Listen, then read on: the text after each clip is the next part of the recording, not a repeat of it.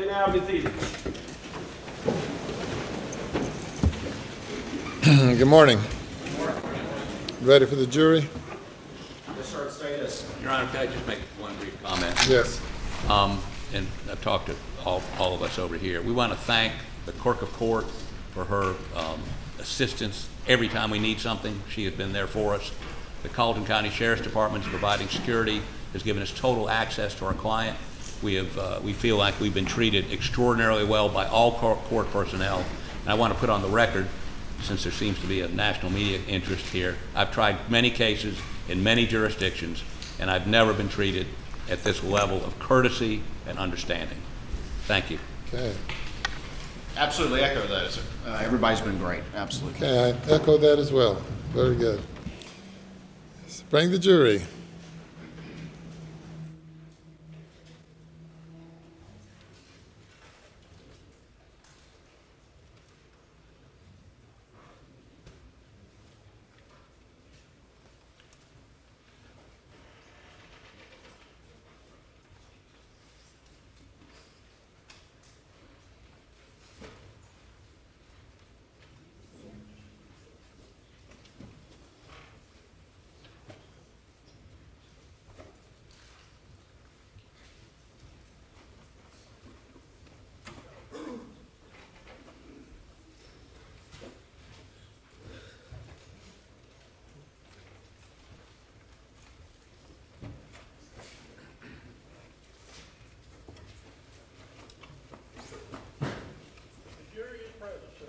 Okay, good morning.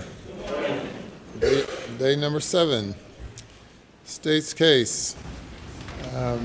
We'll have our witness back.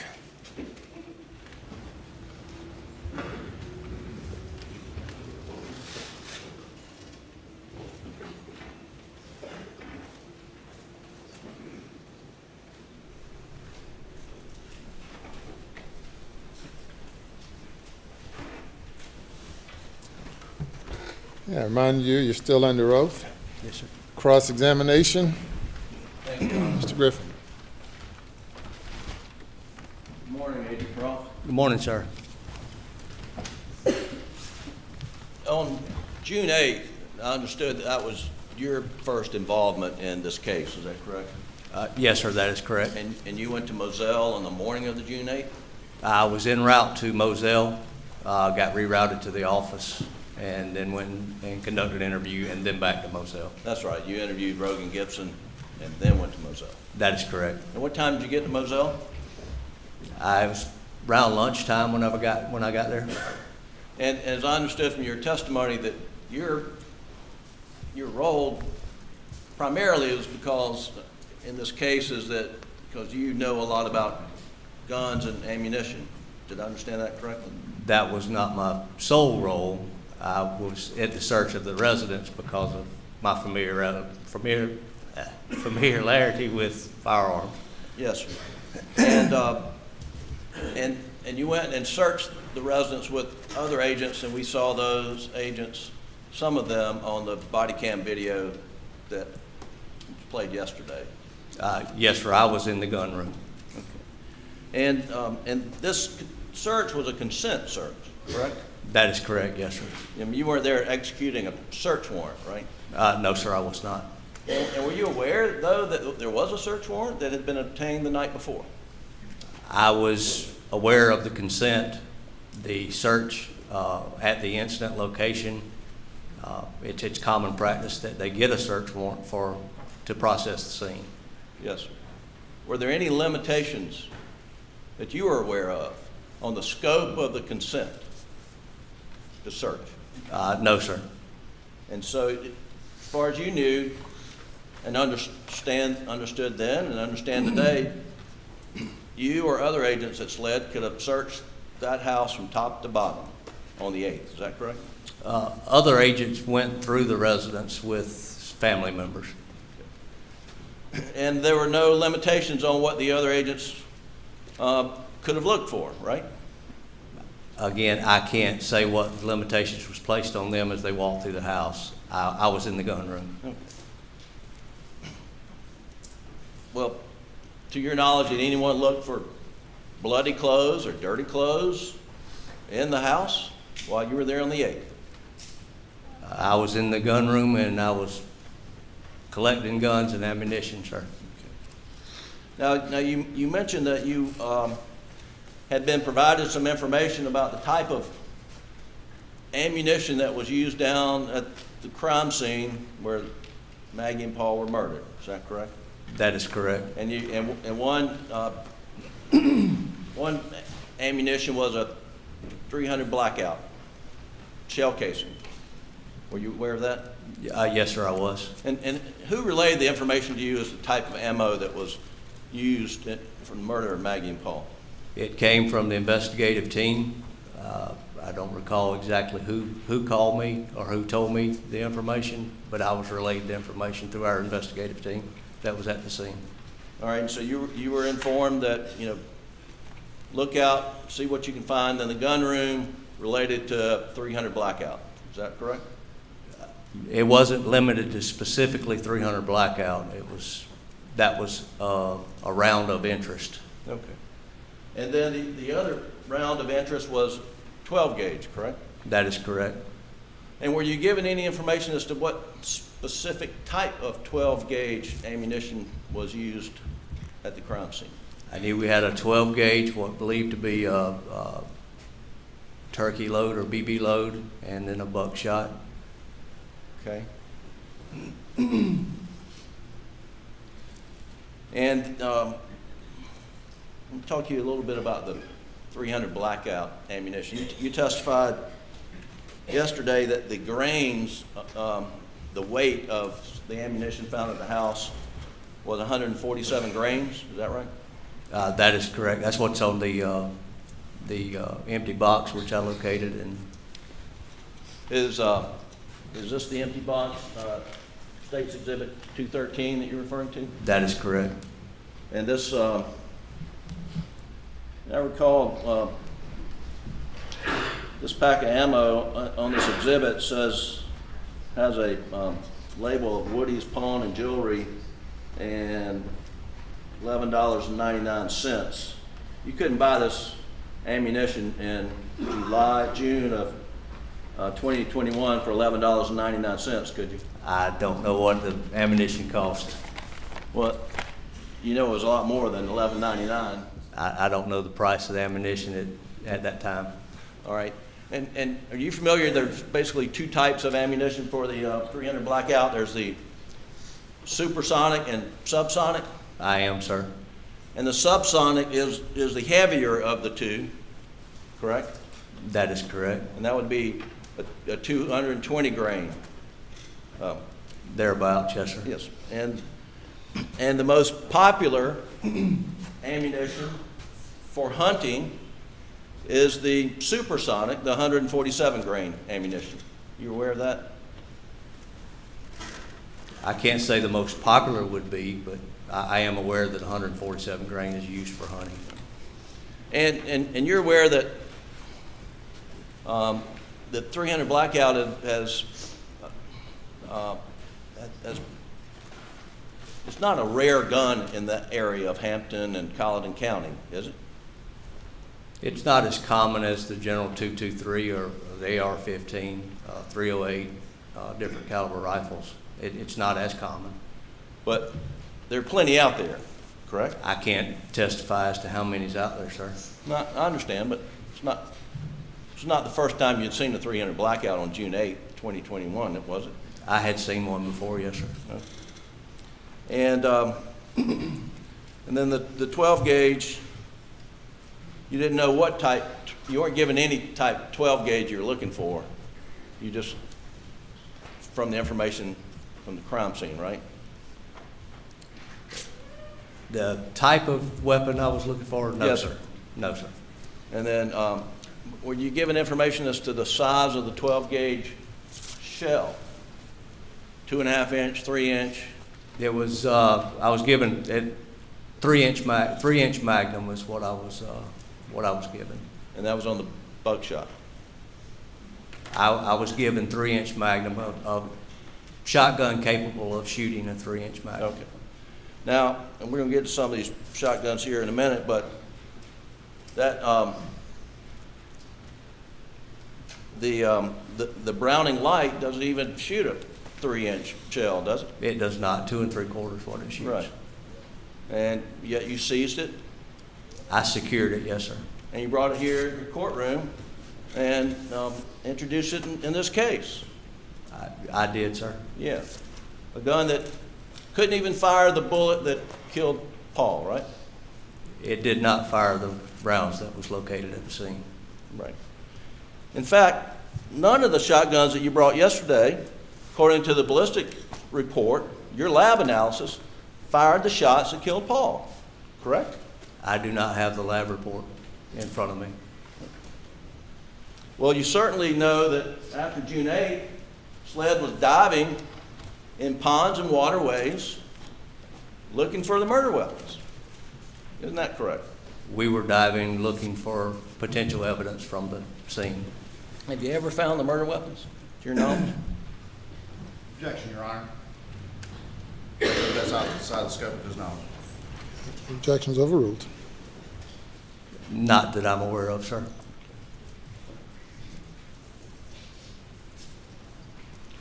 And are you familiar with what ballistics tests were done on Buster's 300 Blackout, and whether that was excluded as a weapon used to kill his mother? Again, I don't have the report in front of me, and I'm not able to testify to that, sir.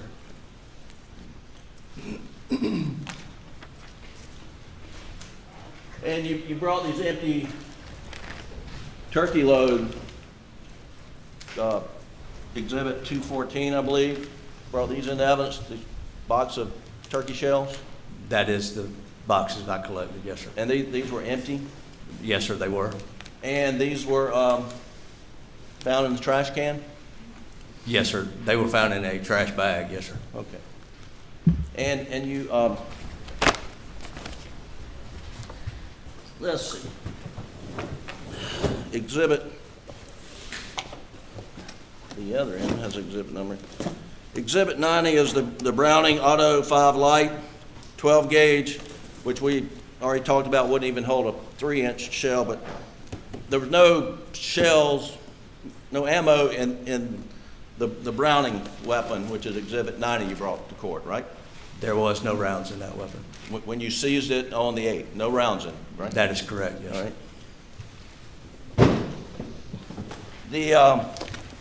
The Mossberg model Ulti-Mag, and which is exhibit 89, you have a 12 gauge shot shell written on the outside. So there was one shot shell in this, loaded in this gun, correct? That is correct, yes, sir. And you remember if it was buckshot or birdshot? It was black. I don't remember what it was. Will you be able to look at it and tell us? Yes, sir. All right, I'm gonna hand you exhibit 89 and ask if you can pull out the ammo in there and tell this jury if that's birdshot or buckshot first.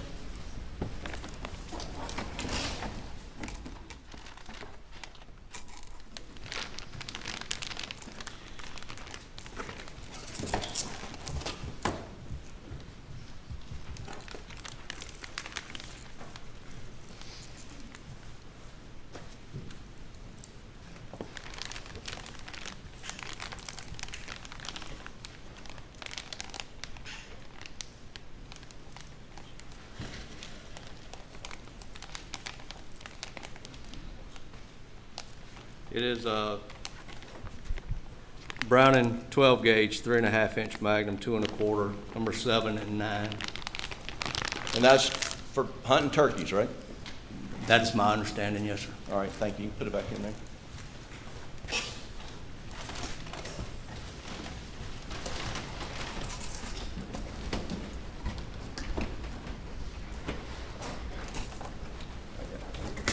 This end is not closer.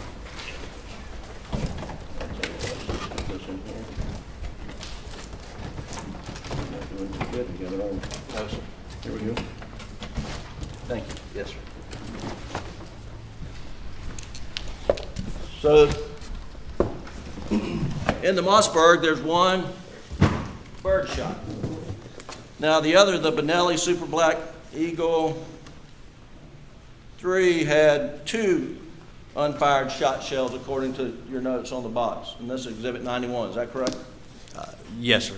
And do you recall whether any of these was birdshot, buckshot? Do you remember? I would have to look at them again, sir. All right.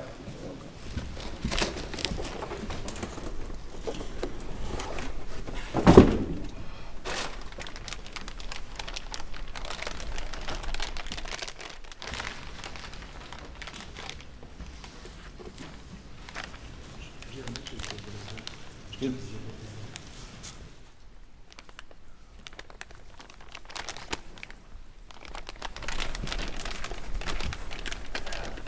That was Exhibit 91 for the record.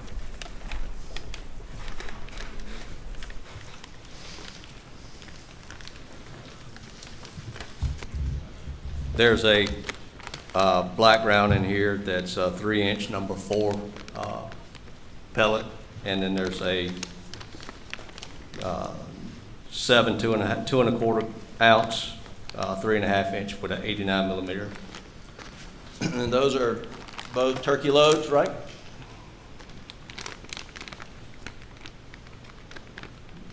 It could be used for turkey, yes, sir. Well, let's just be clear. Neither one of those are buckshot, correct? No, sir. Thank you.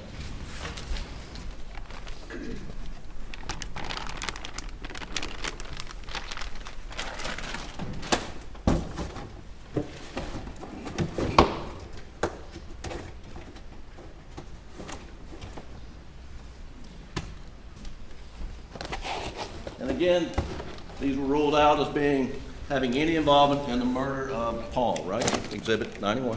I can't testify to any lab reports. I don't have the lab reports, and it's out of the scope of what I did. Was it correct to say, Agent Croft, that you did not find any guns loaded in the gun room or anywhere at Moselle that had a birdshot and a buckshot loaded at the same time? The only weapons I've recovered are the weapons that are there with the rounds that we have just looked at, yes, sir.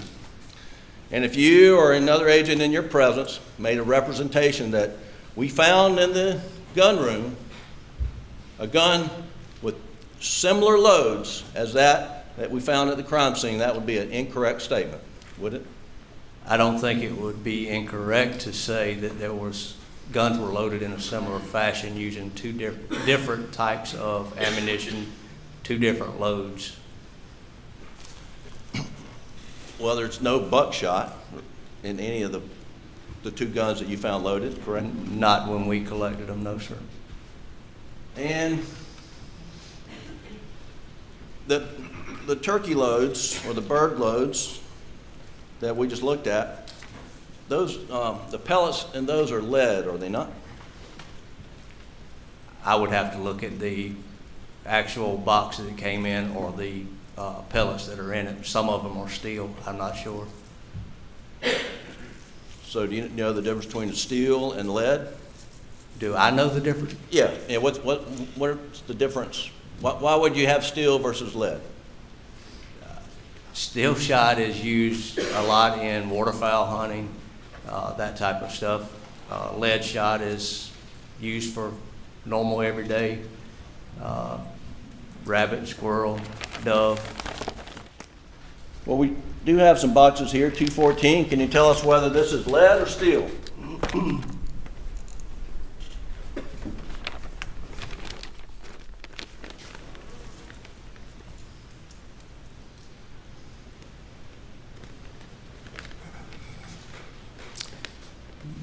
The Winchester 12 gauge shot lock lead is a turkey load, number 4.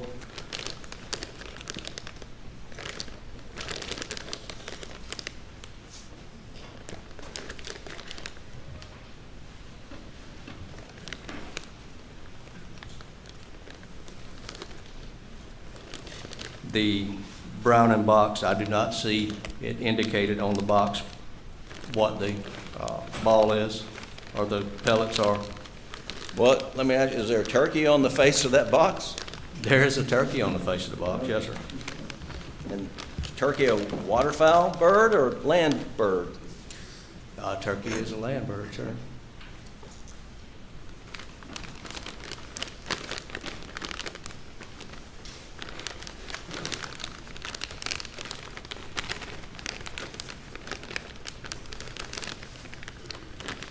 And the other box is the same on Federal. It's got a turkey on the front. All right. So those 3 boxes look like they're turkey loads, right? That's what it appears. Okay. Did you find any waterfowl shell boxes at Moselle on June 8th? I did not collect any waterfowl shell boxes from Moselle. Did you on that. collect any waterfowl unfired shotgun, 12-gauge shotgun shells at Moselle on June the 8th? Not that I'm aware of, sir. Have you ever collected unfired shotgun shells for waterfowl at Moselle in part of this investigation? I do not recall collecting any waterfowl shot. Are you aware, sir, that the shot that blew Paul Murdaugh's head off was Winchester dry lock, steel waterfowl, 12-gauge ammunition? I was aware that the pellets were steel. Well, you can look at the outside of the spent shell casing and see that it's Winchester dry lock, correct? If I had the shell casing, yes, sir, I could see it. And you know that to be a waterfowl, a duck load, correct? I know that it's primarily used for duck load, yes, sir. And you know that's what killed Paul Murdaugh. I do know that it was steel shot. And you didn't find any similar ammunition at Moselle on June the 8th or any time after that, correct? I did not, sir.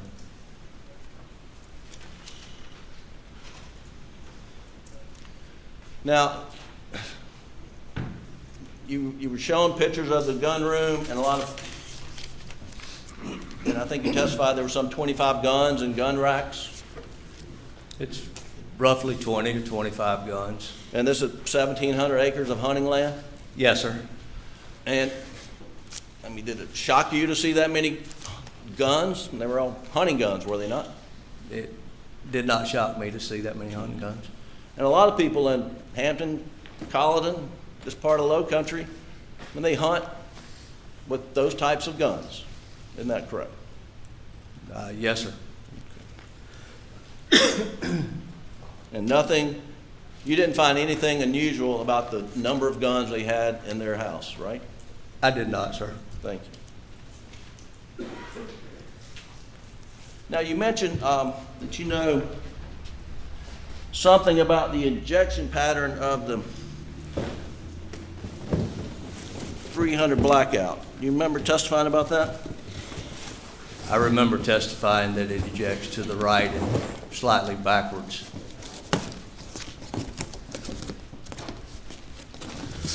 And I'm gonna let you take it out. I'm a city boy. May I stand? Yeah, yes, sir, please. Do you mind, y'all? Good stuff. Thank you.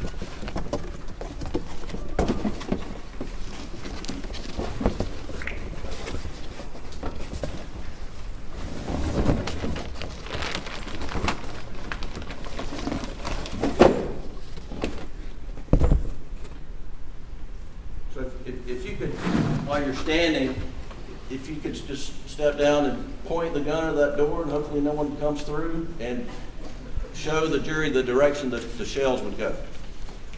Can I point it up further? Point it up than would the be door? great. That'd probably be safer. Told you I was a city boy. The rounds would be ejected from this side across would be my right shoulder. Okay. And it's a semi-automatic, I mean you have to pull the trigger each time, is that right? That is correct, sir. And every time you pull the trigger, it shoots a shell, ejects off toward your right shoulder, toward the rear, right? As long as there's ammunition in the magazine. And how far does it go before it lands, roughly? I can't answer that, sir. Foot, 2 feet, 3 feet? I can't testify to how far an ejected shell is going to expend from the Okay, weapon. that's fine. Can you put it back, please? Yes, sir. While you have it up, when you point to the jury, I think they saw it before, but let's just be clear. The thermal scope, can you point that out? This would be this item here. And you've got to charge that, right? That's sort of you've got to plug it in, battery operated of some sort? It would have some sort of power. I don't know if it's a rechargeable battery or batteries that has to be replaced. Okay.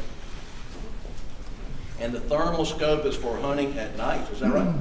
It could be used for hunting at night, yes, sir. A regular scope To is pick kind up infrared, it's heat sensitive. of hard to hunt at night with a regular scope because it doesn't pick up Scope and a infrared heat. light would work, but this is also used. Yeah. Okay. All right, thank you. Yes, sir.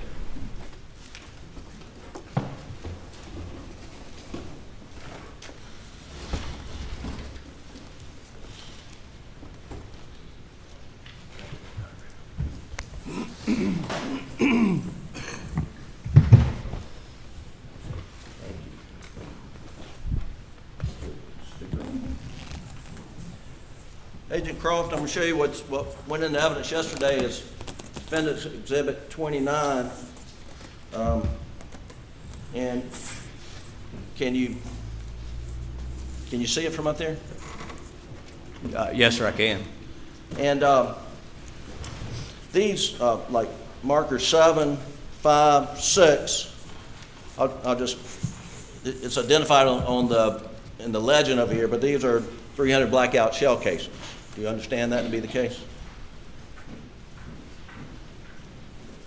I don't see marker 5 on the printout on the left-hand side there. Well, you're right, it's not on 1, 2. Well, let's just follow along. If these are in fact shell casings, from what you just described to the jury, the ejection path of the 300 Blackout, where would the person shooting the gun be standing in relation to these markers? Your Honor, 6, out of 5, 6, and 7. objection, not qualified as an expert. Objection's overruled.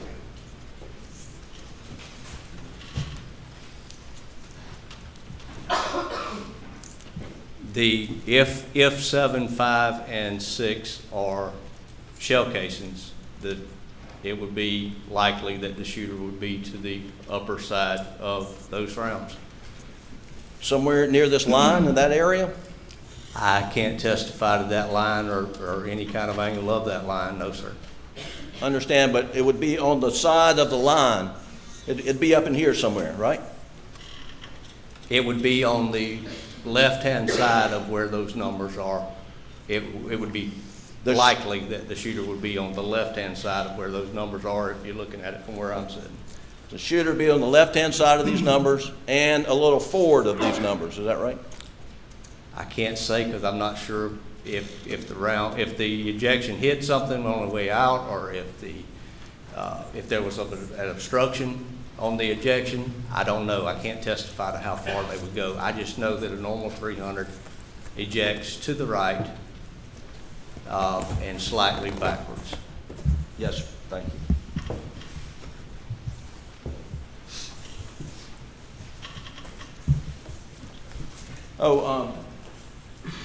You were at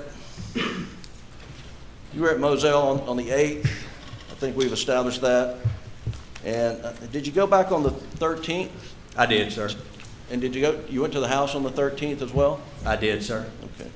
Okay. And we saw body cam from where you're picking up shell casings around the side door, 300 Blackout shell casings around the side door.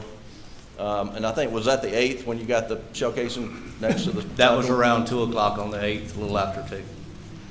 Now, jury will have the video if they want to see it, but as you're standing out there, you could see the rooftops of the shed building and some other structures down at the kennels where the murders took place. You remember you'd see the rooftops? I would think you could see the rooftops.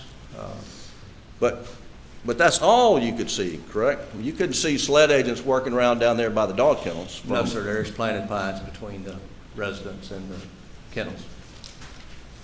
So the fact of the matter is, you can't see people at the dog kennels from the house based on your personal observations. Is that correct? From where I was standing, no, sir. Now, you also testified about the location of Maggie's phone, how it was found. Yes, sir. Did you go out there when it was located? Yes, sir, I did. You recall how it was located? Yes, sir, I do. How was it located? We sent information to the phone company for a ping. The ping was actually 20-something hundred meters, which is a long ways. We then learned that she had Find My iPhone on her phone. One of the family members assisted with locating that phone, getting a better location on the phone, and we were ultimately able to find it. So you found the phone, Maggie's phone, by family member using Find My iPhone. And I think it was John Marvin is the one that assisted us with that. And do you think John Marvin was using Buster's phone to do that? I don't have a clue what he was using. And then when the phone was collected, you were provided the password. You remember you testified the password was provided. We were provided the PIN to open the phone, yes, sir. Now, are you aware that Alex Murdaugh provided the PIN to SLED so they could open Maggie's phone? Again, I don't know where the passcode or PIN came from, but we were provided a PIN. Do you know what a Faraday bag is? Yes, sir, I do. Did anyone have a Faraday bag? I did not have a Faraday bag that day. What's the purpose of a Faraday bag? To prevent any tampering from outside sources once a cell phone is collected. And you can put the cell phone inside a Faraday bag so it can't hit Wi-Fi, cell phone towers. Again, it prevents any tampering from outside to prevent anybody from being able to communicate with the phone. It from any helps. outside sources. It's a tool to secure the evidence to prevent tampering. It is inadvertent or intentional tampering, right? Yes, sir. It is one tool that can be used. And was Maggie's phone put in a Faraday bag when it was seized on the side of Moselle Road? No, it was not. Did anyone ask or bring up the fact that, hey, maybe we should get a Faraday bag before we move this phone? I did not ask. Anybody ask in your presence? Not that I'm aware of.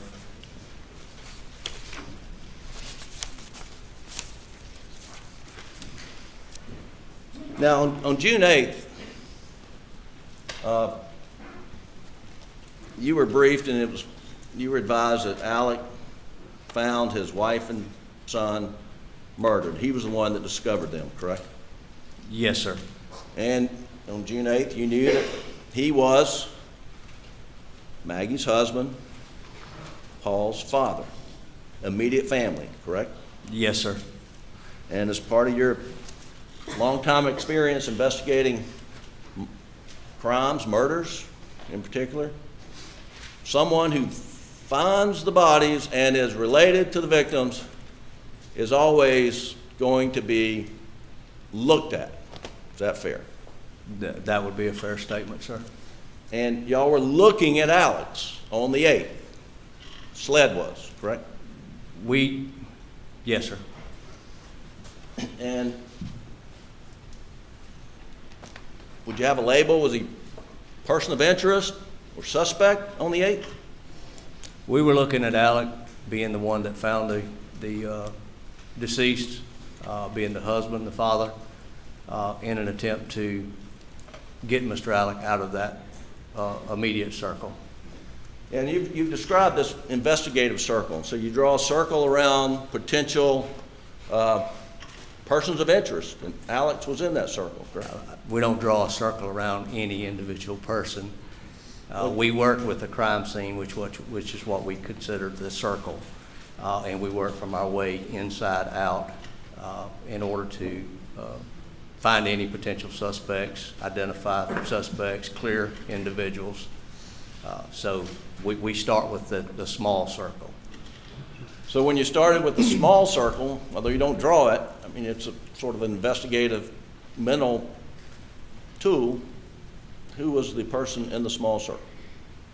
We had Miss Maggie was in the crime scene, Paul was in the crime scene, and Alex was in the crime scene. And you remember that on the morning of the 8th, there were media reports that Alex was a person of interest in the murder of his wife and son. Do you remember that being public knowledge? I try to avoid the media in any investigation because I don't want to be influenced by anything that's said. And the, what do you recall SLED putting out a press release on the morning of the 8th that the public need not be alarmed? I do not recall any press release being put out by SLED. Never. Well, the point being, on the 8th, there was a circle, and it was only around Alec.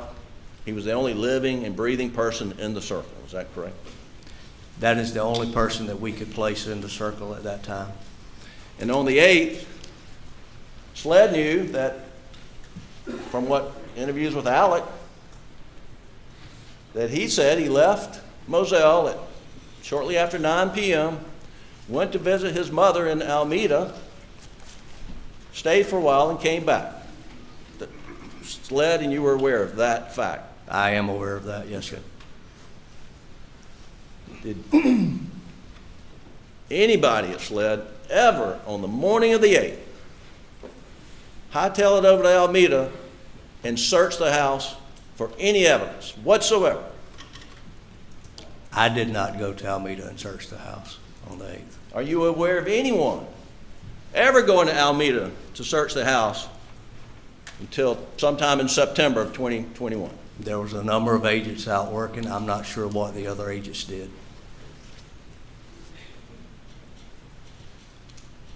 Wouldn't it have been a good idea to go to Alameda on the morning of the 8th, where the guy in the circle said he was, right? I did not go, and I can't testify to what other agents did. Well, you've been working this investigation. Are you the lead case agent? No, sir, I'm not. Who's the lead case agent? David Owen. Right. Now, every interview that Alex Murdaugh gave, you participated in, right? I did, sir. So were you working, sort of Agent Owens' right-hand man in this investigation? I was assigned by the captain to assist Agent Owens. So it's fair that you knew daily developments as the investigation progressed, right? We had briefings with each other on the case. Yes, sir. And you knew that at no point in time, in June, July, August, anyone went over to Alameda, searched the house, searched the property for any dirty clothes or any murder weapons. I know that I did not go, and I'm not sure what the other agents in the investigative circle had done.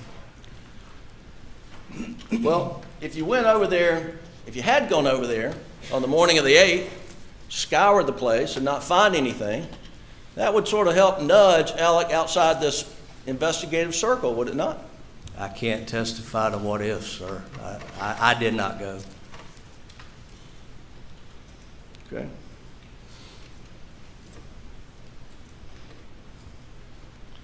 On the 8th, you were asked to point out who's that person, who's that person, who's that person. That's Ronnie Crosby, he's a lawyer. That's Mark Ball, he's a lawyer. That's Lee Cope, he's a lawyer. Do you remember that testimony? I do, sir. Okay. Now, Alec wasn't lawyering up on the 8th. Those were his friends who came over to help him, correct? They were given counsel to Alec as far as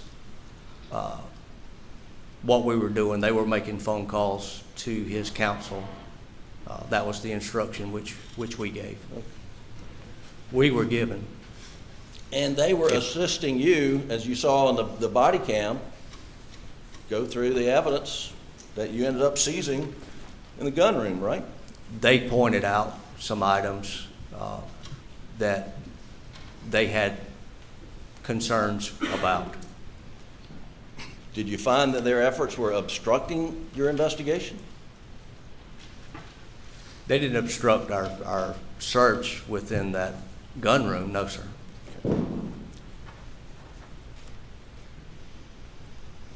Now, you went back, I think, on June 13th, is that correct? Yes, sir, we did. And remind me, what was the purpose of the search on June 13th? Search on June 13th was a follow-up search of the residence. I would have to see the search warrant, actual search warrant, to see what items was being sought at that time. Are you testifying that you had to get a search warrant on the 13th? Search warrant or consent, I'm not sure. I don't know what exactly, everything that was being looked for at that time. Well, in fact, Alex Murdaugh gave consent anytime he was asked by SLED if they could go on the property, right? My understanding is consent was obtained each time. And so there was no search warrant on the 13th, was there, Agent Croft? I would have to see our legal grounds for being there, as far, whether it was consent or a search warrant. I do not know. Right. And you don't need a search warrant if there's consent? No, sir, you do not. And in this interview, this search, you've seized Exhibit 151, which is, and I'll hand it to you. That's 300 Blackout clip. Is that right? It's a magazine with 300 Blackout ammunition, yes, sir. And that was found where? Collected from a black Ford F-150. On the property. Is that correct? That is correct, yes, sir. And I think you testified it was found on the floorboard of the truck. Is that right? I didn't testify to where it was found, no, sir. Okay, do you know where it was found? No, sir. Did Just you a black find it? Ford F-150. Did you find it? No, sir, I did not. Oh, it was just provided to you? Yes, sir. Okay.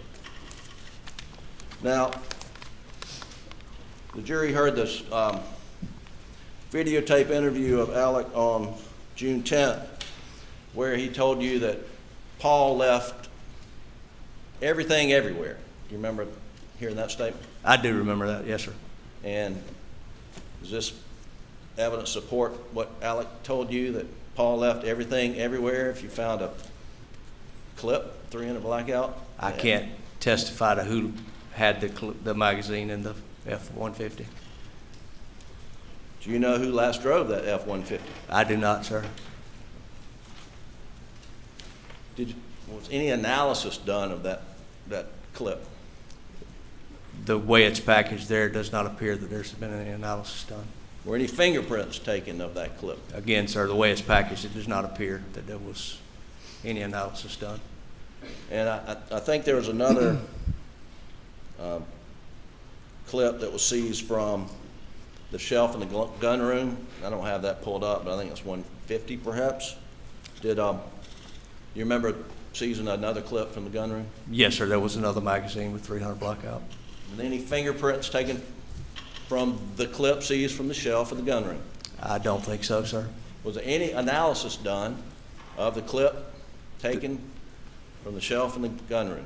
The way I recall it being packaged yesterday, it would appear that there was no analysis performed. Yet you brought it to court. You want this jury to have it. Why is that? Objection, Your Honor. Basis for the objection. I believe that's outside the scope of this witness's purpose here as to why it's being offered into court. Response to the objection. You're not asking his knowledge, not anything beyond his knowledge. He can say, I don't know, or if he has a reason. Overruled objection. Can you repeat the question, Yeah. please, sir? do you know why you were asked to bring those clips here to court and put them in evidence before this jury? I do not, sir. All right.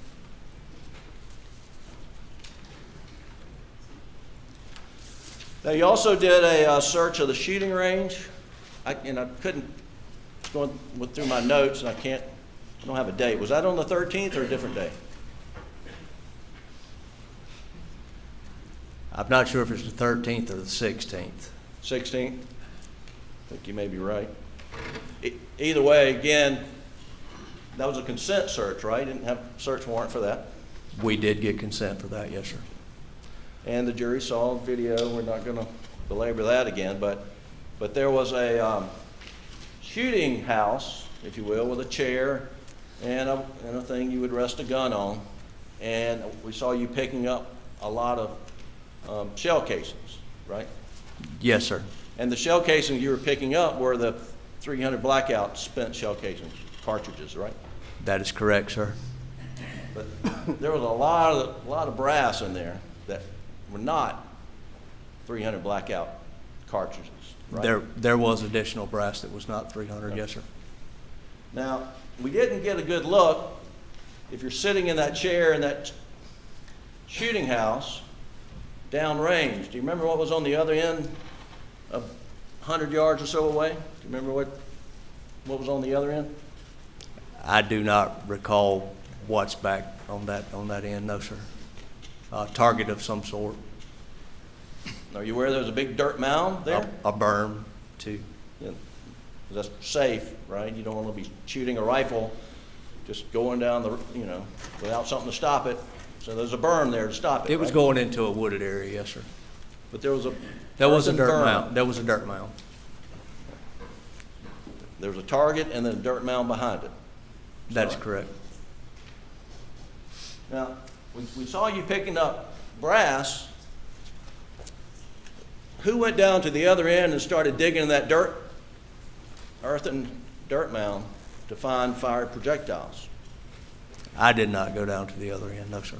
In fact, nobody at SLED went to that other end to dig out 300 Blackout fired projectiles, did they? I did not, and I don't know what the other agents did, no, sir. Well, you're assisting Agent Owen. You're going to briefings. You didn't hear at any point in time while we should have, or we did dig out projectiles from the dirt mound. I never heard of anyone digging out the dirt mounds, digging out brass from the dirt mound. If you had dug out projectiles from the dirt mound, that could have been sent to the ballistics lab at SLED and done a comparison to projectiles found at the crime scene, correct? There would be a lot of elements that would go into whether it could actually be looked at or not. Or you could certainly compare it to what was, you could take a 300 Blackout, shoot it out of Buster's gun right there leaning next to you and compare it to the projectiles. You're aware that could be done at SLED, right? Yes, sir, I am. But it wasn't, was it? I'm not sure what testing was done on this particular rifle to compare it to anything at the scene. Okay. Now let's go to the June 10th interview.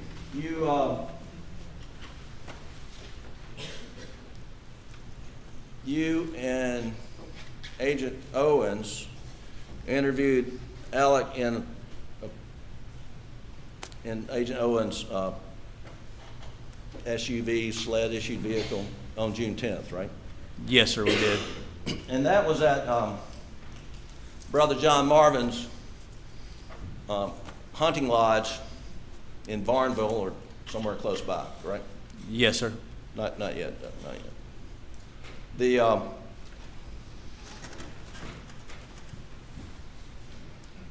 A lot of people were interviewed that day, right? There was a number of interviews going on at the same time, yes, sir. And that was consent, correct? The interviews were consensual. Yes, sir. And you interviewed, the folks being interviewed that day not only included Alec, but they included John Marvin, his brother, his son Buster, and his other brother Randy. Is that correct? To my recollection, yes, sir. And when you pulled up on June the 10th, it's about, was it early afternoon it seemed like? The timestamp should be on the video. I don't recall what time it was.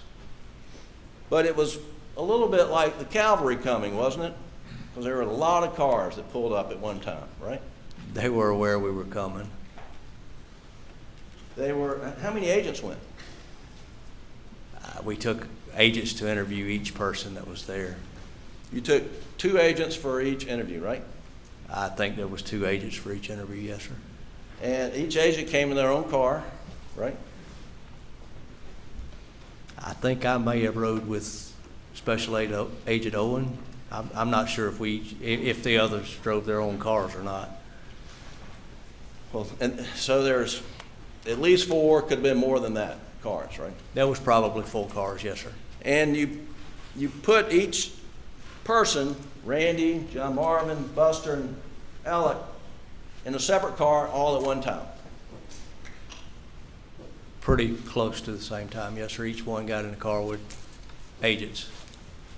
And that's a law enforcement investigative technique so that you don't want witnesses to be comparing notes, and you want to interview them in separate places, same time, and to get what's fresh on their mind without learning of what another witness has said, right? We wanted to interview them individually, yes, sir. And you said they knew that they were coming, but did you alert anyone that we're all going to be coming in, you know, at least 4 cars, and we're going to interview you separately at the same time? There was some other things that was going to take place while we were conducting the interviews, so it was arranged that they would all be at that location, and we were going to meet them there and conduct the interviews. And you also had a guy there to do the phone extraction. Yes, sir. Those are the other things I'm talking about. Now, that wasn't told to Alec or John Marvin or Buster or Randy before SLED rolled in on the 8th at John Marvin's hunting lodge, right? It's my understanding that they knew we were coming and that we were going to request the phone analysis be done. You think someone, when SLED would have told Alec ahead of time, told John Marvin ahead of time, that we're going to, when we get there, be sure not to erase anything off your phone because we're going to download it? I didn't set the meeting up. I went with Agent Owen to conduct the interview. So, but one of the first things you did in the interview was, you and Agent Owen, was ask Alec if he would give over his phone so that it could be extracted, correct? That was one of the first things we asked for. And that extraction was done, you know, by another agent who came in a separate vehicle, I assume. Is that right? He's not an agent with the South Carolina Law Enforcement Division, no, sir. Okay. He was investigator with 14th Circuit Solicitor's Office? That's my understanding of his job title, yes, sir. And that would be Investigator Hightower, is that who did that? That is my understanding, yes, sir. And during the interview, you also, at the end of the interview, you got a buccal swab from Alec, right? I did, sir. And you got a buccal swab from, not you, but everybody who was interviewed gave buccal swabs, meaning John Marvin, Randy, Buster, and Alec, correct? I know that Alec, we secured a buckle from Alec. I'm pretty sure that there was one collected from Buster. I'm not sure about John Marvin and Randy. Now, yesterday, we listened to the entire video interview with Alec, and it ran for almost an hour, could have been longer, but you sat on the stand and heard that, right? Yes, sir, I did. And at various points in time, you were asked, what did he just tell you? Did he just tell you this? Do you remember that? I do, sir. And then you get to one point in the interview where you're asked, what did he just say after you said it must be tormenting? And you testified that Alex said on the video captured by audio that it was so bad, I did him so bad. That's what you testified to yesterday. Yes, sir, that is what I testified to. Now, are you 100% confident that Alex said, I did him so bad, rather than they did him so bad? I am 100% confident in what I heard and I interpreted him as saying. But you would agree that this jury can hear the same thing you heard on June the 10th by playing what was captured on the body cam or the recording equipment in Agent Owen's car, right? Yes, sir.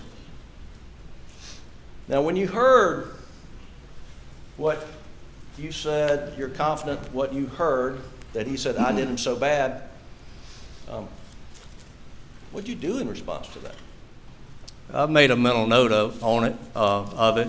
Again, we were still in the early stages of investigation. It was more of an information gathering from Mr. Alec. And we did not have information at that point, to my opinion, to challenge Mr. Alec on any of his statements. Your Honor, I'm gonna let that.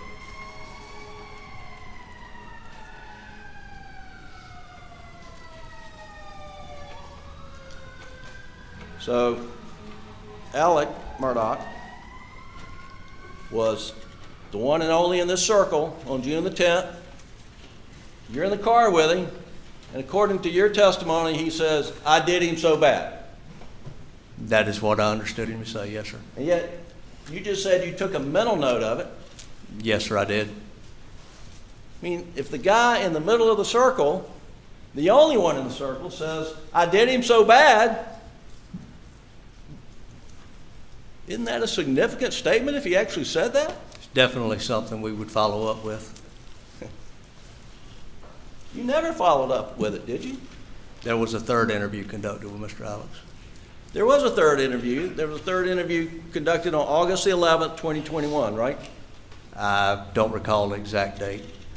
We hear about it, but you were there, right? Yes, sir, I was. Tell the jury, if you asked Alex Murdaugh on August 11th, 2021, what did you mean back on June 10th when you said, I did him so bad? We didn't make it to that point, sir.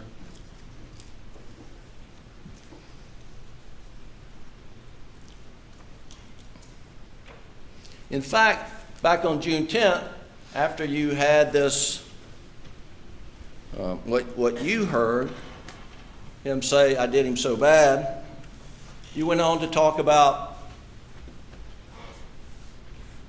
funeral arrangements, whether they're going to be public or private. Isn't that right? There was questions concerning funeral arrangements, yes, sir. And Agent Owen says, well, Alex said he's trying to make arrangements so it wouldn't be, a lot of media there or any media there. And, the guy who just said, I did him so bad, the response to that was, they don't deserve to be there. You recall that?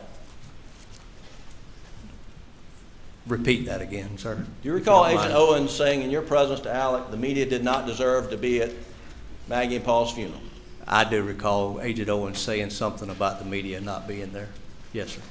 And that was after, according to you, he said, I did him so bad. Yes, sir. Did you consider that to be some sort of confession on June the 10th? Again, it was something that we were definitely going to follow up on. Yes, sir.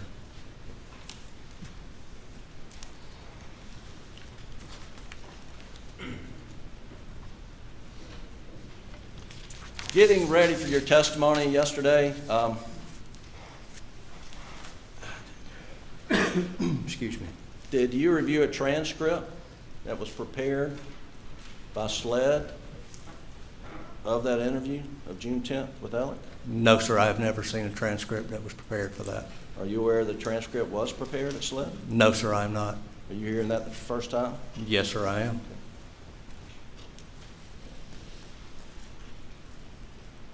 Well, let me ask you back on June 10th. Why didn't you ask him right then and there when he said, I did him so bad? Why didn't you ask him, what do you mean by that, Alec?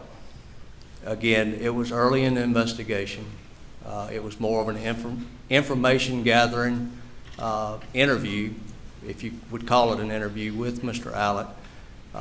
And we did not, at that particular time in the investigation, we did not have evidence to challenge anything that Mr. Alec would have told us. It was decided that we would not cross that at that time. I mean, my question wasn't, why didn't you challenge him? My question is, why didn't you ask for clarification? Like, what are you talking about? You did him so bad. Asking for clarification of I did him so bad would ultimately be a challenge of what he said. So what were the things going through your mind when you heard or misheard, I did him so bad? I mean, like, I wasn't a good dad? I spoiled him? Or I killed him? I mean, what was going through your mental note? There was a mental note that it was definitely something that we needed to follow up on and ask at a later time.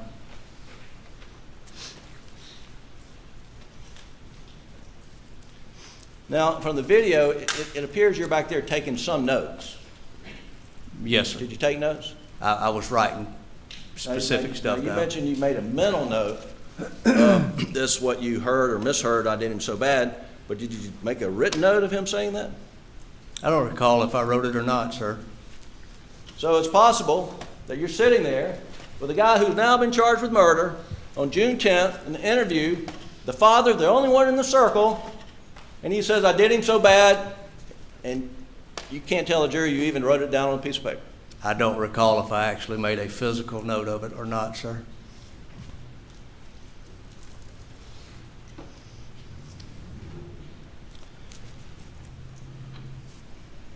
I'm going to play that clip from State's Exhibit 243, which is in evidence.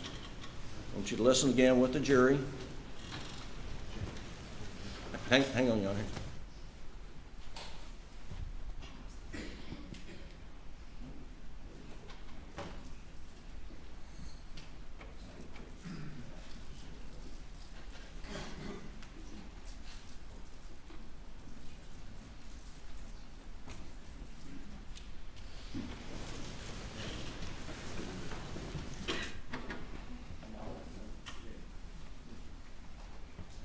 All right, let's play it. Please, Doug. Exhibit 243 in evidence. It's tough. It's just so bad. They did it so bad. All right. Back it up and play it in real time again, Doug. Real time.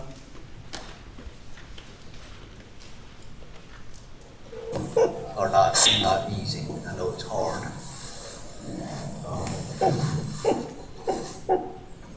And sitting here talking today is tough. It's just so bad. They did it so bad. Stop. Did you hear now, they or I? I will still testify that my hearing, I hear I. Your Honor, we'd like to play it again at 1/3 speed to slow it down. It's the same. Thank you. I reject playing it at 1/3 speed. There's been no foundation laid for who's manipulating it, how it's being manipulated. I think obviously we have it in real time, but there would have to be some additional foundation. Please play at 1/3 speed.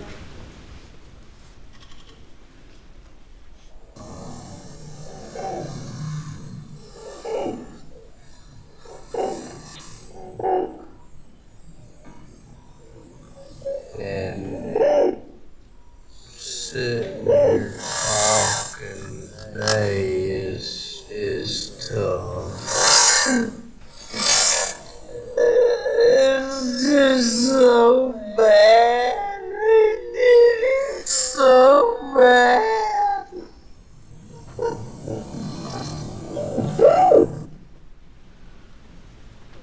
Did you hear they then? No, sir, I did not. Okay.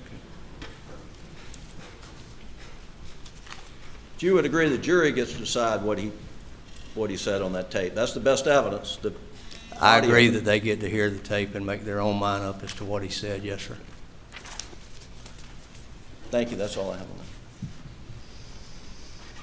Now, I said the date August 11th. You said you weren't sure, but there was another interview with Alex Murdaugh came to the SLED Low Country office, and you and Agent Owen sat down and interviewed him, correct? That is correct. Now, on all these interviews that were conducted and that have been played somewhat, or body cam conversations, except for Alex, when you're doing them, do you tell the person that you're interviewing, hey, I'm going to turn the audio recorder on, you're now being recorded? Is that standard operating procedure? We normally don't advise that we're recording, no, sir. Okay. And you certainly didn't advise Alec that you're recording him on any of the interviews that you conducted with Agent Owen, correct? I never advised anyone that I was that they were being recorded. And this meeting that you had, were you aware that Alec was asking for the meeting so that he could get an update on whether you made any progress in the investigation of the murder of his wife and son? I was aware that Alec had requested a meeting to raise some questions as to what was going on. I mean, he wanted information as to what was going on, right? That's my understanding, yes, sir. But y'all had other plans for that meeting, correct? No, sir, I'm not going to say we had other plans for that meeting. It was an interview. Yeah, I mean, he came there he didn't go to that meeting thinking, I'm going to be interviewed. To your knowledge, did he? To my knowledge, I don't know what his thinking was. He knew he was coming there to meet with myself and Agent Owen. Okay. And during that interview, pretty much you made it known to him that, well, I mean, you asked him point blank, did you kill your wife and son? He was asked that.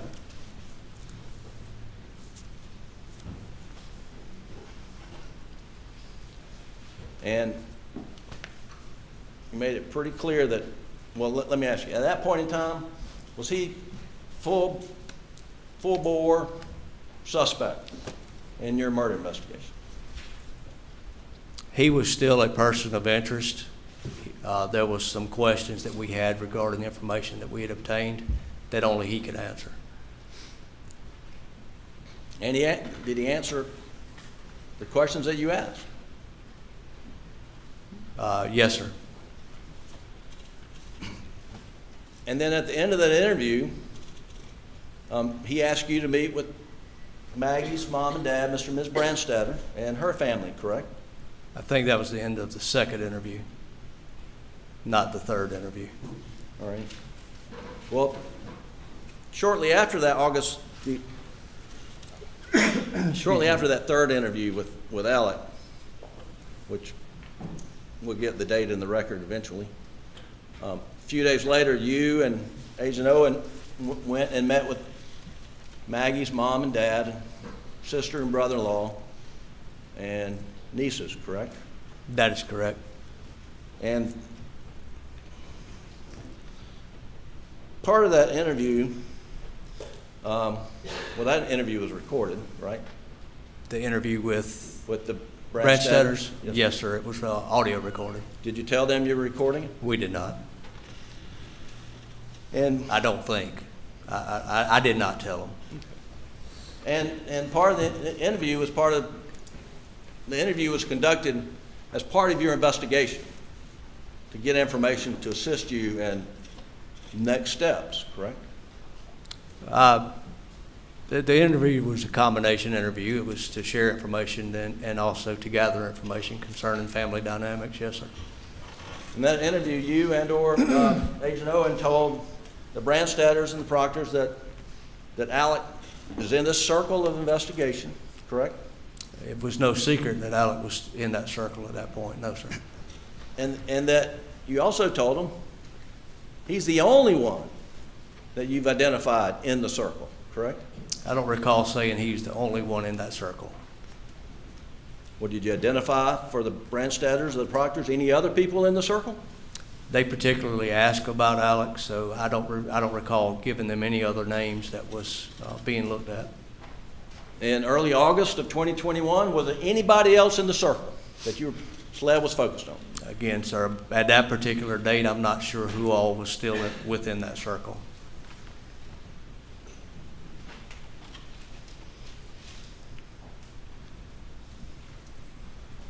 And during this interview, Maggie's mother, Ms. Kennedy Branstetter, her father, Mr. Terry Branstetter, her sister, Marion Proctor, and brother-in-law, Bart, and their children described for y'all their observations of Alex's relationship with Maggie and Paul, correct? From their observation of their relationship, yes, sir. And that was, you were asking that as part of your investigative tool and getting Yes, sir, information. that's correct. And they reported to you that Alex had a loving relationship with Maggie and Paul, correct? Rule 801 and 802. Pardon? Objection, Rule 801 and 802. Response? It's not being offered for the matter asserted, Your Honors, what he did in response to that. Objection sustained.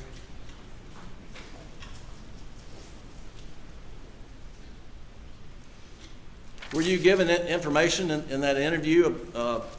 Did they identify other people who had warned Maggie that word on the street in Hampton that there was some risk to her family's safety resulting from the boating accident? I don't recall any specific information concerning warning of threats or of any nature. No, sir, I don't recall that. You don't recall being provided the name Barbara Mixon? I do recall being provided names of those that may have information, but as far as specific information, I do not recall any specific information that was shared by the Branstetters. Do you know whether Ms. Mixon was ever interviewed following your meeting with the Branstetters? I know I never interviewed Ms. Mixon. Were you given information about Ms. Keena Traherne of a similar nature? Again, I never interviewed Ms. Traherne, if her name was given, no, sir. 1 minute, Your Honor, may I check to see what I left?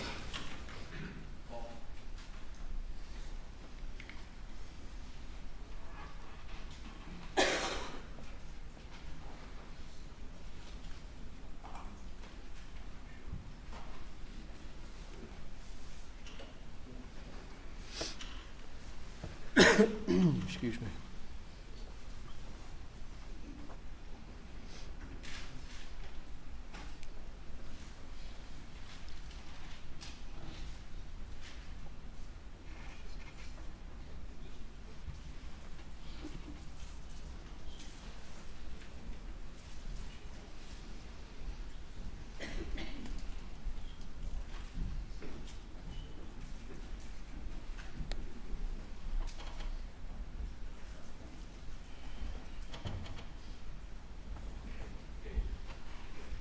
That's all the questions I have, Your Honor.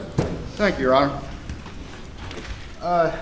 Senior Special Agent Croft, a couple things. When you went back, or you went and searched that house, your focus was searching for guns, is that correct? That is correct, sir. And to your knowledge, when other agents walked through the house with the family members, and this is on June 8th, fundamentally they were looking for firearms, is that correct? That is my understanding, yes, sir. You were asked about these weapons that you seized that are put into evidence, and you were looking for any particular weapon that could fire rounds consistent with those that were used at the scene, is that right? That is correct.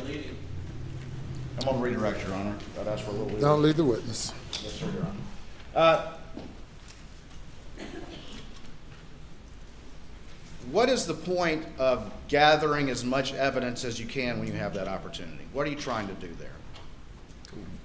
We were trying to gather as much evidence that could be tested as potential weapons for the scene to be able to include or to exclude Mr. Alex or these weapons from being the person responsible for the murders. You were asked a little bit about this right here, and this was June of 2021, correct? That is correct, yes, sir. Had COVID had any effect generally on the availability of ammunition? I'm sorry? Had COVID had any effect generally on the availability of ammunition? Yes, sir. And tell the jury what, if any, effect that was. Ammunition was difficult to get during that time because of the shutdowns during COVID. Did you find a lot of ammunition inside the defendant's residence? There was quite a bit of ammunition. Did you inside. find a lot of different types of ammunition inside the defendant's residence? Yes, sir, we did. Did you find a lot of S&B 300 Blackout in the defendant's residence? That was mostly what we found. You were asked about the commonality of various rounds, Blackout through others, and you mentioned 308, 223, and 556. Can you tell the jury a little bit about those rounds and why they tend to be a bit more common, as you testified to, please? I'm sorry, can you mind repeating? Yeah, sure. You testified. Objects beyond the scope. I didn't ask anything about 223s and whatever he said. He asked about the commonality of Blackout, and he answered about those The other witness calibers. asked for you to repeat the question. I would like to hear it as well. Yes, sir. You were asked earlier about the commonality of Blackout, and you mentioned it was not as common as 308, 223, and 556. I was asking you to explain a little bit about those calibers and why they are more common. Okay. 223 is a very common round. It's utilized in law enforcement. 556 is utilized within law enforcement and also within the military. It's prior to COVID, it was easily found, fairly cheap ammunition to go out and shoot as far as rifle ammunition goes. 308 is a hunting rifle, which can be used for larger game such as whitetail and stuff like that. 308 is also a common round that's used within the law enforcement and the military side. It's a very common round. 300, on the other hand, it's just at that particular time, 300 rounds were or weapons were just not that common. How many criminal investigations have you worked where 300 Blackout was the murder round? I have none. None. None. You were asked earlier about the boxes and what has been admitted into evidence as states 214. And are there multiple exhibits in that particular bag that was not opened? Yes, sir, it is. Right. And aside from the boxes, what, if any, other exhibit is in that particular bag? It is what appears to be a credit card receipt with one particular item circled. And that item circled was what? Gucci.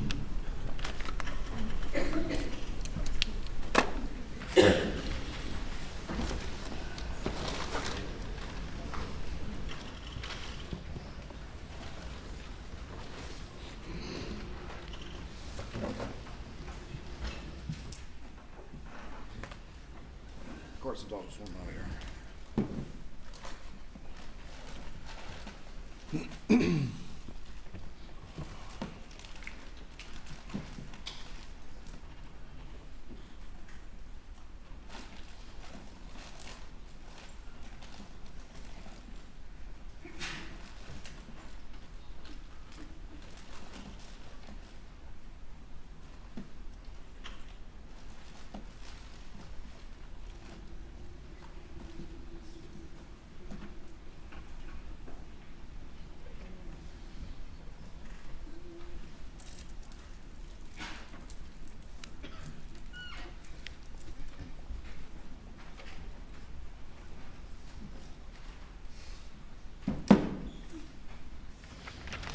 You're asked a few questions about what the lab report found. And where your experience is in general firearms knowledge, is that correct? That is correct, yes, Are sir. you a firearm marks and tool mark examiner? No, sir, I'm not. Is it your role to do that specific analysis? It is not, sir. Is that analysis for others to do? That is, sir. That is correct, sir. Others who will testify later? That is correct, sir.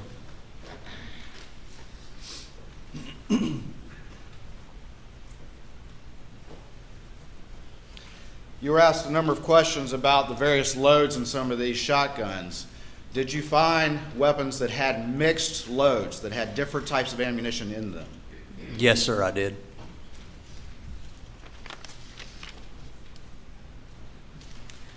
You were asked a couple of questions about the board that Mr. Harpootlian put into evidence yesterday. You recall those? Yes, sir, I do. Are you aware that both victims had stippling on them from their gunshot injuries? Yes, sir, I am. And what is stippling? Stippling is a powder burn pattern which is left on an individual due to a close-range shot. To a close-range shot? That is correct. Thank you. You were asked some questions about the location of where shell casings land when they're ejected out of the weapon. Is that correct? Yes, sir, I was. Are there a number of factors that go into where a shell casing might actually land? Yes, sir, it is. Can people move? I'm sorry, sir. Do people move? People can move, yes, sir. You were asked a couple questions about the cell phone and whether or not it was put in a Faraday bag. Do you know if that phone was put in airplane mode? I think it was, yes, sir. You've been asked a number of questions about the defendant and the investigation. Do you recall during the course of the interview on June 10th, did Agent Owen mention that y'all had talked to 100 people at that point? I do, yes, sir. All right. And was the investigation just focused on Alex Murdaugh, or was it focused on anyone and everyone it could focus on? It was absolutely not just focused on Alex Murdaugh.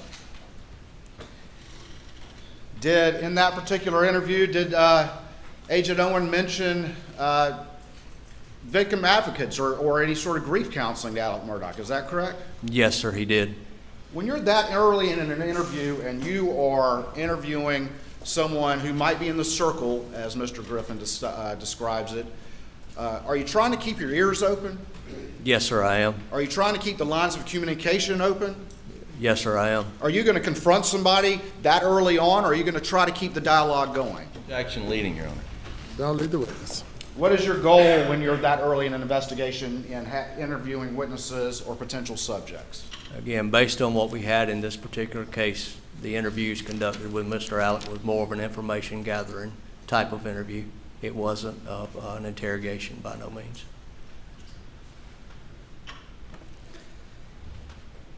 You were asked about whether or not anyone dug some potential projectiles out of a mound of dirt. Were you aware that there were 300 blackout cases found around Maggie's body at the scene? Yes, I was. And what was your goal as finding similar evidence in other parts of the property? Similar casings to the shell casings that were located at Miss Maggie's body. Did you know that casings could be compared to casings which had been recovered already at the murder scene? Yes, sir, I did.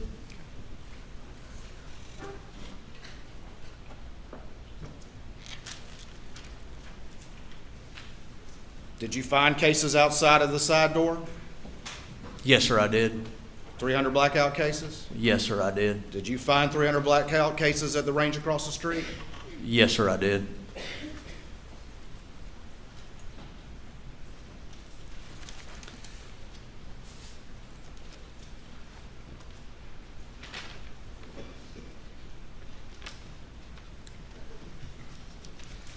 You were asked about interviewing a number of witnesses on that day on June the 10th, is that right? Yes, sir. Is it common standard operating procedure to interview witnesses separately? Yes, sir. Is there anything different or unusual about that being done? No, sir, it's not. Would you do that in any case? Yes, sir, I would. The June 10th interview with Alex Murdaugh, who all was in that car? It was myself, Senior Special Agent David Owen, Mr. Alex Murdaugh, and counsel. Jim Griffin was there. That is correct. His lawyer was there. That is correct. Remind the jury what Alex Murdaugh did for a living. He was a trial lawyer and a prosecutor for the 14th Circuit Solicitor's Office. Was that interview aggressive in any way? Not at all, sir.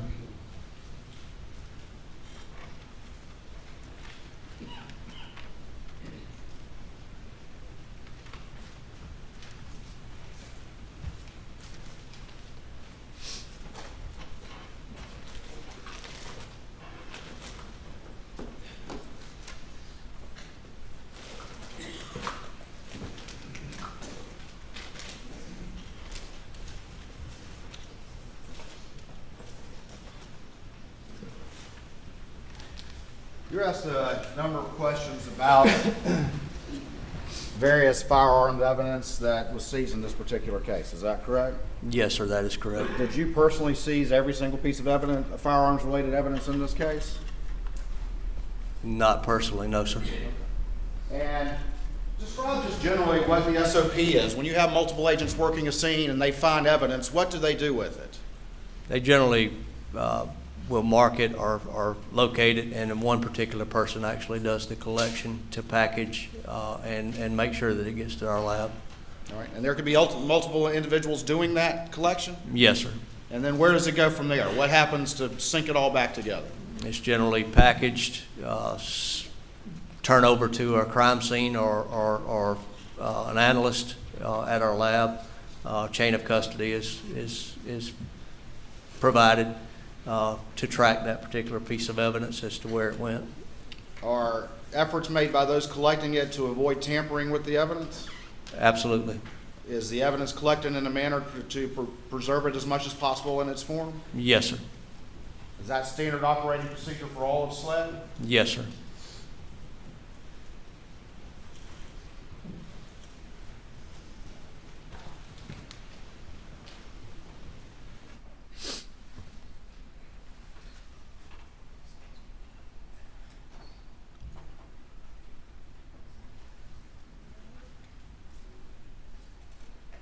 May I have 1 minute to locate an exhibit that's in evidence? Yes, yeah. So I'll stand for a moment.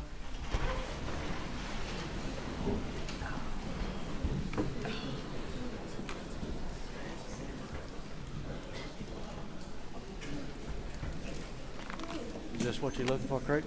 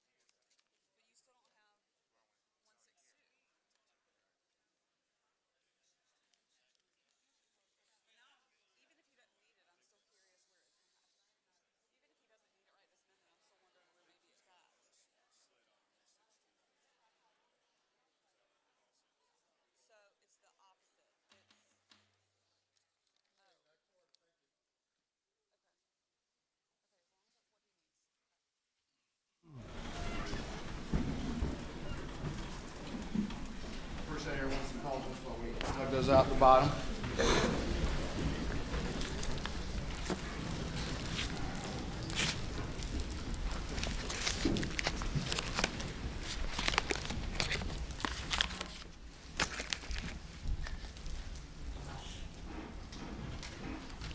All right, I'm going to show you what's been marked as Exhibit 145 in the evidence. And can you publish what the crime scene notes reflect about where that was recovered? It's one unfired shot shell from a state box on bookshelf and gun room, head stamped Winchester 12 gauge. Can I ask you to take these scissors and carefully cut that open, please? Could I have the Elmo up, please, if I could as well? The Elmo,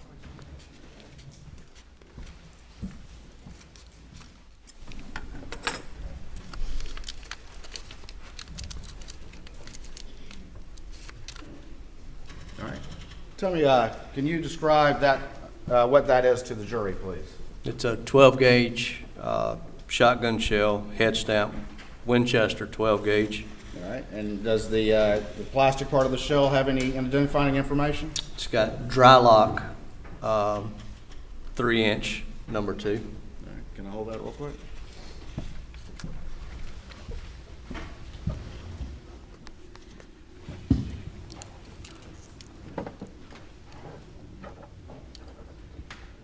Is this what the round you were just seeing?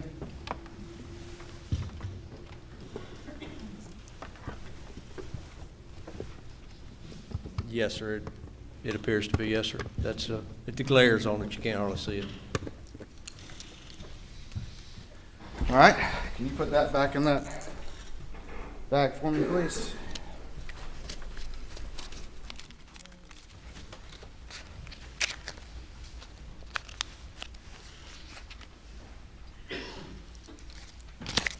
All right, I'm going to hand you what's been marked and entered into evidence of States 149. And if you could, first of all, publish again what the crime scene notes say about that particular round. Just one unfired shot shell from a state box on bookshelf in gun room, head stamped Winchester 12 gauge. All right, and if you could, please, again, carefully open that bag and pull out what's inside and describe it for the jury, please.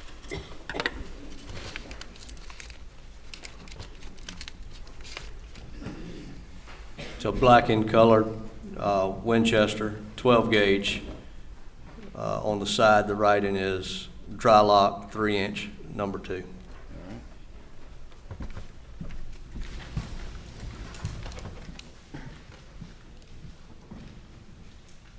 This is the unfired 12 gauge shell that you were just describing? Yes, sir, it is.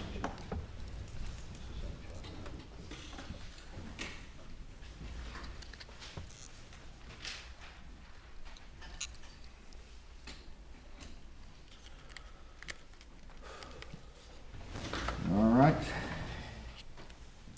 And again, what's written on this particular round? Dry lock, 3-inch, number 2. If you could return that to that packaging, please, and let's do the next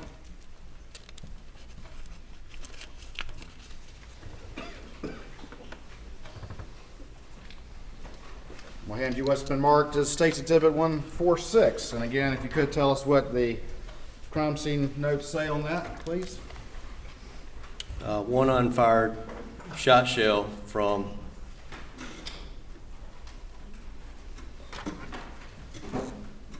Kent box on bookshelf and gun room, head stamp Winchester 12 gauge. All right, and if you could, again, carefully open that and see what's inside and describe it for the jury, please.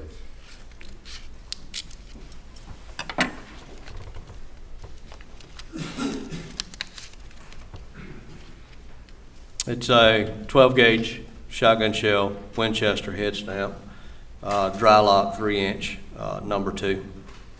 Is it the same as the previous two? Yes, sir, it is. Can I hold it?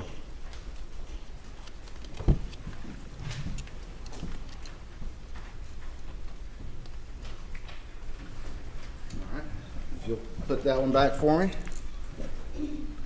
Do the fourth verse.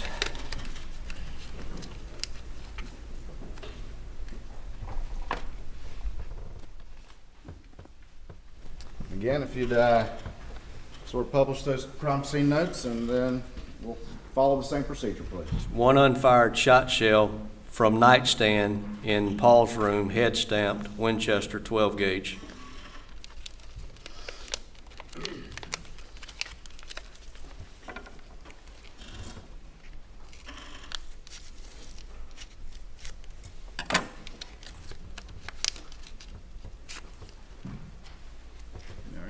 tell me what, describe it to the jury, please. Head stamp Winchester 12 gauge on the side. It's got writing dry lock 3-inch, number 2s. All right.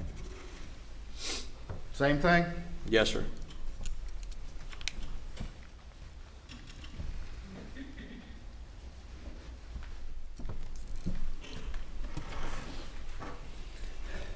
All right, let's move on to the next one.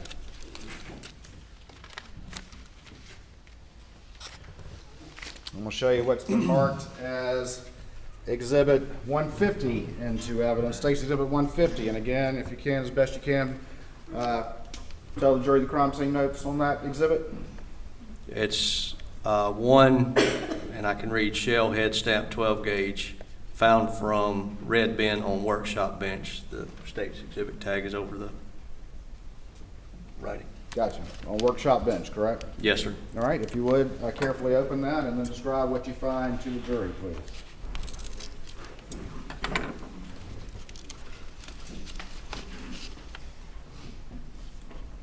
It's a red in color, federal 12 gauge shotgun shell. On the side is federal premium double aught buck 3-inch mag, 76 millimeter maximum, 1050 bar. Federal buckshot? Federal buckshot, yes, sir. All right, can I see that? Yes, sir.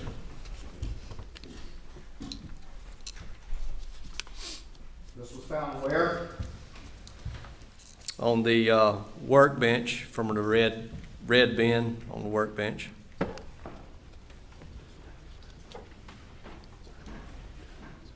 I can't tell if that helps or not, but I'm gonna try it. You can't read it on there, sir.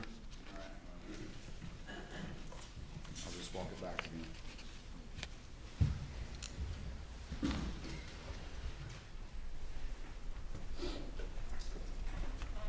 All right, if you could secure that back.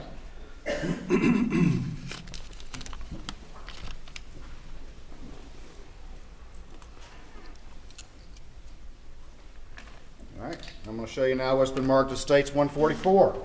Let's do the same procedure. If you could tell the jury what the crime scene notes on that particular exhibit reflect.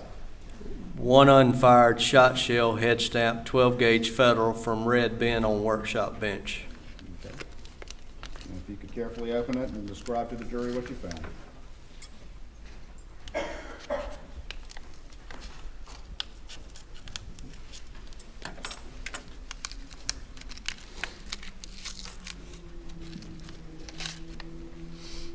It's a red in color federal 12 gauge. Writing on the side is federal premium double aught buckshot, double aught buck 3-inch magnum. All right.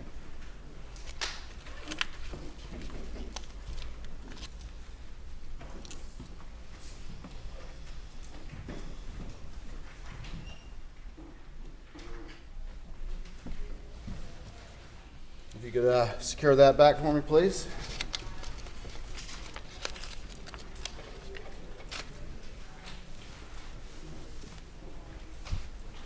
I'll show you what's been marked as State's Exhibit 143 and have you take a look through that one, if you would, please. If you could read what the crime scene notes say. One unfired shot shell head stamp 12 gauge federal from red bin on workshop bench. All right. Again, carefully open it and describe to the jury what's inside.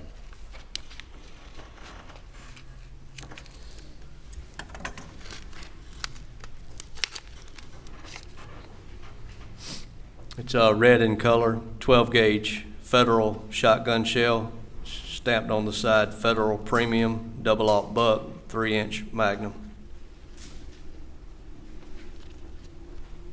Same thing as that previous two? Yes, sir, it is. Federal buckshot, correct?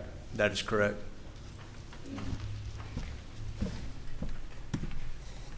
All right, if you could put that back for me. And we'll do one more. We've got State's Exhibit 148. If you could, again, tell the jury what the crime scene notes reflect about its location, please. Says one unfired shot shell head stamp 12 gauge federal from red bin on workshop bench. All right, if you could, carefully open it and tell the jury what What's inside?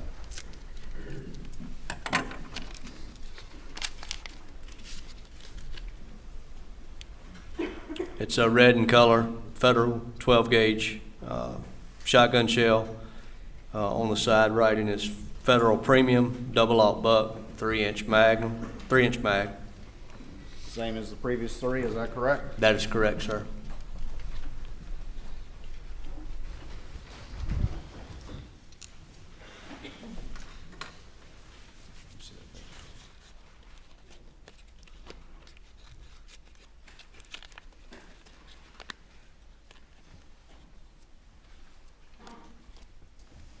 All right.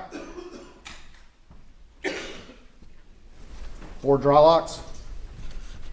Yes, sir. 4 buckshot? Yes, sir.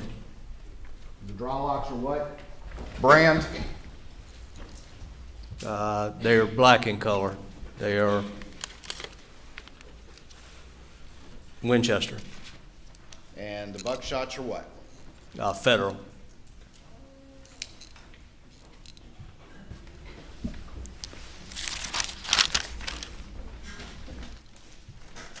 Just got a couple more questions for you. You were asked whether or not you took down any notes at any point in the interview or at a particular point in the interview. Yes, sir. The interview is being recorded, is that correct? That is correct, sir. Was Alex Murdaugh in custody at that interview? He was not, sir. Was that interview voluntary? It was, sir. Was that interview aggressive? It was not, sir. Was his lawyer present? His attorney was present, sir. And he's a lawyer too, or Yes. was a lawyer? Yes, sir. Nothing further. Further recross. Just very briefly, Your Honor. Agent Croft, you mentioned stippling with regard to the injuries of Maggie. Do you know how many bullet wounds she had that had stippling? I know at least one bullet wound had stippling. Yes, Just sir. one. That's all you remember? Yes, sir. All right, and then talking about on the June 10th, y'all had interviewed 100 people or more, broad investigation, but did you have anybody else in the circle on June 10th besides Alex Murdaugh? We had names of interest that we were interviewing. Yes, sir. And then you were asked about projectiles versus shell cartridges. Are you aware that projectiles were found? 300 Blackout projectiles were found in the dog house and the dog bed? I am aware of that now. Yes, sir. And that there's a 300 Blackout projectile found in the dirt by the tire track? Yes, sir. So there were projectiles that were found. That's correct, sir. Yet you're out of the range, you don't look for projectiles, right? I was collecting the 300 Blackout spent shell casings from the gun room, or not the gun room, I apologize, the shoot house. Now you were showed a number of shot shells, buckshot, and apparently dry lock. What date were those seized?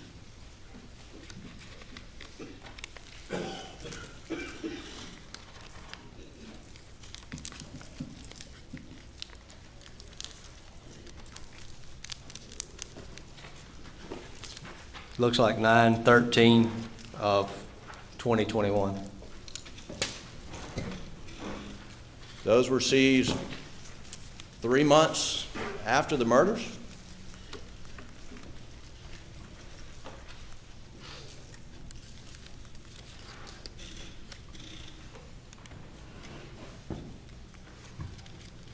Hang on a second.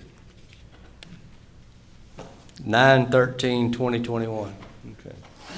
is the date that's written on it. So you got June, July, August, September. 4 months after the murders. That's correct, sir. And do you know whether that property had been secured during that period of time? It had not been secured by law enforcement during that period of time. Do you know if any of that in front of you was on the property on June 7th or before? It It was there the date we collected it. I can't answer that other question. And I understand you didn't collect any of that, correct? No, sir. And you don't know where it was collected from, other than what you're reading on the envelope, right?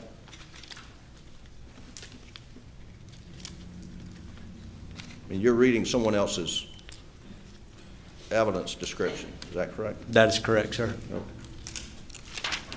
That's all I have, Your Honor. Thank you. You may step down. Thanks, sir. And we'll take a break now, of about 10 minutes or so.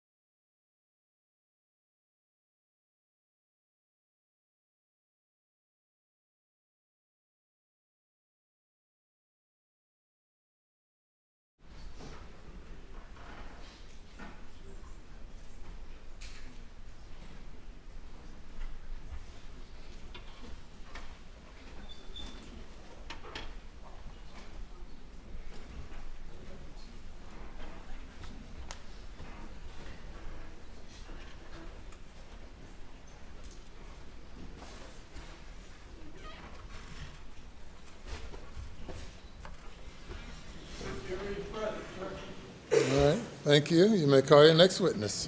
Thank you, Your Honor. Turn it over to Mr. Conrad. State calls Anthony Nisht.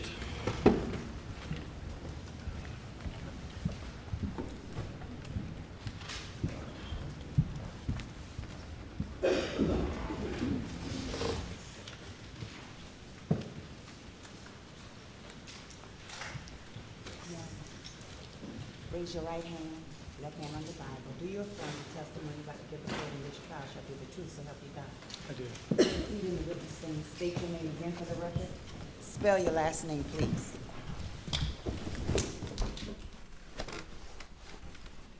My name is Michael Anthony Knitch. Mr. Knitch, how you doing, sir? Great, how are you? Am I pronouncing that correctly? Knitch. All right. And where are you employed, sir? Verizon Wireless. And what are your duties there? In this capacity, I'm a custodian of records. All right. And so it's in its normal course of business, does Verizon keep records? That is correct. And does it keep call records? That is correct. Just generally speaking, what kind of records does Verizon keep in relation to phone accounts and call records? Subscriber information, cellular data, which could be telephone calls, text message, data sessions. Okay. All right, and these have been previously shown to counsel. I'm going to show you what's been marked as State's Exhibit 268. And I'm going to ask you if you recognize that, sir. I do. And what is that? State's Exhibit 268 is Alex Murdaugh's telephone number 803-942-1227. Okay, and have you reviewed the contents of that CD? I have. And what is the contents of on that CD?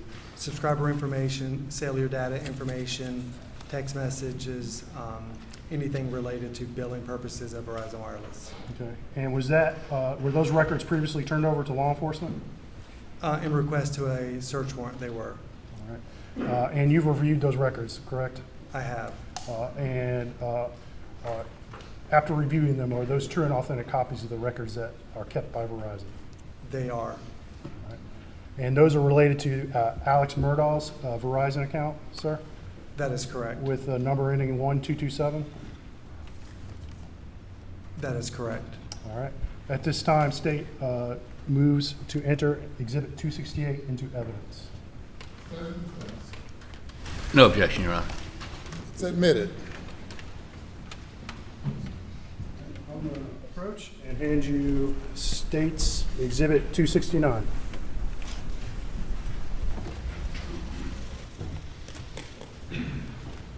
Do you recognize that, sir?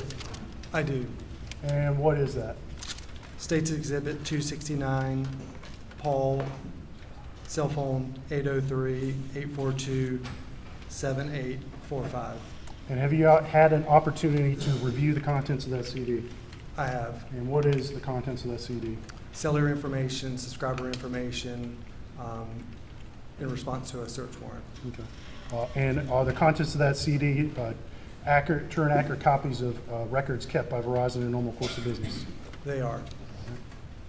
And at this time, State would move to enter Exhibit 269 into evidence. No objection, Your Honor. It's admitted.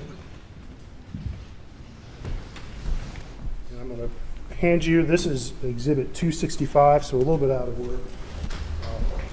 And do you recognize that, sir? I do. And what is that? State's Exhibit 265, Maggie, cell phone 803-842-9041. All right. Have you had an opportunity to review the contents of that CD? I have. What are the contents of that CD? Subscriber information, cellular data information in response to a search warrant. All right. And that's in relation to the number associated with Paul, is that correct? Maggie, Oh, excuse me, yes, Maggie. And what's the last four digits of that number? 9041. All right. And that's Exhibit 265, correct? That is correct. All right. And at this time, State would move to enter Exhibit 265 into evidence. No objection, Your Honor. I'm going to approach, and I'm going to hand you what's labeled as State's Exhibit 262. Do you recognize that, sir? I do. And without reading any phone number, full phone number, what is that? State's Exhibit 262, Claude Rowe Records. All right. And have you had an opportunity to review the contents of that CD? I have And what are the contents of that CD? subscriber information, salary data information in response to a search warrant. All right. And those are related to the account associated with Claude Rowe, correct? That is correct. And there is a phone number associated. We're just not going to read it in the record. Is that correct? That is correct. All right. At this time, and what number is that? State's Exhibit 262. This time, state will move to enter Exhibit 262 into evidence. No objection. Admit it. I'm going to approach and hand you State's Exhibit 263. Do you recognize that, sir? I do. And what is that? State's Exhibit 263, Marty Cook. All right. And is there a phone number associated with that without reading it? There is. And that's a Verizon phone number, correct? That is correct. What are the contents of that CD? Subscriber information, cellular data information in response to a search And warrant. you've had an opportunity to review that, correct? I have. And those are a copy of the same records that were provided to law enforcement pursuant to a search warrant. Is that correct? That is correct. All right. And what number was that again? State's Exhibit 263. All right. This time, state will need to enter Exhibit 263 into evidence.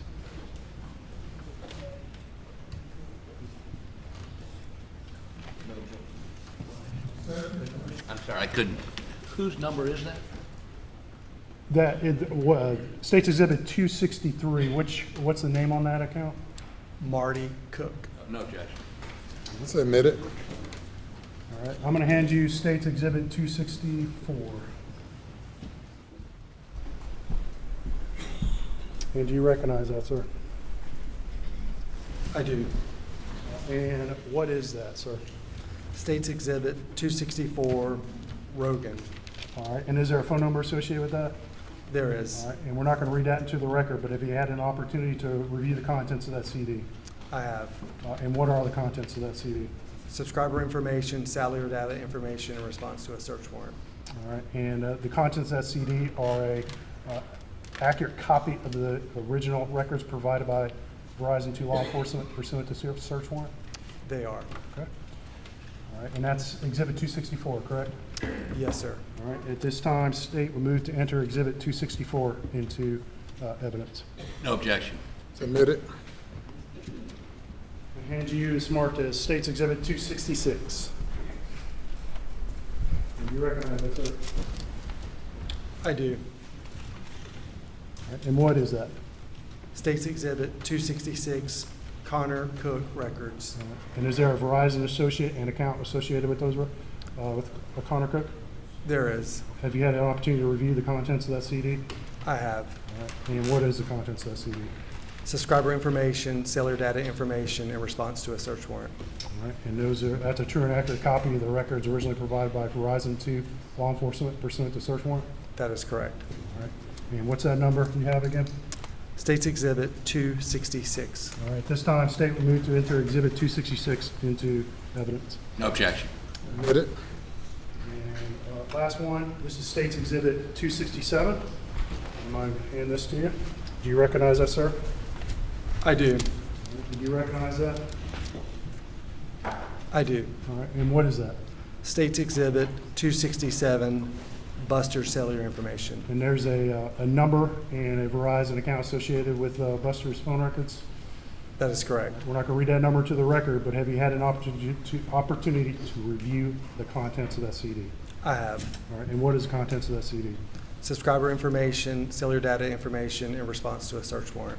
All right. And is that an accurate copy of the records originally provided by Verizon to law enforcement in response to a search warrant? They are. All right. And what number do you have with you? What number is that again? State's Exhibit 267. All right. At this time, state will move to enter Exhibit 267 in evidence. No objection. Let's admit it.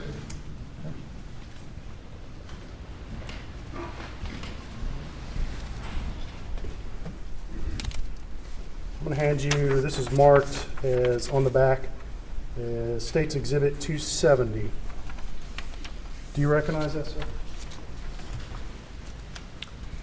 I do. Okay. And what is that? This would be a key that is used to explain the VoLTE call detail with cell site explanation. And is that originally come from a PDF provided with each of these search warrant returns? That is correct. And so that document will be found on each of those CDs, correct? That is correct. All right, and this is just a printed out version. That is correct. But is it exactly similar to the explainer on contained on those CDs, correct? Yes, sir. And at this time, state would move to Exhibit 270 into evidence. No objection. Submitted. All right, sir. So let's talk about that document you have in your hands. I think you told us kind of what it is, but can you give us a little more detail? What does that do, and how does that help someone looking at these records? In response to a search warrant, Verizon provides a key to be able to read the records that were provided. So this particular record is a VoLTE call detail record key. Okay. All right. I'm going to take this to you, and I think the Elmo is still up.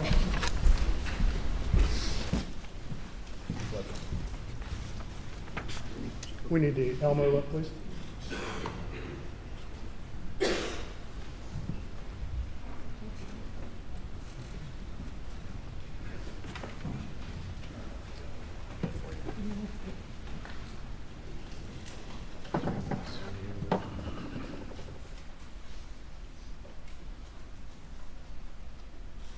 Okay. So looking at Exhibit 270, State's Exhibit 270, we see several columns of information across that. Is that correct? That is correct. Okay. Can you read from your screen there, sir? Can you read some of that information? Yes, sir. The first column is record open date and time. The second, would you like for me to read across? Well, let's lay a little more foundation. The records that are provided on those CDs and they're in digital format, correct? That is correct. And what program are they sent in? Excel. Okay, Excel format. That's a spreadsheet, correct? That is correct. And so when we look at these records, they're all provided in columns in an Excel spreadsheet, correct? That is correct. And each column going left to right is a different sort of information that is on the records, correct? That is correct. All right. And so we'll look at an example in a few minutes, but this is the key to look at to understand what each column is in reference to, correct? That is correct. Okay. So let's look at the far left column, and I believe that says record open date time. What does that mean, sir? That would be the date and time the call record transpired in local time. In local time, okay. And what's the second column from the left? That would be the date and time the call transpired in Greenwich Mean Time. Okay. And Greenwich Mean Time is that also known as universal time? That is correct. And on June 7th of 2021, do you know the approximate offset for local time and Eastern time with Greenwich Mean Time?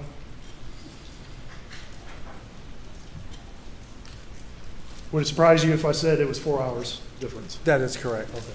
All right. Okay. Going to the third from the left column, what is that? That is the serving system ID. And what does that mean?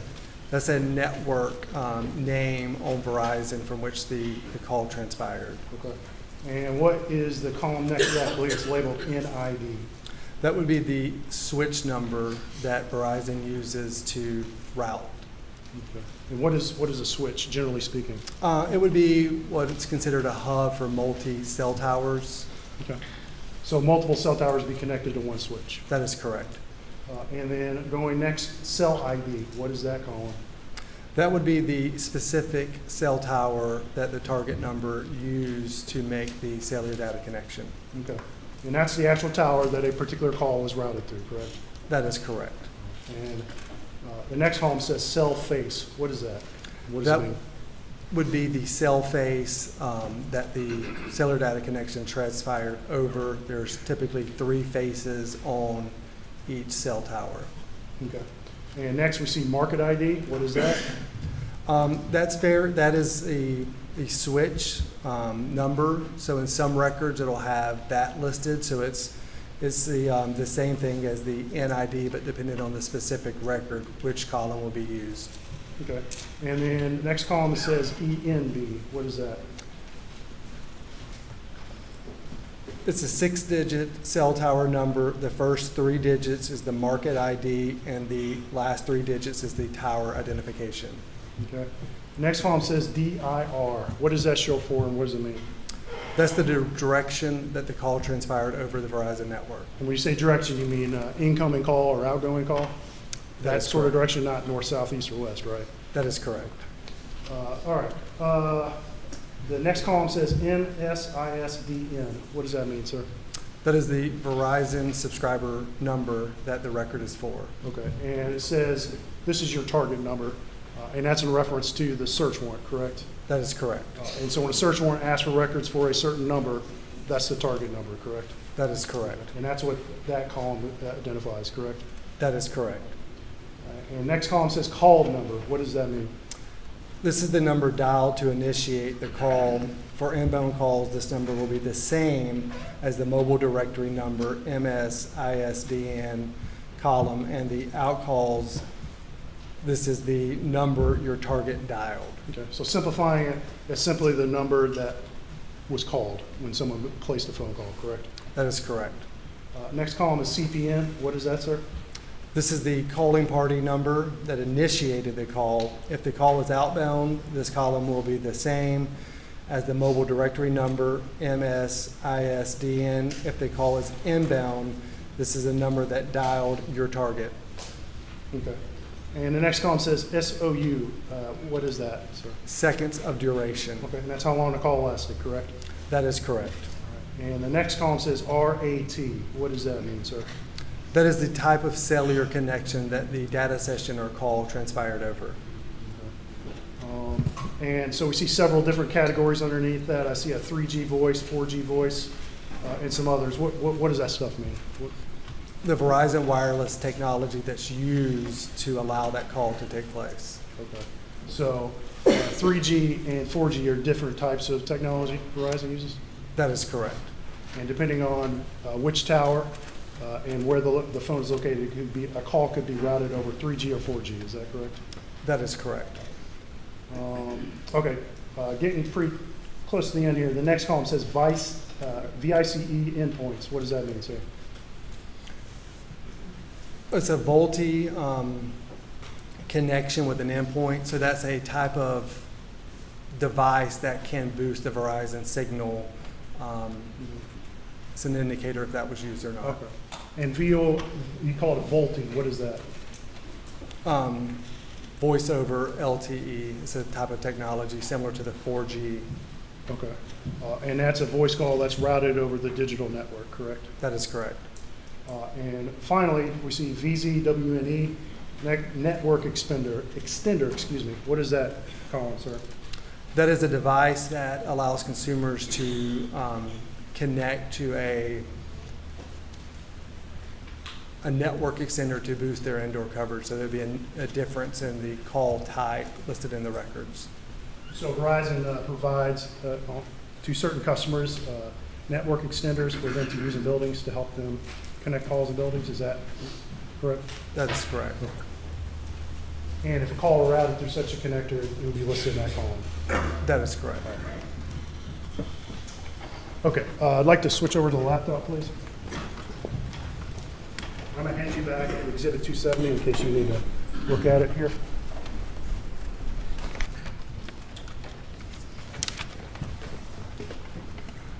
All right.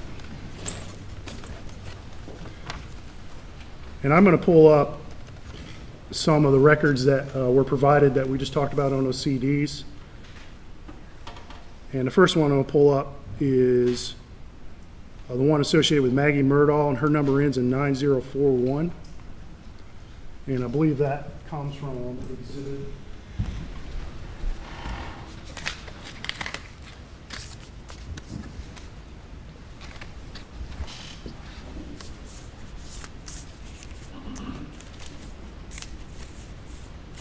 That's State's Exhibit 265.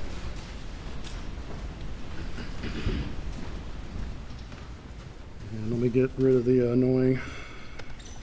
Okay, so we're going to scroll down. And we're going to talk about a couple of these calls just so the jury understands or can understand some of these records.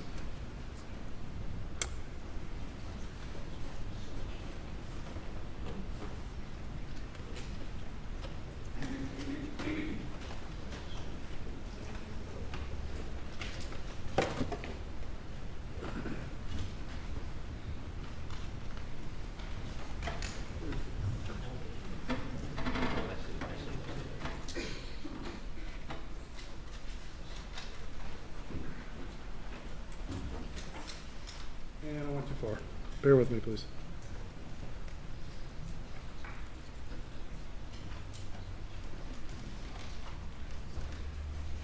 Okay, I've highlighted column 1846 on this spreadsheet. Can you see that, sir? I can. Okay. So let's walk through this particular call. All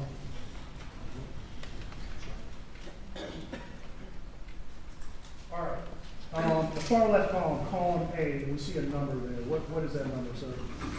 That's the phone number that was associated with the search warrant. Okay. And that's the 9041 number, correct? That is correct. Okay. And column B, I see a date. It says May 1st of 21. What is that date, sir? That was the date that the search warrant started the request for the search warrant. Okay. So when law enforcement sent a search warrant to Verizon, they requested a date, a record starting on May 1st. Is that correct? That is correct. May 1st, 2021. And then the next column says June 10th of 2021. What is that date, sir? That is the last day that was requested on the search warrant. Okay. Yeah. All right. So in this case, June 10th was the last date from that search warrant. That is correct. All right. Okay. So let's look at column D. And what is column D in this record?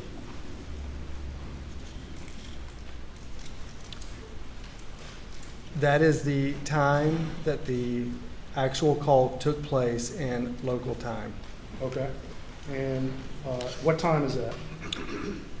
19:50 and 20 seconds. All right. Can you convert military to civilian time? Are you good at it?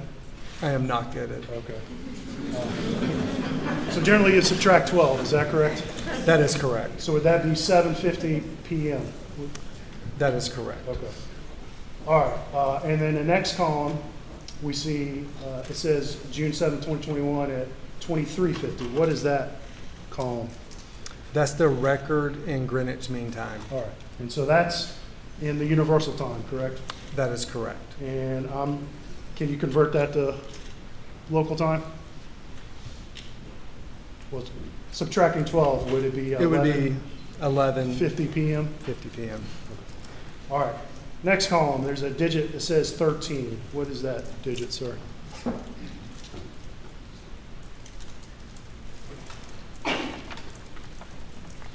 Can you scroll to the top where I can see the header on that? And we're looking at column I. That is the cell face number. All right. And so that is the direction based off what you previously testified, that is the direction the call is in the sector from the tower, correct? That is correct.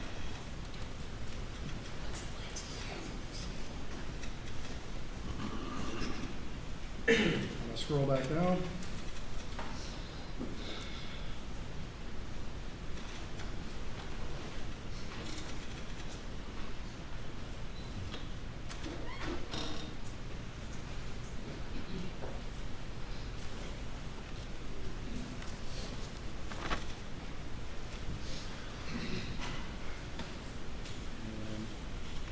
Bear with me, please.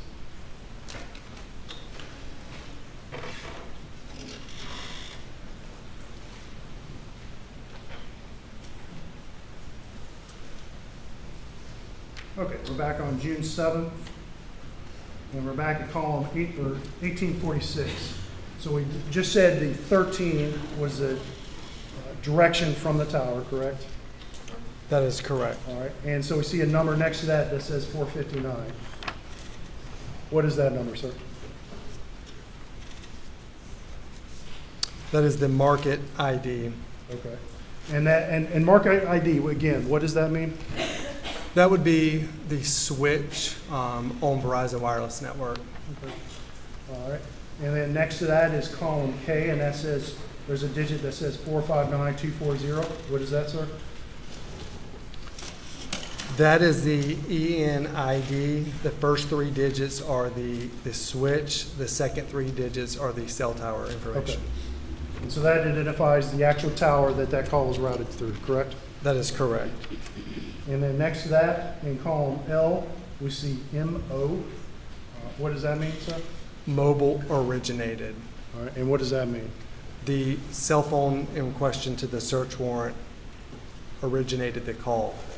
So this means this call was placed with Maggie's phone, correct? That is correct. Okay. And then next to that, we see a phone number in column M, and it ends in 9041. Is that the target a phone number? That is correct. And next to that, we see a number that ends in 0853. What is that in column M? That was the number that 9041 dialed. Okay. And then column O, and we see that 9041 number again. And remind us why that number's there again? That was the number that dialed the 0853. Okay. And then next column P, we see 165, a digit of 165. What does that mean? That is time in seconds. Okay, so that's how long the call lasted? That is correct. And then column Q, it says LTE. What does that mean? That's the Verizon technology type that was used to make the call. Okay, so this call is routed over LTE, correct? That is correct. And that's a 4G technology? That is correct.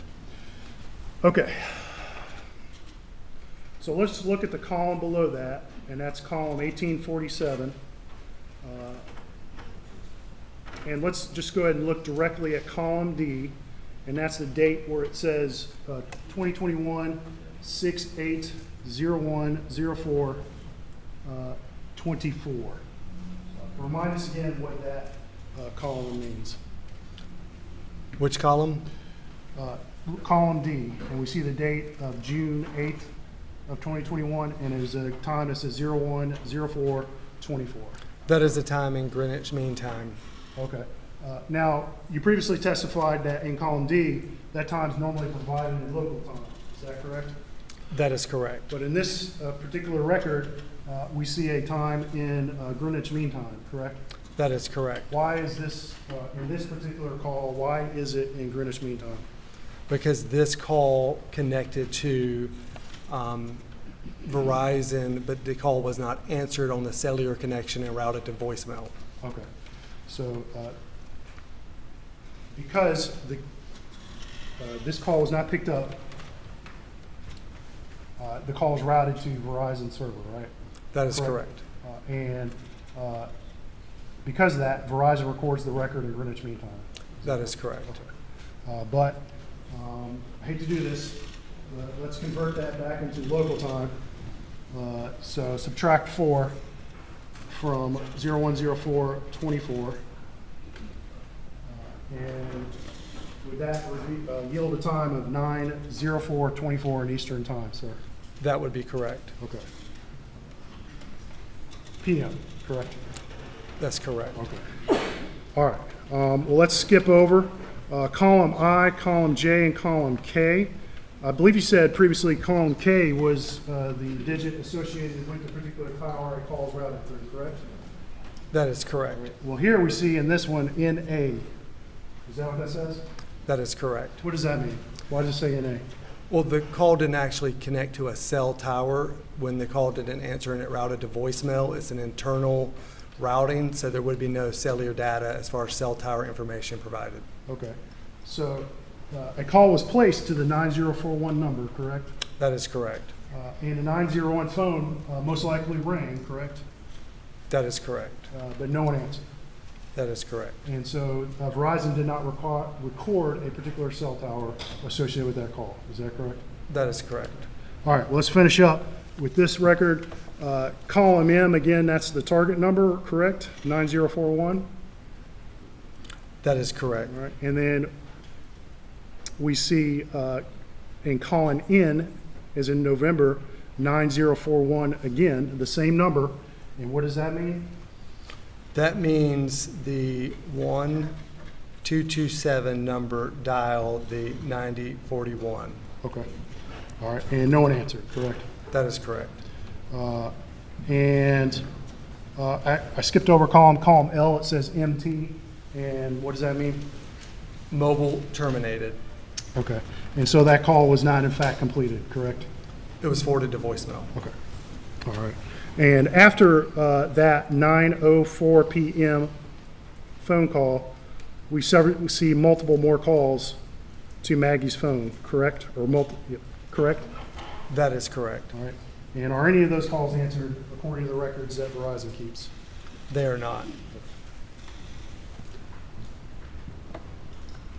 All right. I'm going to shift to pulling up the call records for the number ending in 1227. And that is State's Exhibit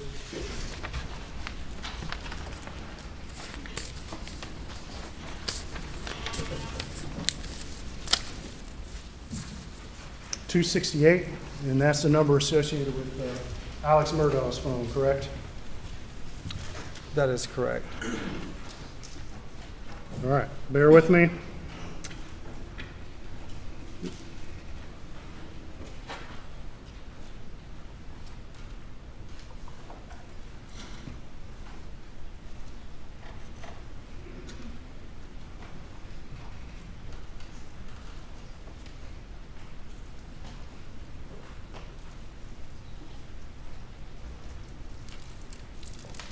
Okay, and let's look at column 2371.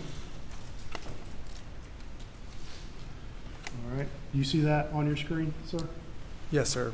All right, and we see a time, and column D, and that says June 7th, 2021 of 21:04:24. Is that correct? That is correct. And this time is in local time. Is that correct? That is correct. And the quick conversion on that, or excuse me, so no conversion is necessary on that. So that's 9:04 p.m. and 24 seconds, correct? That is correct. And that is, in fact, the same time that we just saw in Maggie's records that we just reviewed, correct? That is correct. All right. And so we see, if we look over in column I, J, and K, we do have cell tower information for the outgoing call from Alex's phone, correct? That is correct. All right. And then we see that this is code MO. And what does MO mean again? Mobile originated. All right. So that means this account is placing the call, correct? That is correct. The account ending in 1227. All right. And it was placed to the number ending in 9041, correct?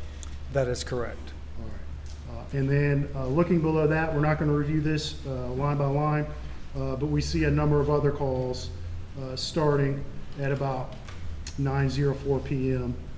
And onward over the next hour or two of calls made from the 1227 account, correct? That is correct. Okay. All right.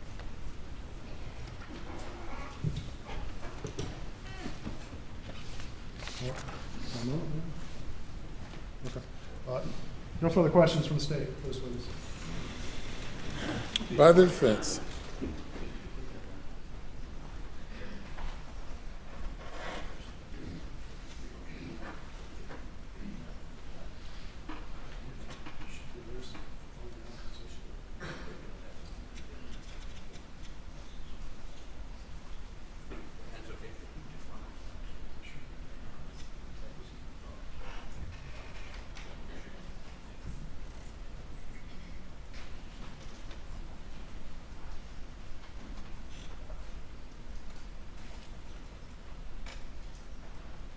He's looking for, I apologize, the technology's about with me here.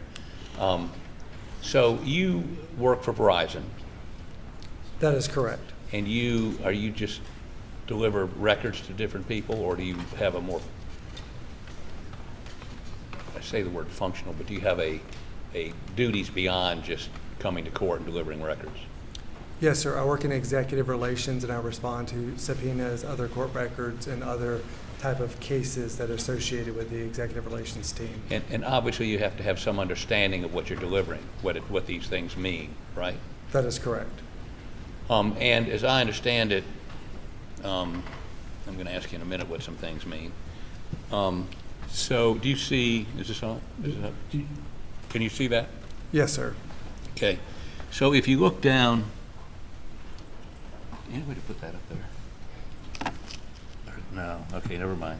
So if you look down at 6, 7, and if you look at, I'm trying to find some consistency here, those NAs in lines I and J on several calls above that, you see those? I do. What does that mean? That means that the call was routed to voicemail. So these are voicemails to Alec. This record is for 1227. So based off of this record, 1227.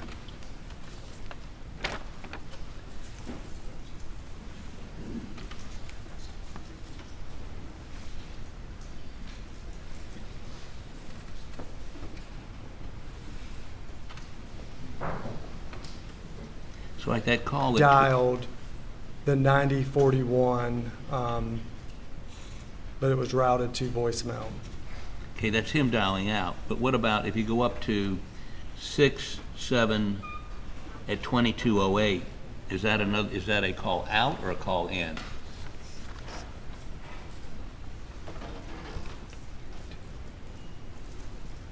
Is that the line that you have highlighted?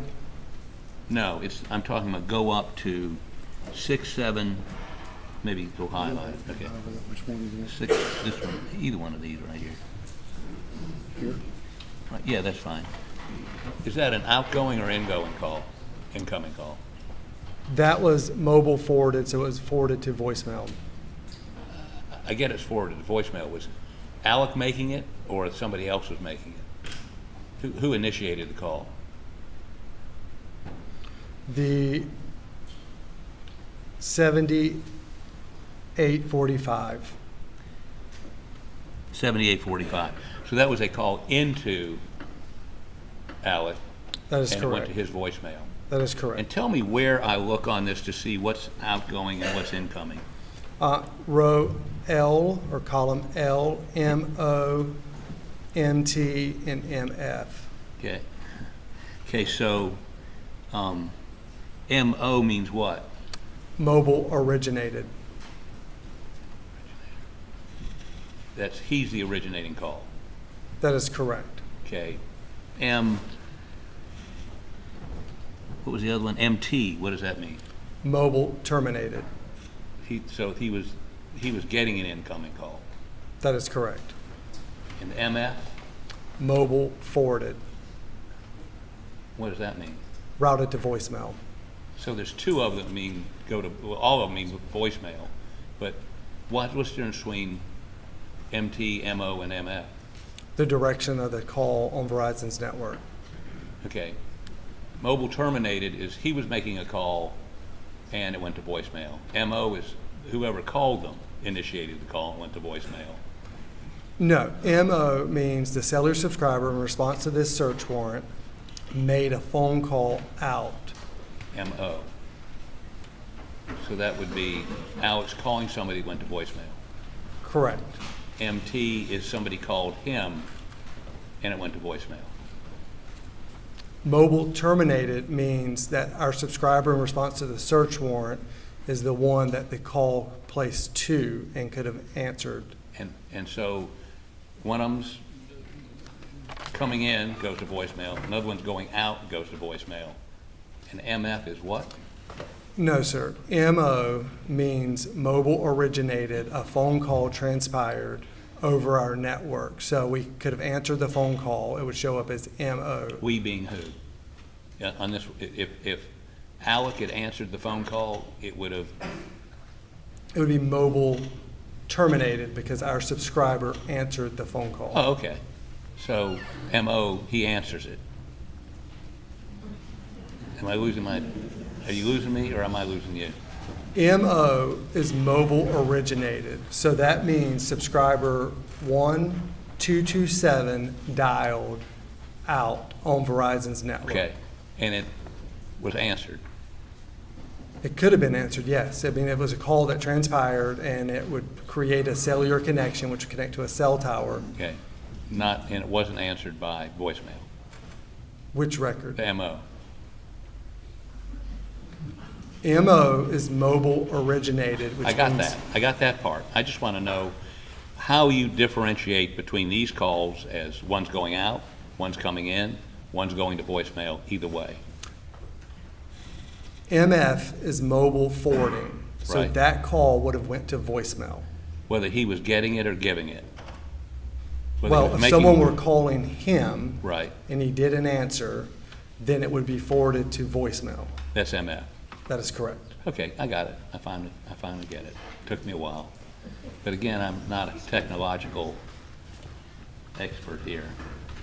So, as you look at his calls, to the extent that they are made at certain times, you can figure out whether it was coming, going, or went to voicemail based on these records. That is correct. Now, can I see Maggie's phone for just a second, please?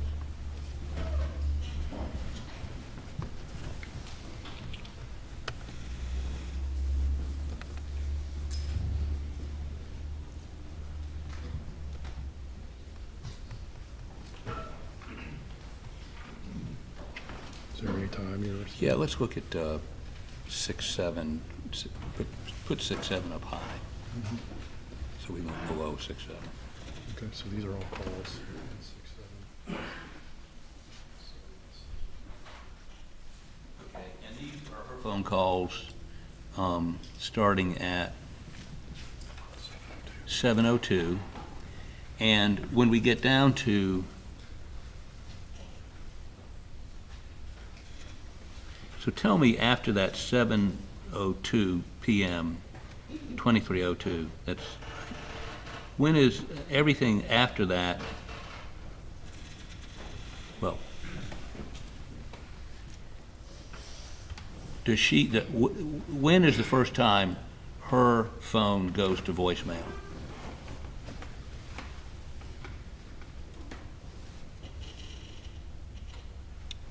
The 2340 call went to voicemail. Then the next call log after that is a mobile originated, which means there were 2 outbound calls made. And then after those 2 calls, the rest of the calls were routed to mobile telephone number 9041's voicemail. What's the last time she made a call out?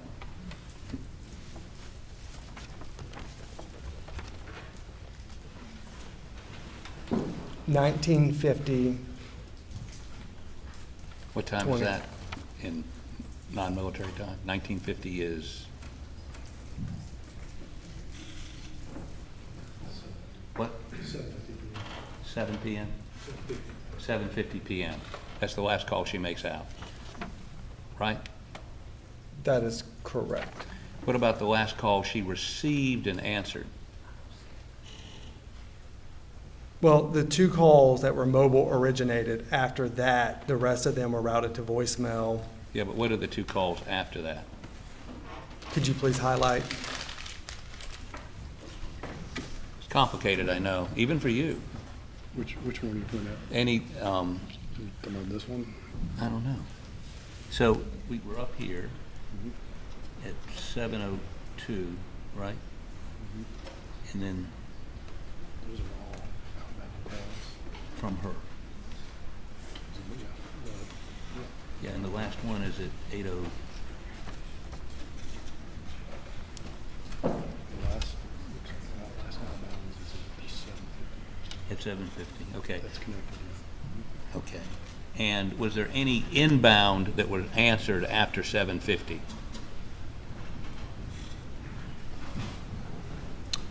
There were not. Okay, and one other thing. Just take that 7:50 and put it up at the top. Scroll, in other words, I want to see the calls after that. Okay, and this, and, wait a minute. Okay, no, it's okay. So, now go back down a little bit. Matter of fact, let's start with 6-9. Okay, can you scroll that up to the top?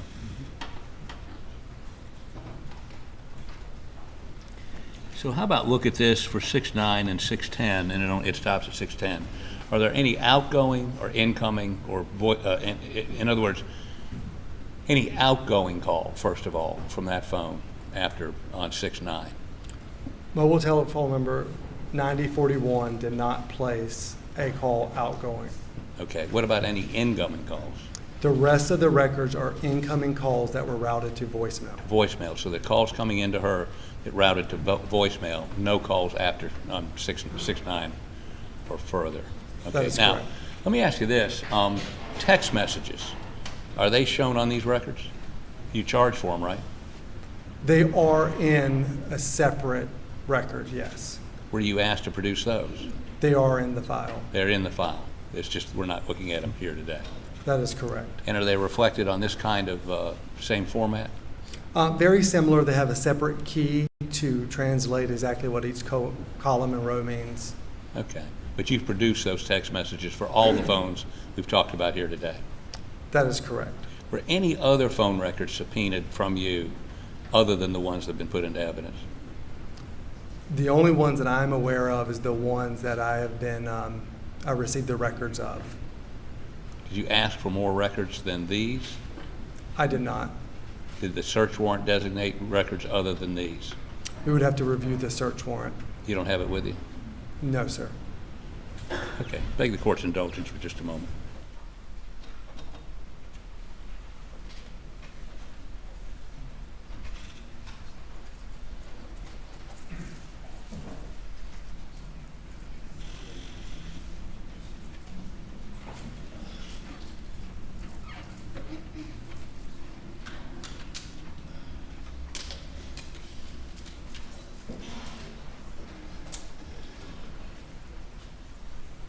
The data retention policy for Verizon, how long do these records stick around? Verizon maintains records for billing purposes for around 18 months. In response to a subpoena or search warrant, we do keep the detailed records on file for those search warrants. But absent somebody serving a search warrant after 18 months, they're purged? We no longer have that information on file typically. Does anybody have them? I mean, the billing information would be available like through My Verizon where you could go and look at your bill. But this kind of information would not. That is correct. Okay, and when you indicate these calls went to voicemail, how long does a phone ring before it kicks into voicemail? There's no set time. Who sets it? Well, it depends on how long it takes the network to locate the call. So when you hear a ring, when you're dialing someone, it's really just the network trying to locate. So the phone itself may never ring if the network can't find you. And that may take 2 or 3 or 4 rings? It could take 2, 3, up to 6. So when my wife accuses me of being impatient and hanging up on her before she gets to answer the phone, you just told me it's because the network, in many instances, has not connected with her phone yet. The network is locating your phone. When you hear the ringing, the network is locating where you are on the network. And that could take a while. And so if I'm hearing 5 rings and figure she's not going to answer it, I don't want to leave a voicemail, I hang up. And so there's no voicemail, it's just an incomplete call on your records. Well, I mean, if she didn't answer your phone call and let it go to voicemail, then it would ring out if the network Maybe I don't found you. want to leave a voicemail. It's rang 4 or 5 times. And I hang up before she can get to the phone. Sure. That solves a mystery. Thank you. All right. One quick question, Your Honor. Just to clarify, when the Verizon records indicate that a call is routed to voicemail, I believe you previously testified, that could mean the phone itself rang, correct? That is correct. But there's another condition the phone could be in as well. If the phone is turned off and someone dials that number, what would the Verizon record indicate? It would route to voicemail. And it would look exactly the same, correct? Yes. And there's no way to look at these records and tell whether a phone is off, just not answering, or potentially shut off or otherwise not connected to the network, correct? That is correct. Okay. Okay. That's all for this meeting. Thank you, Your Honor. One further. What about if it's in airplane mode? Would the same thing happen? Goes to voicemail, right? Airplane mode, it doesn't ring, doesn't answer. It goes to, would it go to voicemail? The network would still try to find where you're located. So if you're in airplane mode, the network may not know where you are, so it would still attempt to ring. And these records don't give you any GPS location on phones, correct? You can't get that GPS. According to the records that I've seen, they have the cell tower information, but not the specific GPS. Cell tower information, depending on how many cells are connecting it, sometimes, I mean, can be very, if you're in New York City and there are 5 cell towers, you can probably get it pretty close. But if you're in rural Colleton County or Hampton County, and there's one over here and maybe one way back there, it's much more difficult to find a specific location, correct? Your Honor, the state's going to object. This witness is not qualified and expert on cell tower location information. You can say I'm not qualified to answer that. Yes, sir. That information, Just a moment. Response if you want. Senator, he can answer whether he's able to answer the question. However, he's not qualified as an expert. I don't. All right.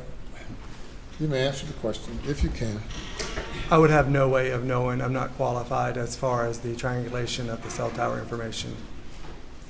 Is that what you were getting ready to say before he objected and said you weren't qualified, or is that something you That really would be are a qualified? standard You've never response. testified about location before. Repeat the question. You've never testified about what cell phone tower location means and how it's used. I testified to the accuracy of the records that were provided. Okay, thank you. Step down, thank you. Call your next witness. State calls Paul McManigal.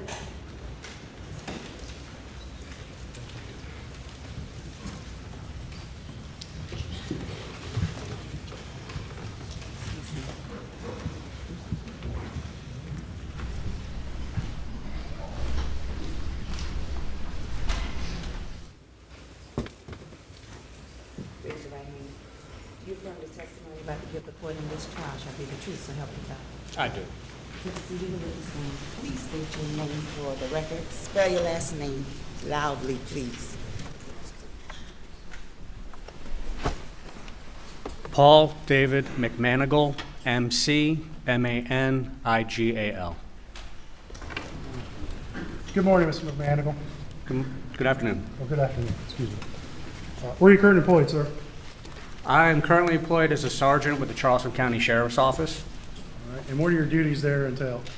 I'm currently assigned to the United States Secret Service as a task force officer on the cyber fraud task force.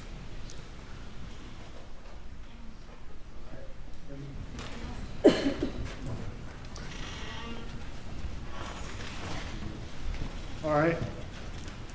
And generally, in your work on the cybercrimes task force, what does that entail? I'm a digital forensic examiner, so I'm responsible for gathering electronic data from computers, tablets, cell phones, DVRs, vehicle infotainment systems. All right. And when you say task force officer for the state, for the Secret Service is a federal agency, is that correct? That is correct. But you're actually paid and are still an officer with the Charleston County Sheriff's Office, is that correct? That's also correct. Okay. In this case, you provided some records in June of 2021 by an individual by the name of Dylan Hightower, is that correct? That is correct. And what did he provide you? He provided me with a electronic extraction from a cell phone that was extracted as binary data and not yet processed by forensic software. All right. And when he provided that to you, did he tell you which phone it was from? I believe he said it was belonged to Alex Murdaugh. Okay. And that's the one he extracted from Alex Murdaugh on June 10th of 2021? That is correct. And what role, what did you do with that information that he provided you, or that data? I was asked to redact potential client lawyer privileged information. by reducing it down to a certain time frame that was more pertinent to the case and potentially reducing any privileged communication. And did you make the decision of what to remove and what not to remove personally? I did not. The decision of what to remove was made by Price Summer with the Ninth Circuit Solicitor's Office. And she's an attorney? She is an attorney. All right. And you then produced a redacted copy of the digital evidence, is that correct? That is correct. And you provided that back to Dylan Hightower? That is correct. Did you provide any further analysis to the data itself? I did not. Did you redact any call logs from that data you're providing? Call logs were not redacted at all. All right. Let's move on. You've also been involved in one other aspect of this case.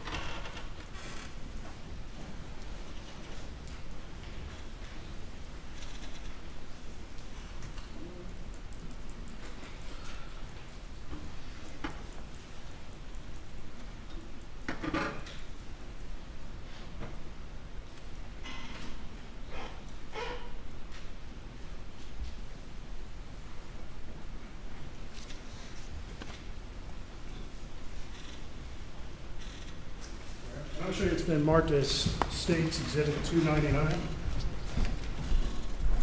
Do you recognize that, sir? I do. And what is it? This is a chain of custody form from the South Carolina Law Enforcement Division, which we commonly refer to as SLED. All right. And do you see any handwriting on there that is yours? I do. All right. And what date did you sign that form? June 9th, 2021. Okay. And that form is related to what phone exactly? There was a Apple iPhone 11 that was collected and brought to me by Special Agent Ryan Kelly with SLED. Okay. And was that phone locked when he provided it to you? It was. All right. And did you, in your forensic investigation, did you attempt to unlock the phone? I did. Were you successful? I was not. All right. And is that Paul's phone? I believe it was, yes, sir. Okay.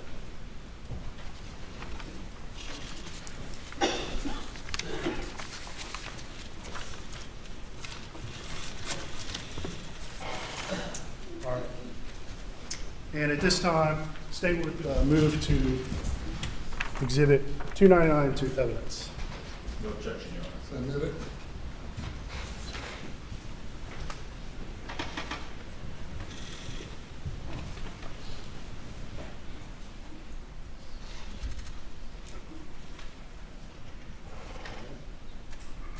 And I'm going to hand you what's been marked, excuse me.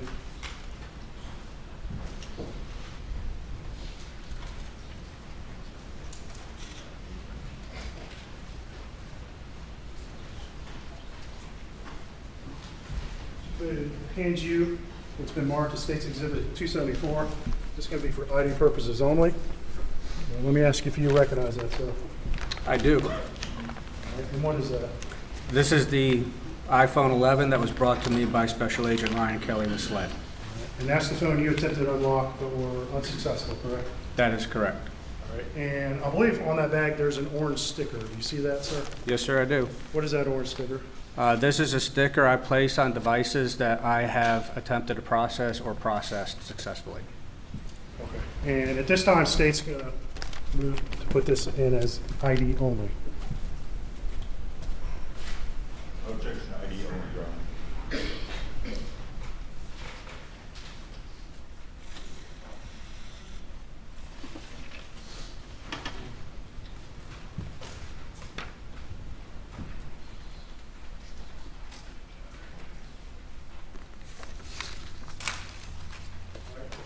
This time, I'm going to hand you State's Exhibit 298.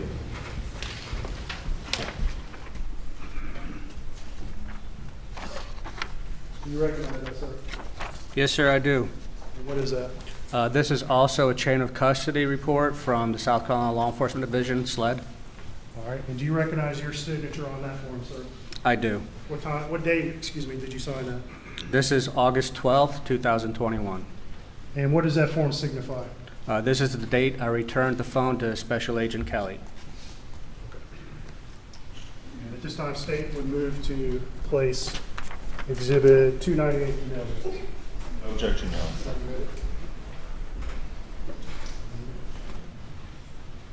And so you attempted to unlock Paul's phone, correct? That is correct. And you were unsuccessful. That is also correct. Did you alter in any other way the data that was on Paul's phone during that time? No, sir. Okay. No further questions from the State. Cross-examination.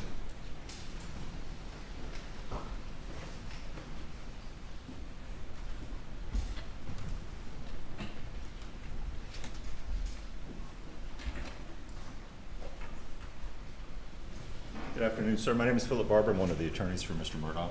Good afternoon. I really just have one question. When you received this phone, was the battery completely dead? The phone was powered off when I received it.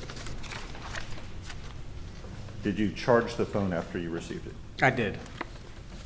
But do you know whether or not it was completely dead, battery dead when you received I it? do not recall if the battery was completely drained. No further questions, Your Honor. Anything further? Nothing from the State. Thank you. You may step down. Thank you, Your Honor. Call your next witness. Please court. State calls John Van Outen.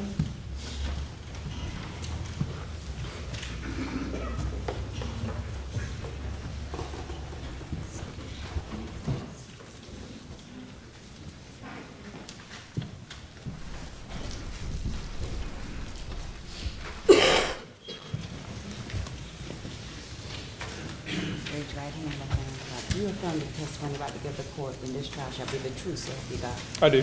Take a seat and you stand. State your name again for the record. Spell your last name.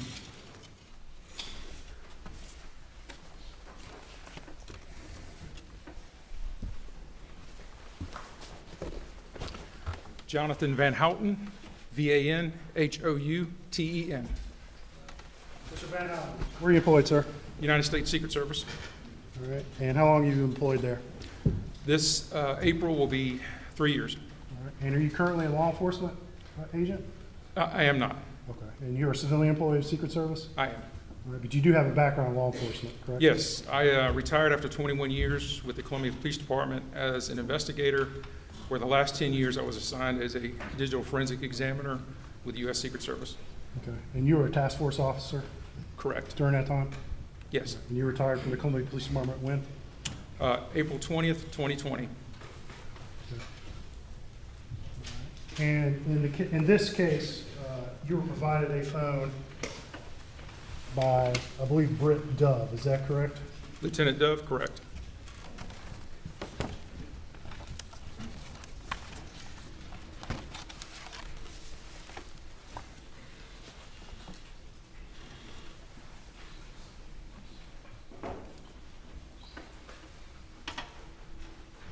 I'm going to show you State's Exhibit 271. I want to see if you recognize this document, sir.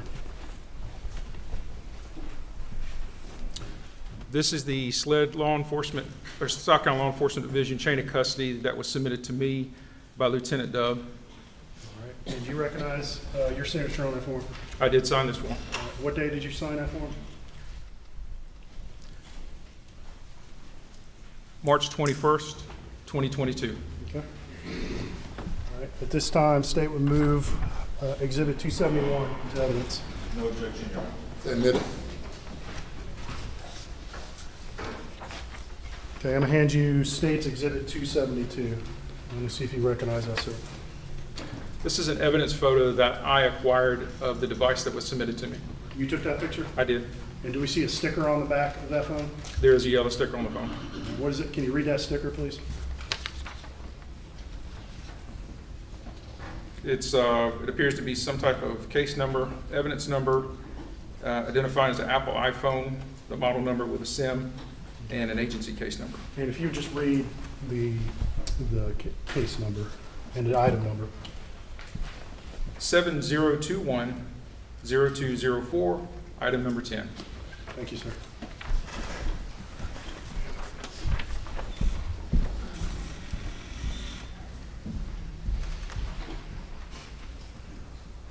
So at this time, state moves exhibit 272 in evidence. No objection. Submit it. All right. So I believe you said March 29th of 2022 is when Lieutenant Dunn provided you that phone, sir? March 21st. Excuse me, yes, 21st. All right. And why did he bring it to you? It's my understanding that the phone was locked, and SLED requested assistance of the Secret Service to unlock the device. And at Secret Service, at that time, did you have tools available that could potentially unlock that phone? Yes. And did SLED have those tools, at least on that date? At that time, they did not. Okay. All right. And what tool did you use to attempt to unlock that phone? For this, for my unlock attempt, I used a tool called Celebrite Premium. Okay. And Sell by Premium is a way to potentially break into, locked phones, correct? That is the only use for that tool. All right. And just generally speaking, how does Celebrite Premium attempt to unlock a locked phone? It uses its proprietary software and attempt to brute force the device. Okay, what does brute force mean? Brute force is if we don't have the code, we will attack the device, attack the data on the device to try to brute force the passcode to get the code for it to unlock the device. And a device that's locked, why does it need to be unlocked for you to access the data? What underlying condition exists that prevents you from seeing the data? Well, for Apple iPhone devices, there are two types of locks. There are before first unlock and after first unlock. Before first unlock is the phone is either powered down, it's been turned off and rebooted, or a code has been entered in too many times incorrectly. If you were to, an analogy for it, if you think of it as a bank vault, it is the before first unlock, at which we have to brute force the device, is like the big steel door. Okay. And that underlying data is encrypted, correct? Otherwise? Yes. Okay. And you would not be able to read that data, correct? I have to unlock the device to get to the data to decrypt it. Okay. And so Celebrite Premium, you said, attempted to do a brute force unlock, correct? Yes. Okay. And ultimately, was that attempt successful? It was successful because I generated a predefined dictionary to attempt first prior to the tool using its own dictionary. Okay. And what do you mean by that? What does that mean? Well, humans are creatures of habit. They like to use numbers that are relevant to them. Most people will use their date of birth, an anniversary, a child's birth, the death of a parent as the access code. So what we do generally is we get as many social engineered codes or dates that are relevant to the particular phone that we will attempt first. Once that attempt is no longer viable, the tool will use its own dictionary to start a hardcore brute force process.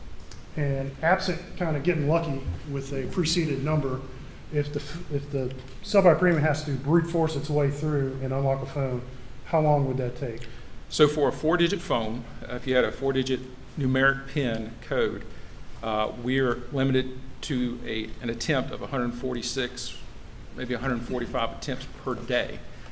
So a 4-digit code has a maximum possible numeric value of 10,000 attempts. So at 146 attempts a day, it would roughly take a little over 2 months to 68 days to unlock that phone. Adding 2 extra numbers to a 6-digit, going from a 4-digit to a 6-digit, there are approximately 1 million possibilities now, and 146 attempts per day, it could take upwards 19 years. All right. Now, you said that you could only do 146 attempts a day, is that correct? Based on technology at the time and current technology, technology is progressing, so it is getting faster. Okay. Why is the software limited to just 146 attempts a day? This is a security protocol chip built into Apple. It limits the time frame that somebody can attempt to brute force a device. The first, it's an average of one attempt every 15 minutes. All right. But ultimately, you said you seeded several numbers into Cellbrite Premium to give it some potential guesses first before just start going through all the other numbers, correct? Yes. Once I start the brute force process, there is an option for me to enter my own dictionary or numbers that are relevant, that I think is relevant to the user of the device. In this case, I entered a number that successfully unlocked the phone rather quickly. Okay. And what was that number associated with? I believe the number was associated with the date of birth of Paul Murdaugh. Okay. All right. And so once you successfully unlocked the phone, what did you do with it, sir? I notified Lieutenant Dove that the phone successfully unlocked. I advised him that I was going to be getting a full file system extraction since I still had the phone in my possession. Lieutenant Dove provided me with an external hard drive to place the extraction on, at which time I did. Okay. So you did a full file extraction and placed it on a hard drive, correct? Correct. Now, did you examine the contents of that full file extraction? I did not. SLED has their own examiners. We did the extraction for them, but they analyzed the phone. And so the data you placed on a hard drive and provided to Britt Dove, is that substantially the exact same data that you extracted from Paul's phone? It is. Okay. Is it changed in any significant manner? It has not.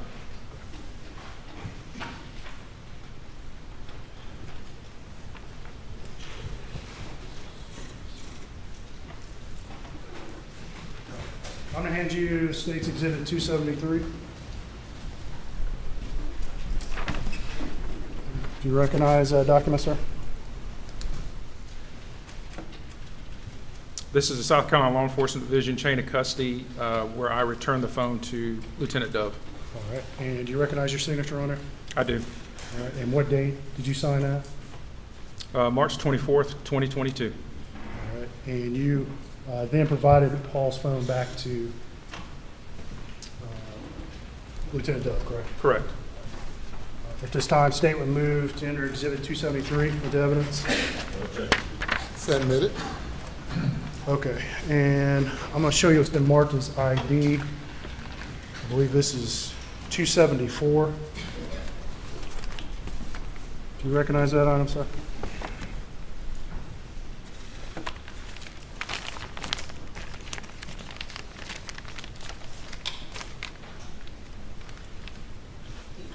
Yes, this is the phone I received. Okay, and that sticker on the back? It matches what the photograph that I took. Okay. The photograph we put in evidence, the sticker on this phone matches that, correct? It does. Okay. All right, one last question, Mr. Van Houten. There have been a couple questions about Faraday bags in this trial.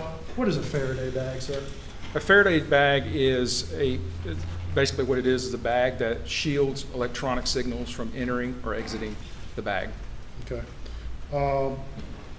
And what is the danger, by placing a phone in a Faraday bag, what is the danger you're trying to prevent? We're attempting to prevent a remote wipe or remote destruction of the data on the device. Once law enforcement takes a phone into evidence or custody, are there other ways to prevent a remote wipe? Absolutely. Powering the phone down completely, not leaving it plugged to a charger, removing the SIM card, or the easiest is to place the phone in the airplane mode. It'll disable the cellular data and the Wi-Fi signal. And you said that the danger is the phone could be remote wiped. Yes, somebody with the account username and password could log into the iCloud account and set a remote signal. That signal will remain on the tower or on the network until the phone is reactivated.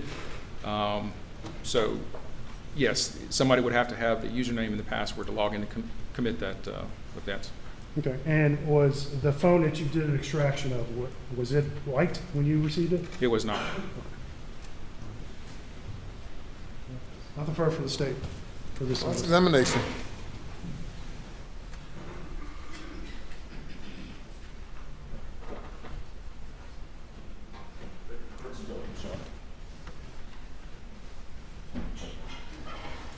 questions, Your Honor. Thank you. You may step down.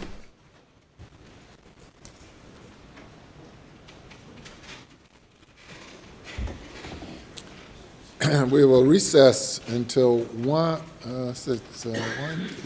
till 2:15. Recess till 2:15. Please do not discuss the case.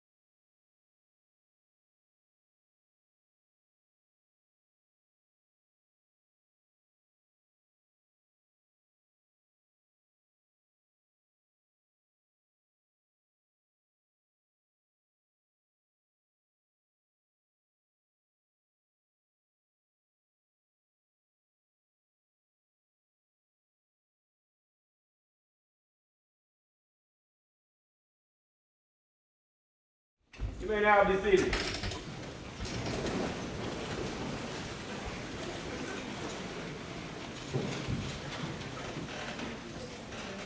Yes, sir.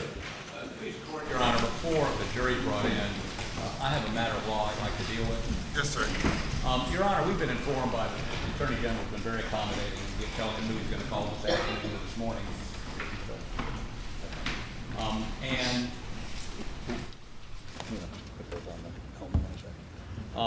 One of the witnesses would be Brett Dove, and Brett Dove, I think they'll agree, is the person that did retrieve the extract from, you heard the Secret Service agent this morning, and did some analysis on it. I'd like to show the court. Is this working? Can I have the Elmo on?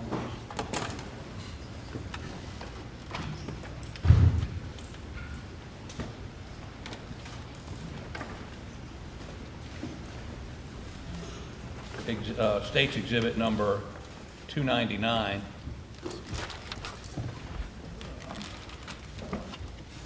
Where can I see that?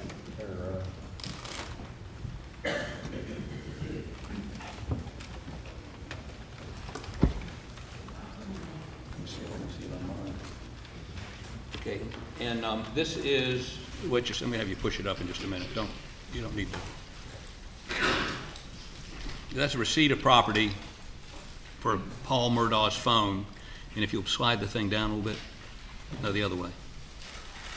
You'll see that Bobby, what's his last name, Bancroft? Right.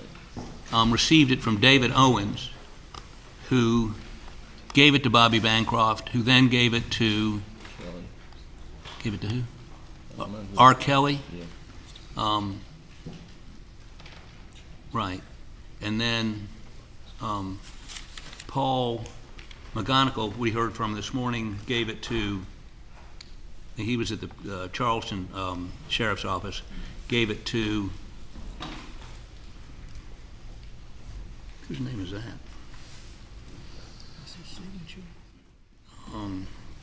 Looks like Brian Heddick, who gave it to, well, it got to Brian Heddick at Computer Crimes, I guess by Ryan Kelly. The point I'm trying to make, Judge, let me show you the second page, is there are a number of people in the chain of custody on this phone who haven't testified yet. As a result, if Mr. Dove is allowed to testify about the contents of the phone, which he received from Secret Service, we believe that breaks, that would not complete the chain of custody. All we're saying is call these other people, and I mean, they're not going to be long witnesses, to complete the chain, to authenticate that what exactly came out of that phone was the phone that was found at the scene on Paul Murdaugh's body. I don't know if this is complicated or not, but it seems to me that they ought to have to do that. Mr. Waters. Thank you, Your Honor. Just very quickly, as we look at the chain on and I'll take those, thank you, on Paul's phone, and again, Mr. Conrad is going to call Lieutenant Dove here in a bit. We've had testimony from Jason Chapman about David Owen securing that phone. We've had introduction into evidence, Your Honor, without objection of both of these chain sheets. There was no qualification or objection to the information on these chain sheets, no hearsay objection or anything like that on both of these, which carried the chain all the way through.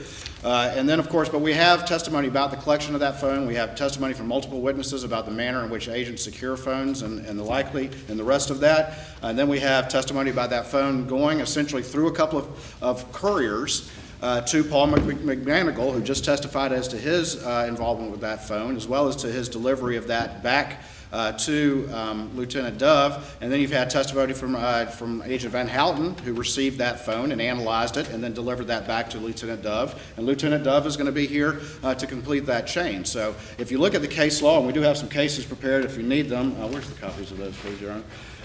This is not fungible evidence, and the case law is very clear, Your Honor, that chain, you don't have to call every single person that touched the evidence throughout the way, that it only needs to be established as much as is practicable, and I think we've done that in great detail. That's a critical question. Is it fungible or non-fungible? Is a cell phone fungible or non-fungible? If you look at the exterior, it's fungible. You can't tell one. iPhone 11 from any other one until you open it, okay? But is the phone that was found at Paul, is that the same phone? And that's why you have the chain. It was cracked open and they got the material from, they want Doug to analyze. It is, this is an iPhone 11, Your Honor. It's not Paul's. And Your Honor, again. Fungible or non-fungible?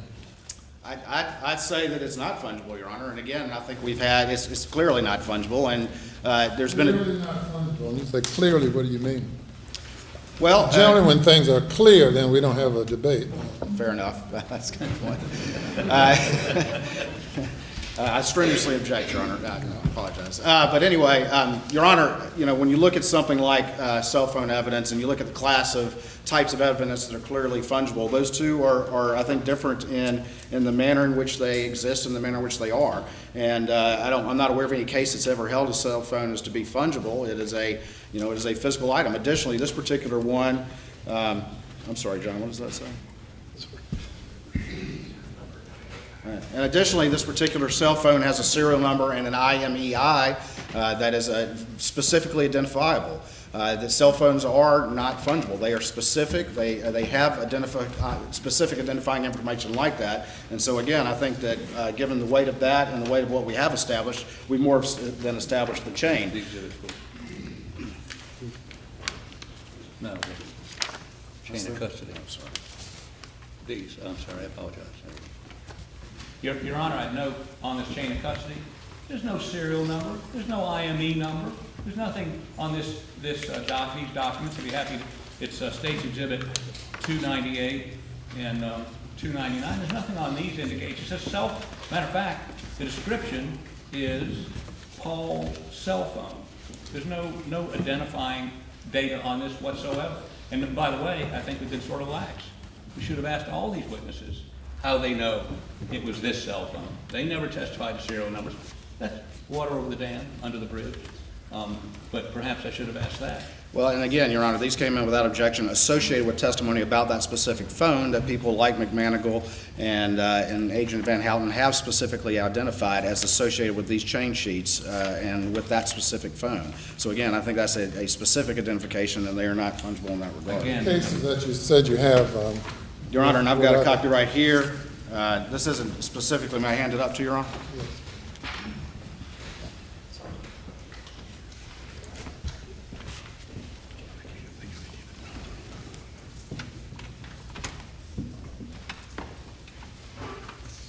Tell me about the case. State v. Pulley. State v. Pulley, yes, sir. All right, and again, this is just a general, this isn't related to cell phones in specific, but it does talk about, establishing the chain of custody as far as practicable. And again, it talks about where the evidence establishes the identity of those who have handled the evidence and reasonably demonstrates the manner of handling of the evidence, which we've had testimony as to both of those. Our courts have been willing to fill in gaps in the chain of custody due to an absent witness. Proof of the chain of custody need not negate all possibility of tampering so long as the chain of possession is complete. It goes on, Your Honor, and that, I apologize, that was from Head Notes 4, 5, and 6. It goes on to talk about a perfect chain of custody is not required. I think the evidence here on the whole has been more than sufficient to establish the chain. And additionally, even beyond that, I think that none of that precludes Lieutenant Dove to testifying about, given the foundation that's been laid, to testifying about the contents of that extraction pending any additional witnesses that will come in. I don't think that's precluded at this time either. He can still go forward and testify as to the extent of his testimony about that extraction, and certainly understanding that any additional witnesses are still forthcoming. So I don't think that precludes him from testifying as to the contents of that extraction. Your Honor, with all due respect to the Attorney General, the footnote says when establishing Head Note 4, when establishing chain of custody of fungible, bolded evidence where multiple people have handled or analyzed the substance, the identity of the individuals who acquired the evidence and what was done with the evidence between the taking and the analysis must not be left to conjecture.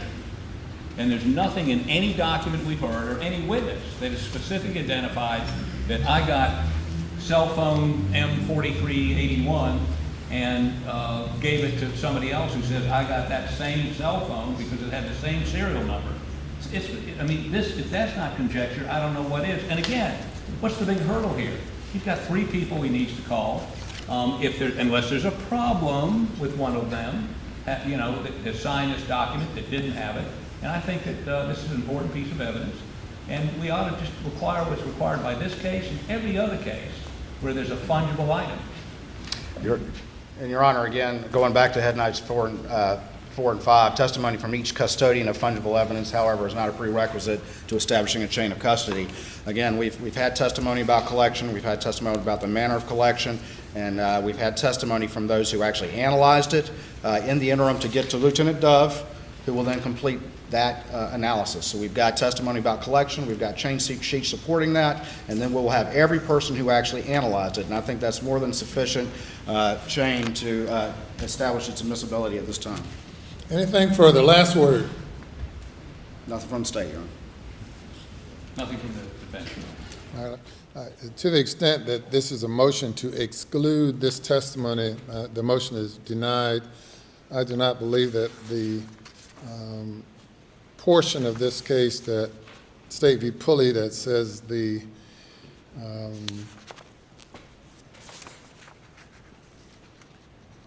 identity of individuals who acquired the evidence and what was done with the evidence between the taking and the analysis must not be left to conjecture.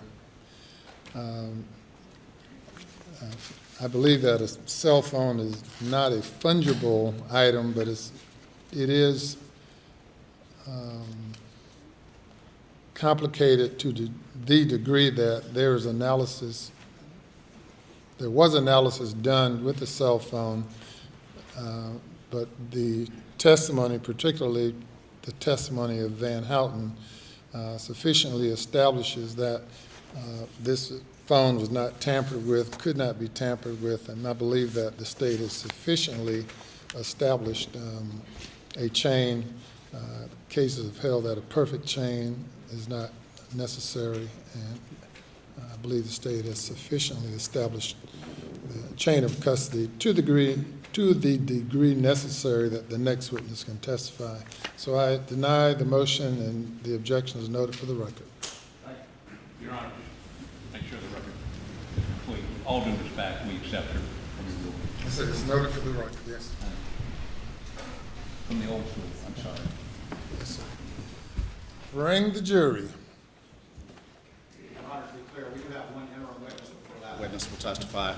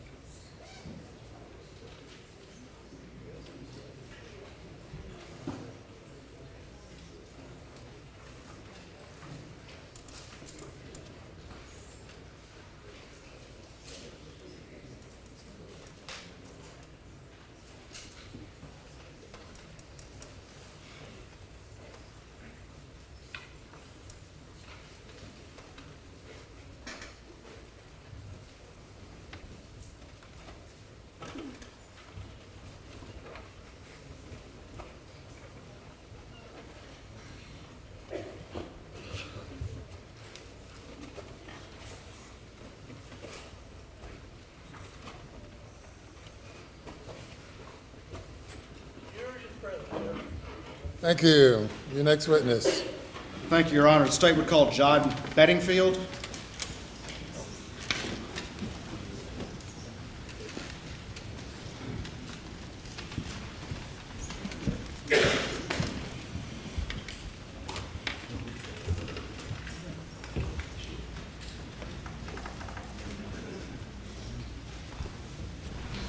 Raise your right hand, left hand on the Bible. Do you affirm the testimony you're about to give the court in this trial shall be the truth, so help you God? I do. Take a seat in the witness stand. State your name again, Caboose. For the record, spell your last name, please. John Bedingfield, B-E-D-I-N-G-F-I-E-L-D.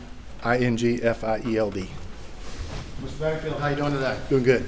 All right. Tell us where you live. Barnwell. All right. Tell us a little bit about yourself. Did you grow up there, or? Grew up there, born and raised in Barnwell. Worked there my entire career, 28 years with the Department of Natural Resources. Okay. Still live in Barnwell. Where do you work now? I'm the Region 3 captain, which is the Midlands region, Lake Murray, Lake Marion. Okay. And is that a law enforcement position? Yes, sir, it is. Are you a Class 1 officer? I am. And you said you've been with DNR how long? 28 years. Has that been the extent of your law enforcement career? Yes, sir. Are you still employed there? Yes, sir. Do you have any other businesses or any other economic stuff you're associated with? I do. Back in 2016, I got a federal firearms license to sell and manufacture firearms.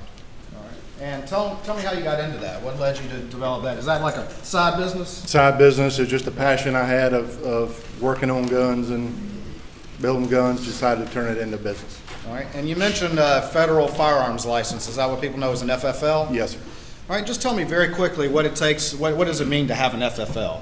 It means you can transfer firearms to individuals. You do a background check upon that sale or transfer. Okay. If you're engaged in sort of the commercial sale of firearms or as a business, do you need an FFL to do that? Yes, sir. All right. And that's different from private sales back and forth. Is that Correct. correct? Okay. And with an FFL, does it come with an obligation to keep certain paperwork with regard to the firearms that you're involved in selling? Yes, sir, it does. And explain to me some of the paperwork that you have to get and some of the paperwork you have to keep when you're selling firearms with an FFL. When a firearm comes in to me, it gets logged into a log. Upon its sale or transfer out, it gets logged out with the 4473 background check. All right, and tell me what the 4473 is, please. It's person's personal information, gun information. It gets called into the ATF, and it gets approved or disapproved for transfer to that individual.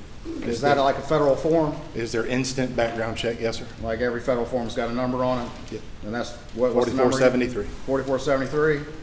Is that the one where you have to check the form saying I'm not a drug user and I'm not a part of a terrorist organization and all Yes, that sir. stuff? All right, but you have to ensure that those are filled out with people that you Yes, sir. sell firearms to, is that correct? Yes, sir. What type of firearms are you selling? I mean, are you manufacturing from scratch, or how do you do that? Early on, I did. Wasn't lucrative enough, so I was just buying and selling. Right. So I would buy a gun, configure it, or buy parts, configure it as an individual wanted, and provide it to them. Okay. And so where would you buy parts from? What's a big source of parts? I've had numerous, but primarily Palmetto State Armory for AR-15 parts, but I've used 20 or 30 other vendors throughout the course of me having the license. When people think about an AR-15 style weapon, can that just fire like one caliber of bullet, or can multiple calibers of bullets be configured with an AR-15 style weapon? As long as they're compatible with the magazine system and the bolt carrier, many different calibers can be configured. Like what? What's the most common AR-15 calibers? 223, 5.56, which are more or less interchangeable. 300 Blackout, 6.5 Grendel. Okay. All right. And the most common one you said was 223 and 5.56? Yes, sir. All right. And then 300 Blackout is one you mentioned. Yes, sir. All right. Let me ask you this. Are you at all related to the defendant, Alex Murdaugh? I am. All right. And what's the relation? Our grandmothers were sisters. We're grown up with the Murdaughs as cousins. All right. So you've known him your entire life for a Yes, long sir. time? Okay. At any point in time, did the defendant, Alex Murdaugh, approach you about perhaps assembling or making some firearms for him? He did. All right. And do you remember roughly when that was? Would have been around Christmas of 16. Okay. And what was your conversation with the defendant over there about what he wanted you to put together? He was looking for a couple of guns for the boys to hunt pigs with. Okay. And did y'all have a discussion about what type of gun, what caliber, and that sort of thing? We did. I kind of steered him towards the 300 Blackout just because of its effectiveness on hogs versus a 223 or 5.56. All right. And just very quickly, between a Blackout and a 223 or 5.56, why did you suggest a Blackout as a more effective round than those? Larger caliber, larger diameter bullet, a little more knockdown power for pigs. A 223 at that time, there weren't many larger or heavier grain bullets that were effective. All right. So you suggested the Blackout? Did he agree to that? He did. And again, he wanted these for the boys to hunt pigs. That's right. Or hogs. All right. Was there a particular holiday coming up that he wanted them for? Would have been Christmas of that 16 Christmas. 2016? Okay. Did you ultimately assemble some firearms for him? I did. All right. And describe those firearms for us, how they were configured, what was on them. Give us some detail about them, please. Initial conversation, and part of why the 300 Blackout was chosen was its ability to shoot subsonic ammo, and we had talked about possibly some suppressors for the same guns. Let me slow you down real quick. Tell the jury what a suppressor is. A silencer or a sound suppression device for a firearm. So a subsonic round, you have to have a subsonic round for the suppressor to work. Is that correct? It makes it most efficient. Okay. All right. Keep going if you would, please. That was kind of where I steered that way, but it was a pair of Palmetto State Armory lowers that I built some 300 Blackout uppers for, and one was configured in all black as he requested, and the other was Cerakoted, which is a paint finish, a ceramic paint finish, in a tan. Okay. And when you say Cerakote, is that a service or that you're providing? It does. It is, yes. All right, and just very quickly, tell the jury what you mean by that. What is Cerakoting? It's a refinishing. It's a paint job on a firearm. A lot of items can be Cerakoted, plastic, wood, whatever, but you blast the finish, original finish, degrease it, put a 2-part finish on, and bake it on. It's a coloring. So the black one you don't have to treat. So I'm sorry? The black one you didn't have to treat. Correct. But the tan one you had to Cerakote. Yes, sir. Did the defendant request any sort of optics or scope on these guns? Did. We put a pair of ATN thermal scopes on the rifles. And what specifically, why are the thermal scopes good for hunting hogs, or why were they put on there? Hog hunting in South Carolina is legal to hunt at night with the proper permitting, and it allows you to night hunt the pigs.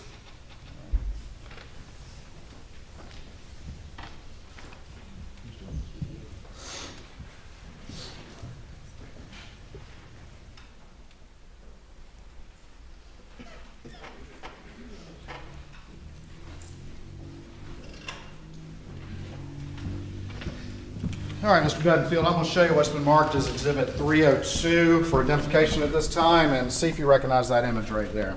I do. All right, and tell me what that is. Those are the two 300 Blackout rifles I sold Alex. All right, those are the exact two in Christmas, is that correct? Yes. Christmas of Those 2016? would be the original two, yes, sir. Okay, and, all right, let me, Your Honor, this time I would move Stakes 302 into evidence, please. No objection. Admit it. Let me put this on the Elmo real quick.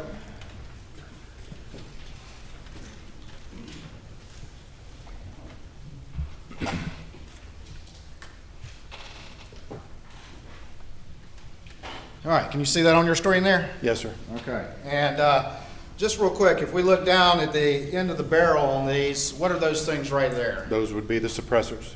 All right, and tell me about this image. How do you recognize this image? What was going on when this image was taken? That was the day I took the guns to Alex.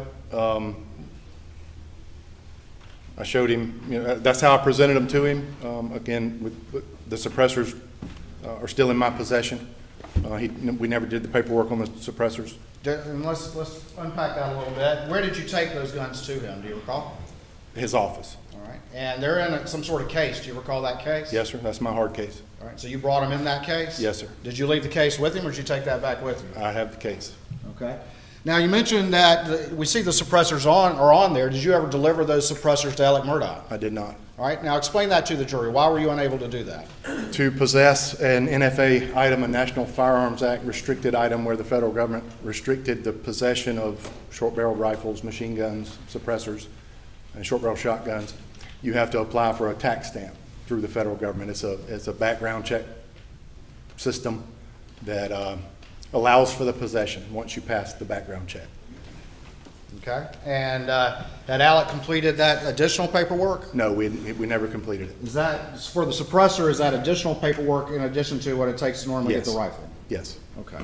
What was y'all's discussion, if any, about that paperwork and completing it and all the rest of it? We had some random discussions. I'd egg him from time to time, hey man, let's get the paperwork going, and he was going to put them in a trust, which is an entity which would own the items. And we never got it all put together. Because of the special legality about suppressors, is it common for people to set up a trust, a legal trust that actually owns those suppressors? Yes, it is. And that was the paperwork that needed to be completed? That and the application side of it, but that was the biggest portion. He was like, I'm gonna get back to you, I'll do it, and just never did. Did he pay for those suppressors? He did. All right, he just never received them? Correct. Where are those suppressors to this day? They're in my inventory at my business.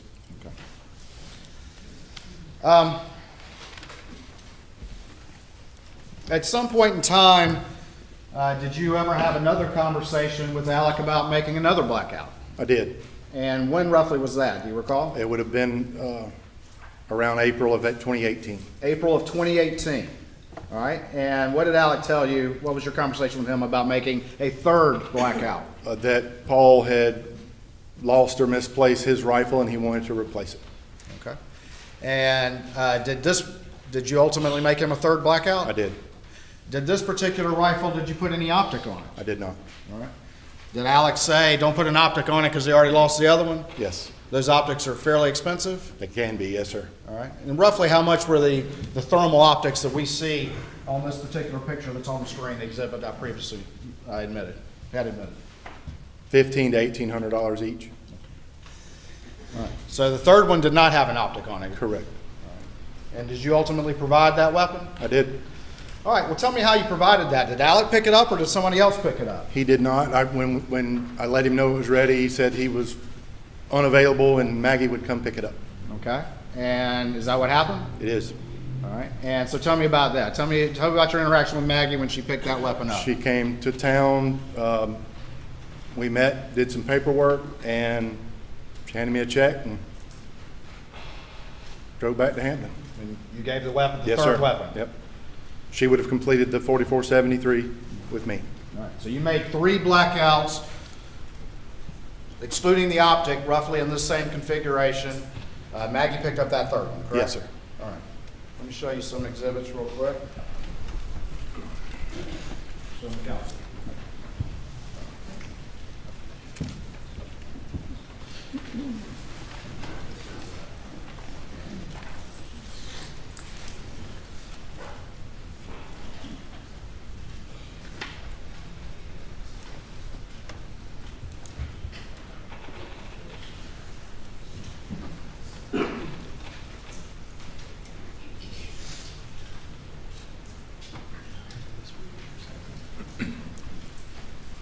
All right, let me show you what's been marked, previously marked for identification as States 247, and I'm going to have you flip through those and just first tell me generally if you recognize the documents in States 247. I do. All right, tell me what those are. The first would be the original check from Alex for the first 2 firearms, cancel check to me. Second would have been the third from Maggie, cancel check to me. The third and fourth page would be the firearm log. We'll talk more about that in a minute, but that's part of your firearm log, is that correct? Yes, sir. All right, and then I'm going to show you what's been marked as, hold on, I'm going to staple this.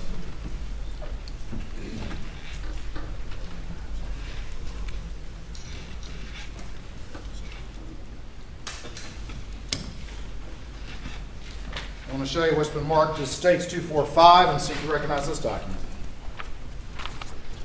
I do. All right, tell me what that is. It is the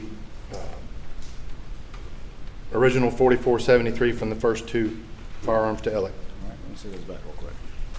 Your Honor, this time we would move States 245 and 247 into evidence. Admitted.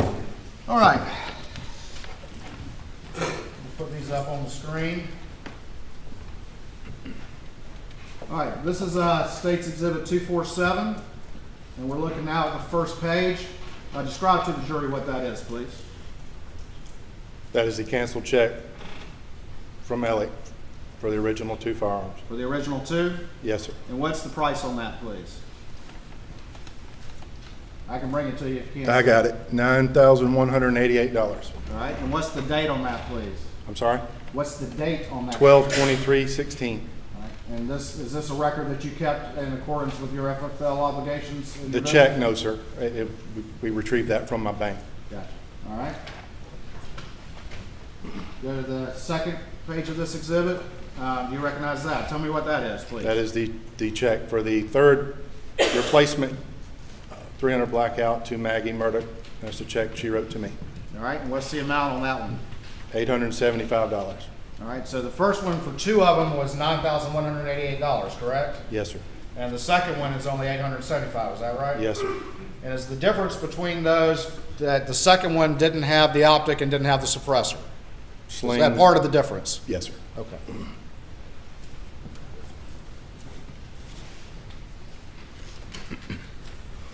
All right, before we get to the rest of that exhibit, let me go to 245, and I'm gonna show you this. This is what now?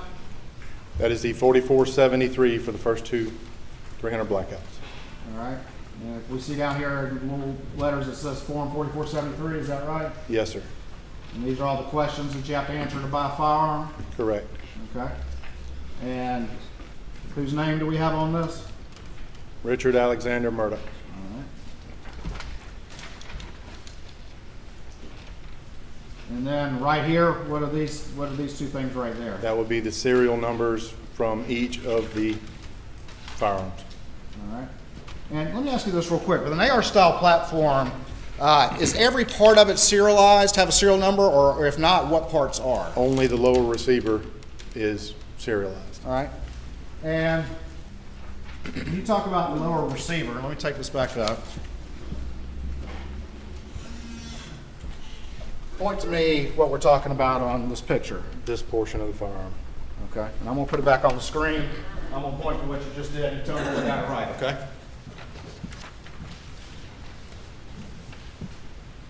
All right, so this portion right here is the lower receiver? Yes, sir. And that's the serialized portion, correct? Correct. All right. And finally down here, what do we have right there? The date. All right, what's the date on that? January 10th, 2017.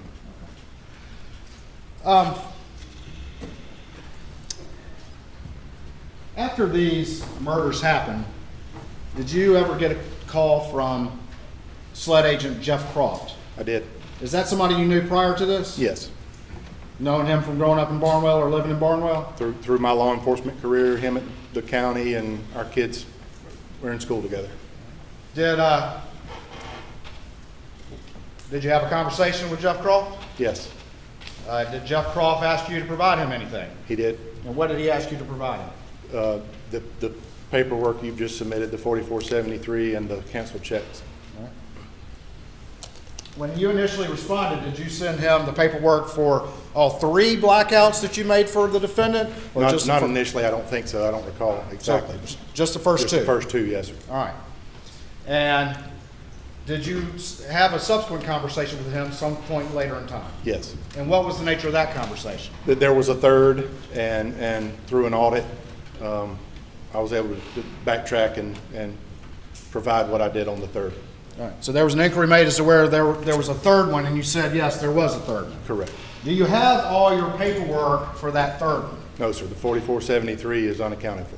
All right. So you went back looking and you couldn't find it? Correct. All right. Did you make any efforts, though, to determine which one that gun must have been? Well, based on the canceled check, the date of it, and the only missing exit from my log, it would have been 111, I believe. Is that? All right. I'm going to take you back, Exhibit 247, and have you look at the last 2 pages of that exhibit and explain to me what you're talking about. So each firearm that comes in is numbered and described is a receipt and disposition form. Mm-hmm. And what was different about 111? It was blank. Okay. So did you do some process of elimination here? I did. You looked at the date of that check in April of 2018 for the third blackout? Correct, yes, sir. And looked in your log, and this was the one that didn't have any other information in it? Only one of many years that it could have even been. All right. I'm going to put this up on the screen.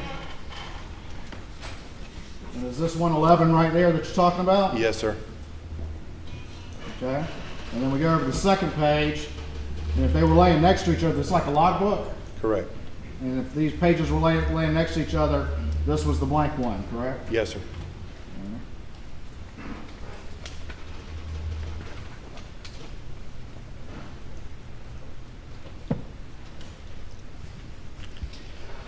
After you received that second communication with Jeff Croft, did you provide him that log paperwork that we just looked at? Yes, sir. Have you amended your federal firearms license forms to reflect that now? Yes, yes. It was just a missing form. I reflected it that it was sold to Maggie Murdaugh on 4/14/2018. All right. How many Blackouts, AR-style rifles, did you make for Alex Murdaugh? 3, And when was that last one made? 2018. April? April of 2018. Hold on for me 1 second.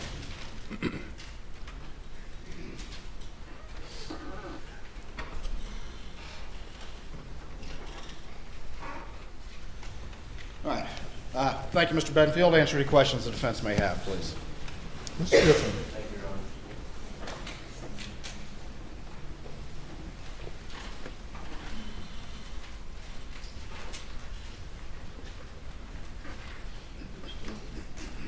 Good afternoon, Mr. Bedingfield. My name's Jim Griffin. I represent Alex Murdaugh. Can I have Elmo back? Did I lose Elmo? No, I just need Elmo activated. Did they turn Elmo on? Still on. Elmo's still on. Thank you. It is. Mr. Bedingfield, these were the 2 300 Blackouts that were sold to Alec for Christmas in 2016, is that correct? Yes, sir. And one was black and one was tan, right? Correct. And and do you know which gun went to which son? I don't recall. All right, and then you built a replacement 300 Blackout sometime, I believe you said in 2018, is that right? Yes, sir. And was that a tan one or a black one that It would have been black. excuse me? It was black. So The second one was, the third one, I'm sorry, was black. The third one was black. Yes, sir. So if the tan one was lost in this, then Mr. Murdaugh would have had, or his boys would have had 2 black 300 Blackouts Yes, sir, I assume so. after 2018. Okay. Now, the original price was $9,188 for the 2 firearms that Buster and Paul got for Christmas in 2016, correct? Yes, sir. And that included the cost of the basic weapon, the AR, modified AR to 300 Blackout, correct? Yes, sir. And then it included the cost of the thermal night scope. Yes, sir. And you said that's about $1,500 each? I'm guessing at that, but yes, sir. Okay. And then so that's like $3,000, but for 2 ballparking, right? And then the suppressors, how much are the suppressors? They typically, I don't remember on those, but they around $1,000 a piece. So that's another $2,000. So, but Mr. Murdaugh never took possession of the suppressors because it required some trust or some More paperwork. more paperwork. Okay. And but now the replacement that was purchased in 2018 was only $875. Did you build the replacement? Yes, sir. Did the price go down in 2018? Well, the lack of accessories and the Cerakoting was included in that as well. Slings on this rifle, on the ones we're looking at here, were included in the first one. So the stripped down model of was the replacement 2018 just stripped down model as basic as you could buy? Pretty much, yes, sir. Similar configuration. As far as I remember, it was a free-floated 16-inch 300 Blackout. And you assembled the ones in 2016 and the one in 2018, is that right? Yes, sir.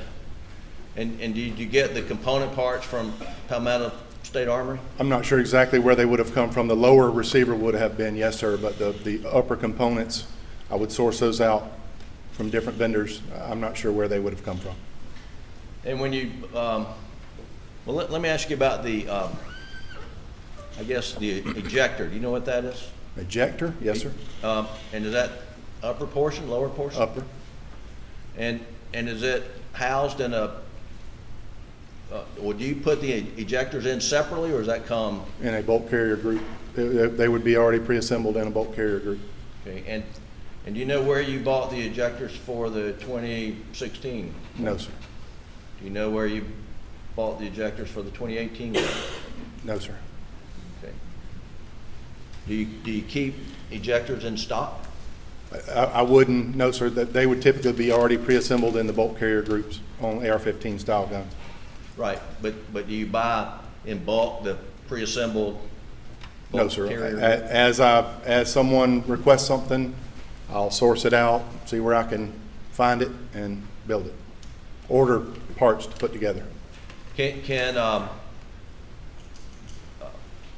Are 300 Blackouts sold without having to have someone like yourself build it? Yes. Okay, and who carries 300 Blackout if I wanted to leave here, go buy one this afternoon? The most common in the state of South Carolina is Palmetto State Armory. So they assemble That's them where themselves? I was a dealer for them, and I was buying parts for them on a lot of builds as well. And how long have you been selling or building 300 Blackouts? So I've been in the business since 2016, so there's a lot of other guns I've built as well. And this list that you had, I'm not going to go through it, but it is Exhibit 247. I'll just put it up on Elmo right quick so I don't mess it up. Thanks. And we don't need to publish anybody's name there, but are all those 300 Blackouts or just various? Various. 45 caliber 9mm multi for the lower, 410 shotguns, 243 rifles. Okay, take that out. And you said these are used, and that you recommended that these 300 Blackouts be used for hog hunting? Yes, sir. And is that, I mean, in this part of the state, are wild hogs kind of a nuisance to game management, property management? A severe nuisance, yes, sir. And explain that, please, sir. They do a tremendous amount of damage to property and crops in this part of the state. How so? They root, as pigs do, they root up crops and woodlands and yards. They're very destructive. And is that a common problem throughout the Low Country? Yes, sir. And have you recommended to a number of customers to 300 Blackout to root out the nuisance hogs? I have. Do you have any estimate how many 300 Blackouts you've sold over the last 4 or 5 years? No, sir, I wouldn't. I've a little over 600 firearm transfers. I wouldn't know. Think it's more than 100? I don't know. It's a lot, but I don't know how many. All right. Okay. You mentioned that you and Alex Murdaugh are related, is that right? Yes, sir. How are you related? Our grandmothers were sisters. Okay, and does that make, and your... I'll call us second cousins. We're cousins. Your fathers were first cousins, right? Correct. Okay. And over the years, you spend time with Alec and the boys? I have. Not a lot with Alec, mostly with John Marvin. And have you been camping with Alec and the boys at, I think that Dad used to host a big camp every year? I have. And you been fishing with them? Not much. Been hunting with them? No, sir, not Alec. Okay. I have with John. Right. You've known Alec for quite some time? My entire life. Are you, a gift of some $8,000 is a pretty nice gift for 2 boys, right? Yes, sir. Do you ever observe Alec around his sons? What kind of relationship they have? I have. And how would you describe their relationship? It was always good. When he called me, he was excited about getting these for his boys. And it was a big Christmas for them, I Yes, take sir. it. Okay. All right. 1 second, Your Honor.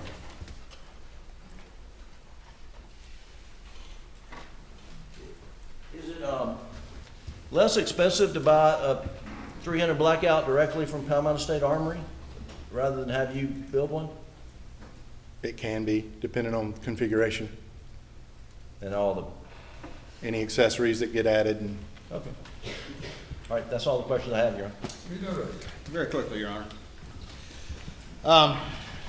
You mentioned that one of the services that you provide is the Cerakoting on the tin one, is that correct? Yes, sir. And that's kind of a painting process, painting and then bake it, is that correct? Yes, sir.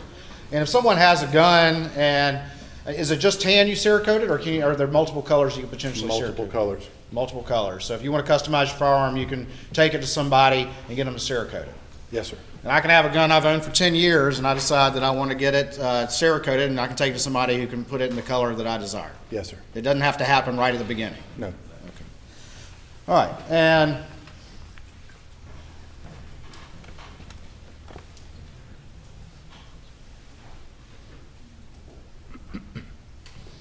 looking at right here on page, the third page of State's Exhibit 247, we have right here multiple calibers of gauge. Is that correct? We have caliber of gauge listed. Is that correct? Yes, sir. And we have a number of different ones right here. That's 45. Yes, sir. Is that 45 ACP? Colt 9, yes, sir. All right. 9, is that 9 millimeter? Yes, sir. All right. And then we have, what does that say right there? Multi, yes, sir. And what does that mean? The lower receivers are stamped multi-caliber when they're sold as bare receivers. The 410, that's a shotgun round? Yes, sir. All right. 243, that would be? A 243 center fire rifle. All right. 223 right there? Yes, sir. And the 9 millimeter right there? Yes, sir. All right. So you're in the business of assembling multiple different calibers, is that correct? Well, yes, but most of what is on this page are entire firearms that were shipped to me. Gotcha. All right.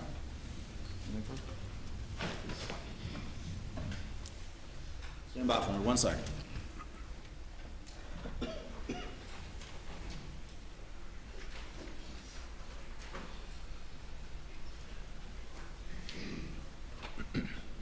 All right, nothing further, Your Honor. Thank you. Anything further? Thanks, sir. Call your next witness. State calls Lieutenant Britt Dove for SLED.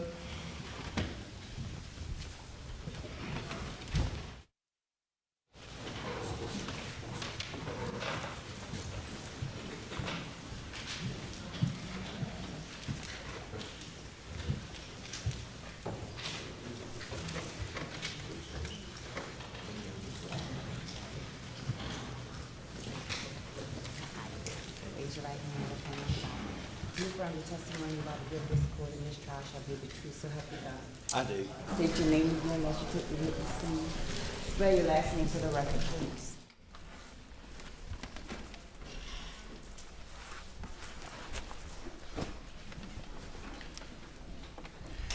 Britt Dove, D-O-V-E.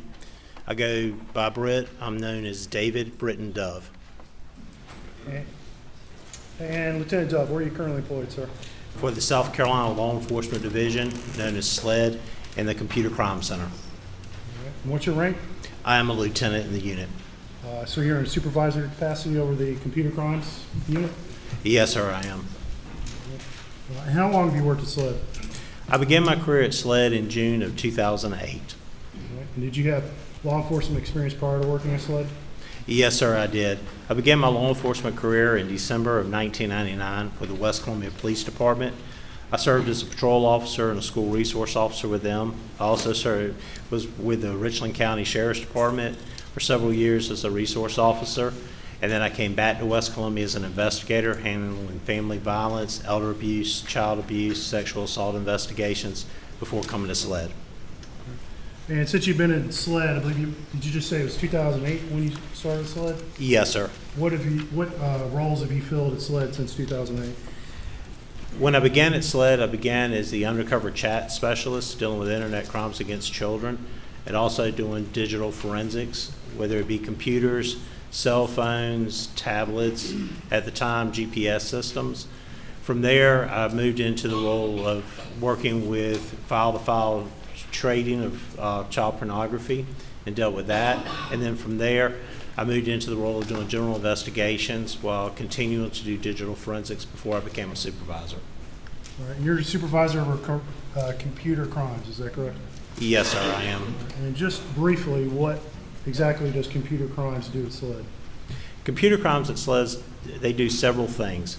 One, when local agencies submit digital evidence to us, whether it be a laptop, a tower, tablet, DVR, cell phone, servers, we will go and try to extract the information to look for anything that's relevant to the investigation. We also do handle some investigations.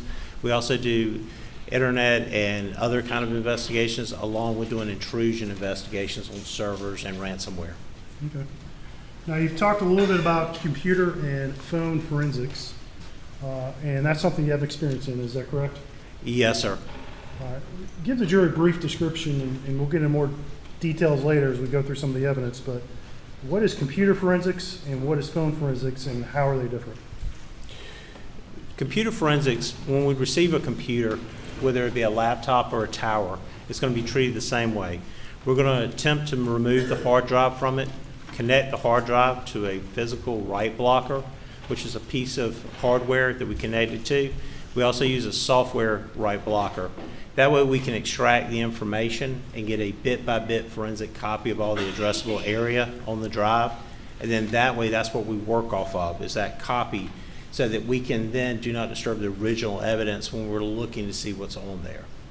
Cell phone forensics are a little bit different. You can't remove necessarily, especially with the newer ones, you can't go and remove a hard drive from the cell phone.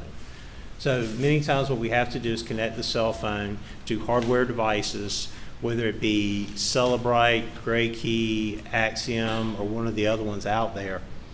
Once we connect it, then we will extract the information from that and then work off that information that's extracted from that in order to do the examinations.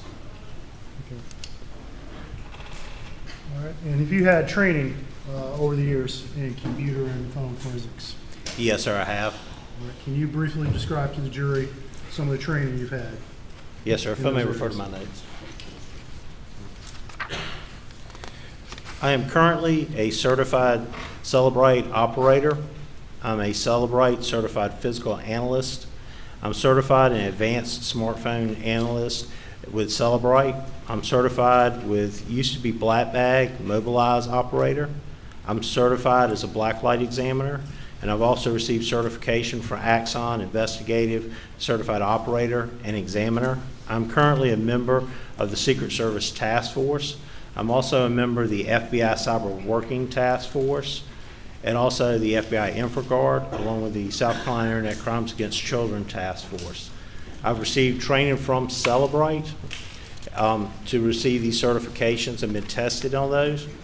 I've also received training with the National White Collar Crime Center for basic data recovery and acquisition, identifying and seizing electronic evidence, encryption, metadata and EXIF tags, electronic law enforcement seminars, basic computer skills for law enforcement, network intrusion response program, introduction to cell phone investigations, virtual currency, blockchain tracing and cryptocurrency anti-money laundering, and the future of preserving digital evidence.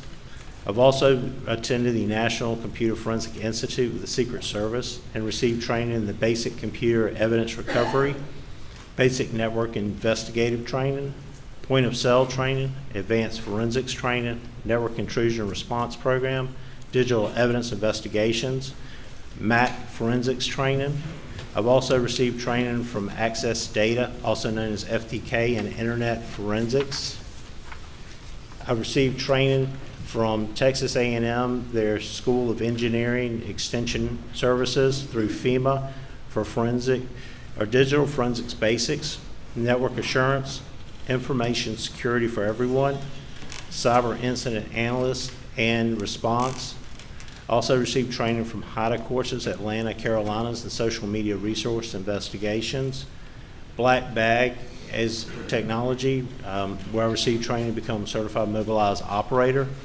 Also with basic technology for autopsy 8-hour online training, which is a forensic tool to use for computers. Intro to DFIR, the divide and conquer process. I've attended magnet forensics virtual summits for pattern of life analysis, timeline user generated activities. Virtual summit, taking a bite out of a Chromebook analyst. Virtual summit, taking the first steps into Windows and memory forensics. Virtual summit, the evolution of ransomware, attack, investigation, response, and prevention services. That's just to name a few. I have several more pages of them if you'd like me to read them. I think that should be sufficient for now, anyway. All right. Have you been qualified as an expert in court before? Yes, sir, I have. In what areas? I've been qualified as a computer forensic expert and also as a cell phone forensic expert. All right. Approximately how many times have you been qualified in court? 6 times total. All right. Your Honor, at this time, the state would seek to introduce Lieutenant Dove as an expert in cell phone forensics. As a defense. No objection. He is so qualified as an expert in the field of cell phone forensics. You may proceed. Thank you. All right, Lieutenant Dove, a few minutes ago you briefly kind of discussed the process of extracting data from cell phones. Is that correct? Yes, sir, I did. All right, let's get into a little more detail of that process. First of all, when you receive a cell phone in a locked state, are you able to access the files on that phone? No, sir. We're not able to access all the files on there. Why is that? Because with modern cell phones, when they are in a locked state, the files are encrypted on there. They usually use 256-bit encryption, and they're based with the Apple phone, for instance, they're based at a file level encryption so that you are not able to pull the file out and look at it until you decrypt it or unlock the file. All right. And once the phone is unlocked, you're then able to access the data, correct? Yes, sir, we are. What is a phone extraction, first of all, and then what's a phone extraction?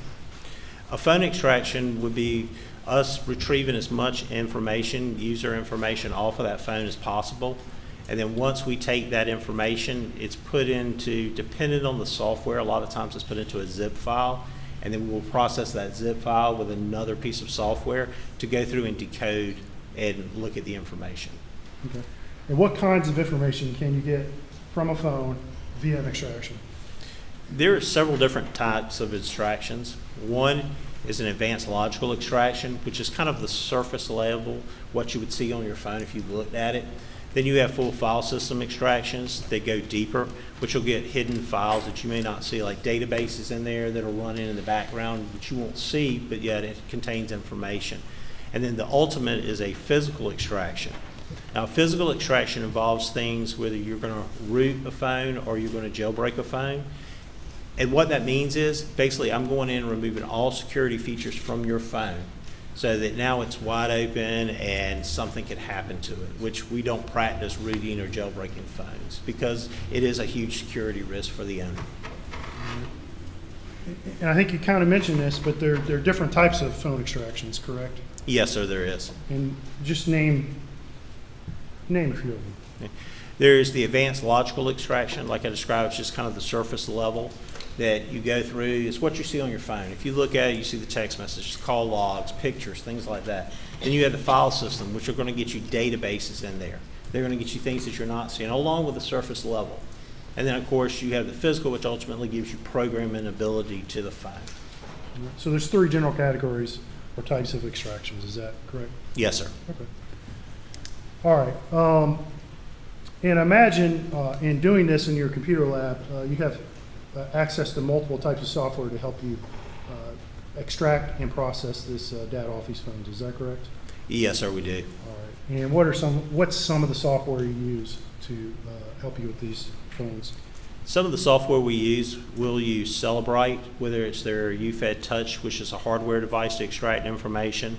They have a 4PC version, which is, it sits on your laptop or your computer. We'll use that to extract. There's also Axon by Magnet Forensics that we'll use to extract stuff too. And then Celebrite also offers several other things. The one we'll use a lot is Gray Key, which we use to extract information from iOS devices or from Android devices. Okay. And how do you decide what software to use on what device? It really depends on what we're looking for and the state of the device when we receive it. If we receive a phone that we have a passcode to they're just looking for call logs and pictures, the investigator, sometimes we'll just use Celebrite for PC or Physical Analyzer, and we'll just do advanced logical extraction for them. Most of the time, though, we always try to get a full file system because there's additional stuff we can see and look at besides just that surface level stuff. So if it's an iOS and Android, sometimes we'll use Gray Key. If it's one of the other ones, sometimes we'll reach out to the Secret Service if we're not able to and use Celebrite Premium. And we'll talk in more detail about each phone later, but in terms of your testimony today, we're going to focus on 3 different phones, and that's Maggie's, Alex's, and Paul's. And you've been able to process all those phones in your lab, is that correct? Yes, sir, I was. Just for Maggie's phone, what types of software did you use to process her phone? For Maggie's phone, I used several different softwares. I did the extraction with Gray Key in order to get the full file system, like I described. That way it gets more of the databases, more of the surface level stuff. From that, I used Celebrite Physical Analyzer to go in and do the decoding and to analyze and look at the phone and the information on there. I also used Axon by Magnet Forensics. I used their tool to help validate what I was seeing with the Celebrite stuff. And why do you use the 3 different types of software in this? Why did you use 3 different types of software on Maggie's phone? Gray Key is primarily just an extraction device. Okay. It's a piece of hardware like a box that you would connect to, and it helps to extract the information. It doesn't do any of the decoding or any of the analyzing of it. I use Celebrite Physical Analyzer to go through to decode and do the analyzing. What I was finding on that, I want to validate that what I was seeing was being decoded properly and was right, so I ran through a separate piece of software so that I could see, and if it's getting the same information, then I know that both are decoding properly. So, for example, if you find a particular text or photo that has a certain timestamp on using Celebrite, you want to check on Axiom to see if it has the same timestamp. Is that something you'd look for? Yes, sir, correct. And what would that tell you if you saw they had the same timestamp? If it told me it had the same thing, they would have validated each other, that both were working properly and decoding the information properly.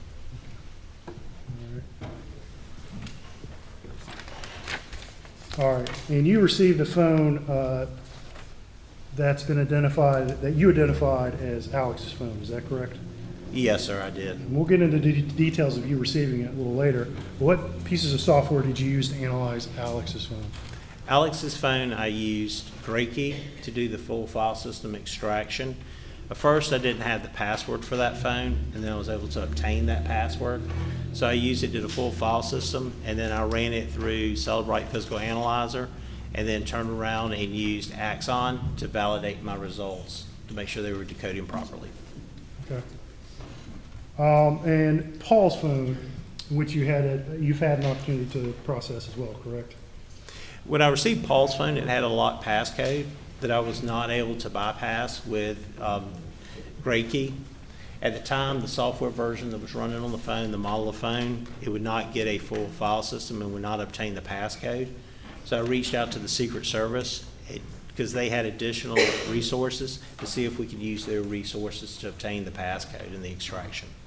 And ultimately that was successful, correct? Yes, sir, it was. And that was John Van Ouden with the Secret Service? Yes, sir. That was my point of contact. That's who I took the phone to and signed over to. And then I received the phone back along with a hard drive containing the extraction he had performed. All right. And circling back to Maggie and Alex's phone, you provided passcodes for those two phones, is that correct? Originally, I was provided a passcode for Maggie's phone. For Alex's phone, I received two phones at the same time on that case, or within a day or two apart.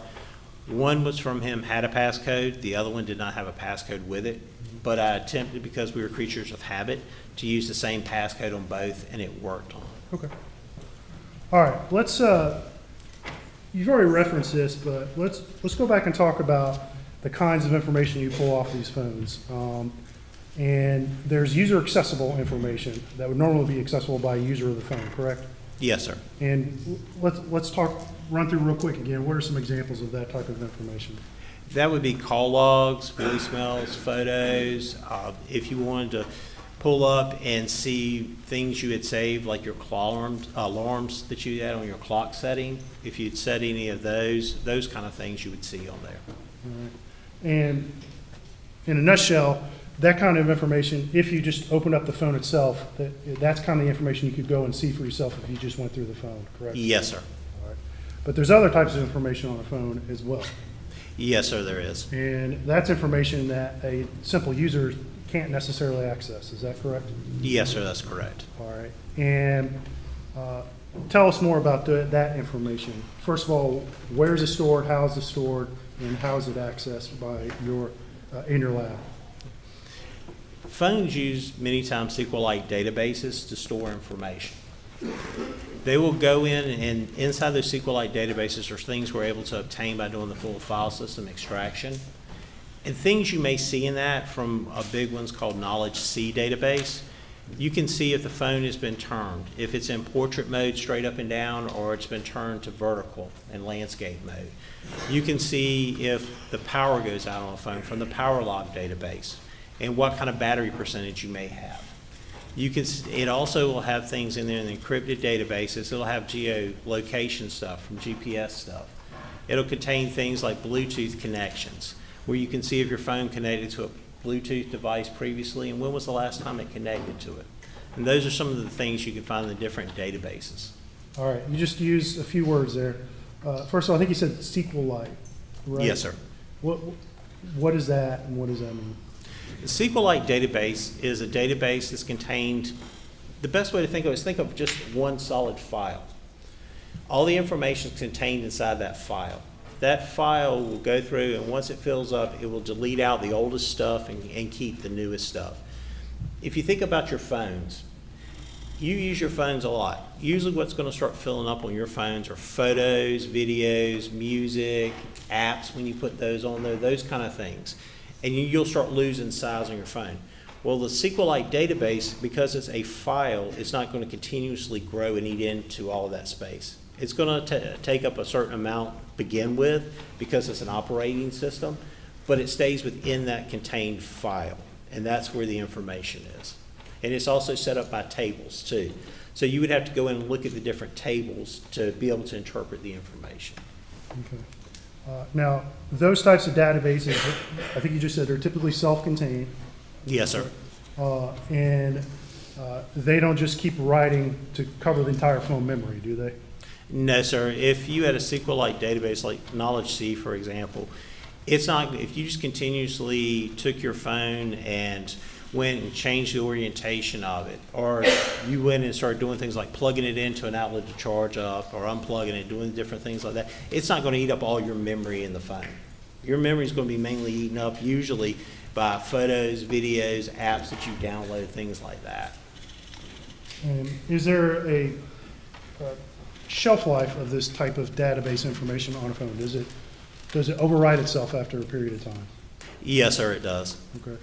And just generally speaking, how often is that type of database stored on a phone? How long is it stored, I should say? It depends. Depends on how much you're using that database. Some databases will do, it may overwrite information if you're using a lot within 2 days. If it's a location, like an encrypted cache database, it may hold it for 45 days. It's just going to depend how much, because it's self-contained, it needs that room. So it's always the newest in, the oldest out on that database, and it goes through constantly doing that. So it really depends on how much you're using that database, whether you may see something that's 45 days old in there, or you may see something that's 2 days old or 2 weeks old. All right. And you mentioned a knowledge C database. Is that a type of SQLite database? Yes, sir, it is. And what are some of the things you would expect to find in a knowledge C database? Many times in the knowledge C database, you'll see different things where you may see orientation changes. You may see if somebody pushes a button on their phone, like a power button, or it used to be a home button in the older model of iPhones. You could see different things like that.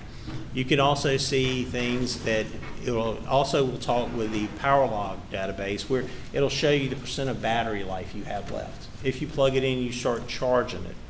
It'll go through and look at all those kind of different things to see, or just a few of the things it'll look at. Okay. All right, and you mentioned location storage, and that's a type of knowledge C database, correct? Yes, sir. All right, so it's not unlimited storage for location points on a phone, correct? Well, let me correct that. Actually, Knowledge C, you have a separate databases that do location. Okay. You have the cache database, you have the cache encrypted database, or just to name a few that will save location information. All right. And so phones, depending on how the user has their settings, will store location data, correct? Yes, sir. A user can make a selection on their phones whether they want to always give out their location only while using an app or never. It's a setting that a user gets to choose if they want, or it sets by default. Sorry. And what are the different types of location data that a phone can store?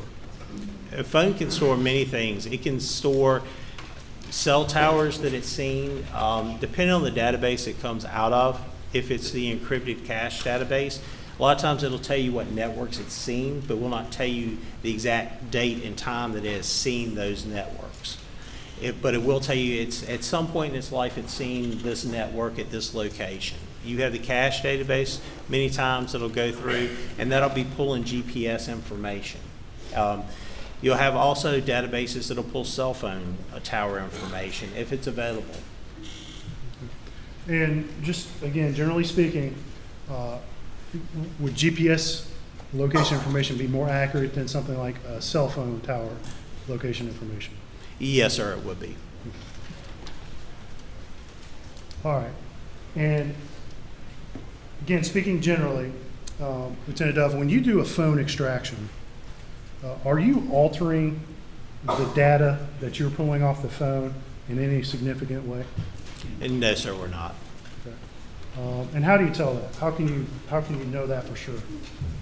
For example, if we use a phone and you use Gray Key to do the extraction on it, it'll produce a report, and in the report it'll tell us if it was successfully pulling it. It also will give us an MD5 hash value at the end, which is a mathematical algorithm that goes through and computes a very long number with letters and numbers. We can then take the extraction and run our own hash against it for an MD5 and compare it with another tool to make sure those two numbers match, and that means that no data has been altered. Okay. And have you performed these MD5 comparisons for the three phones we're going to talk about today? Yes, sir. And you're confident in telling this jury that nothing you did significantly any of the data that you're going to tell them about today? Correct. All right. Let me ask you real quick, what is a Faraday bag? A Faraday bag is a bag that's used to put items in that can receive cell phone, Bluetooth connections, Wi-Fi connections, GPS things. It helps to block those items from being received on the device. Okay. And are there other ways to block a cell phone from receiving those types of signals? Yes, sir. And what are some of those ways? You can also place the phone in airplane mode. In airplane mode, when you set your phone to that, you will not be able to receive any Wi-Fi connectivity or cell phone connectivity from the cell towers. You can also remove the SIM card. It's another way of ensuring that you're not receiving those things. The difference in airplane mode versus a Faraday bag is the phone will still be able to receive GPS coordinates. Okay. All right. And what danger are we concerned about when we talk about putting a phone in a Faraday bag or in airplane mode? That somebody could wipe the phone remotely. Okay. And specifically, when you say somebody, who? Anybody that would have, take an iPhone for instance, If somebody knows a user's iCloud name and password, they could get on, say the iPhone's lost or stolen, and it will wipe that phone.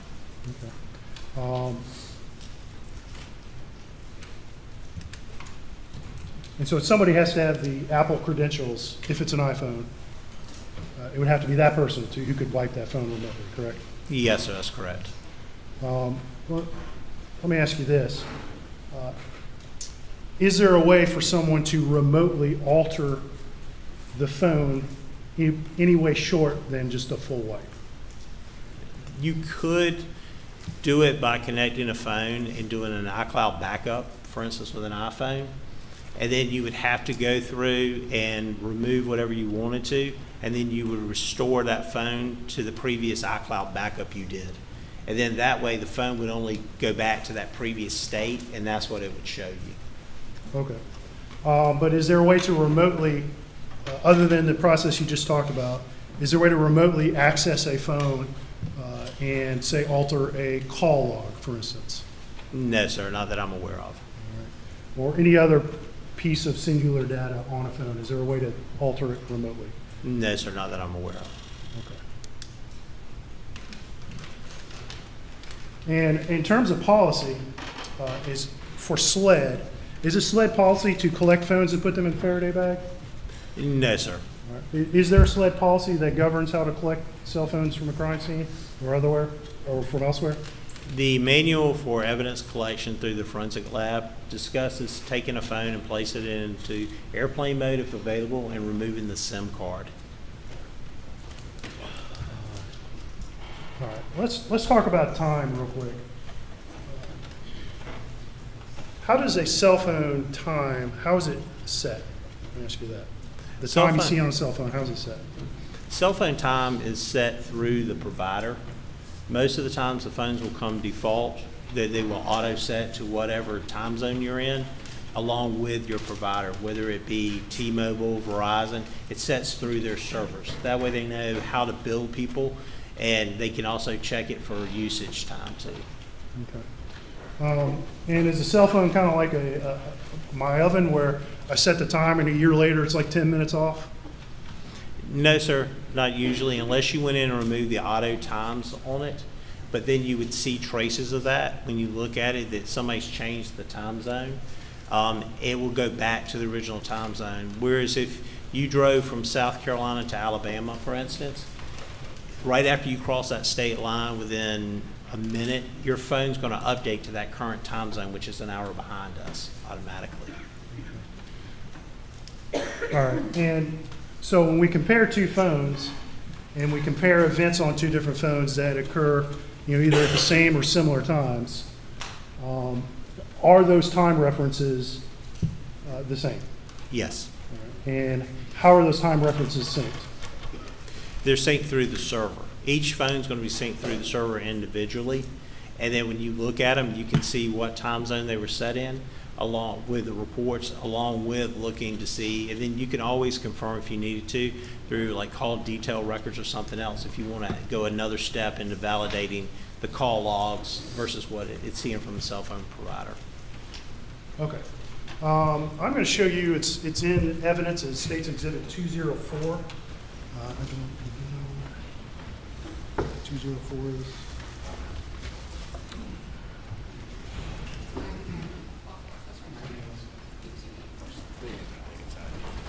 It's not ID only. It was introduced yesterday.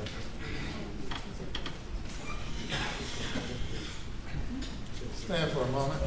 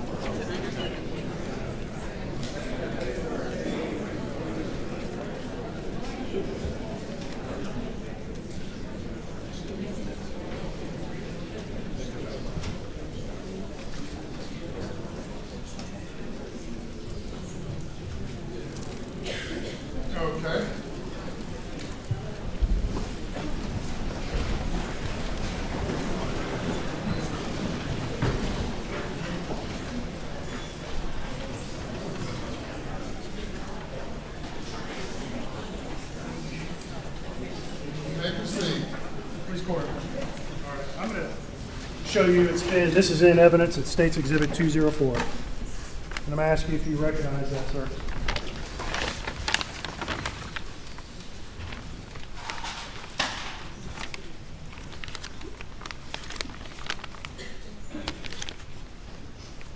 Yes, sir, I do. All right. And what is that item? This is an iPhone that we received in case 7021-0204. It was item 1 that, when after being processed, belonged to Maggie Murdaugh. Okay. And you received that phone. Do you recall when you received that phone? I would have to check my notes on the actual date. It was in June, I believe it was June of 2021. I received the phone from our evidence intake at SLED. Okay. And what did you do when you first received the phone and you went to examine it? When I received the phone, I returned to our unit where our evidence vault is held. I logged the item in to evidence. One of the processes we have when we log items in is we take photos of the item as it comes in. If it's got a cracked screen to it, we'll photograph that. If it doesn't have it, we'll photograph that. Once the item then is photographed, we'll go through, we'll process the phone as far as for evidence, where we'll go in, we'll look at the phone, we'll pull the SIM card out if it hadn't been pulled out, we'll check the IMEI number, we'll log it into our system, we'll place stickers on the phone and on the bag itself. Once that's done, then we'll take it to our evidence vault and sign it into a shelf in our evidence vault. Okay. I'm going to show you what's been marked as State's Exhibit 277. Do you recognize that, sir? Yes, sir. This is a photo I took when I examined this item. All right. And that item being? Item 1, the iPhone belonging to Maggie Murdaugh. And at this time, State will move to introduce Exhibit 277 to evidence. No objection. Admitted. And I'm going to show this. Are we up on the elbow? We are.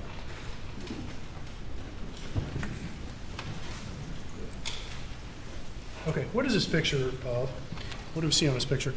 This is a picture of her settings on her iPhone. I opened the settings. I went in and pulled up. It shows the name of Maggie Murdaugh has been entered as a name for the phone. It also shows that the phone has been placed in airplane mode, that the Wi-Fi connection is off, Bluetooth connection is on, cell connection is placed in airplane mode. Okay.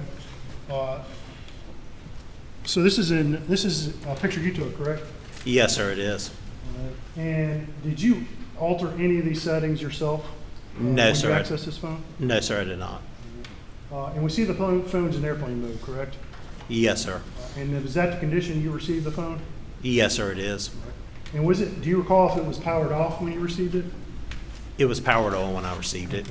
But it was in airplane mode, correct? Yes, sir.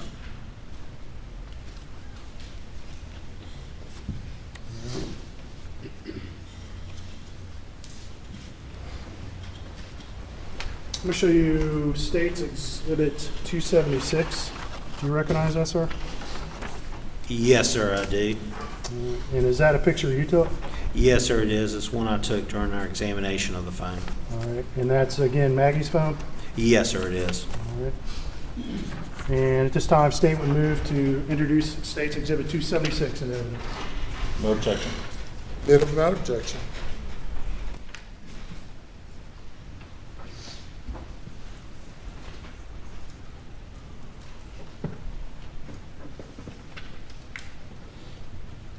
All right.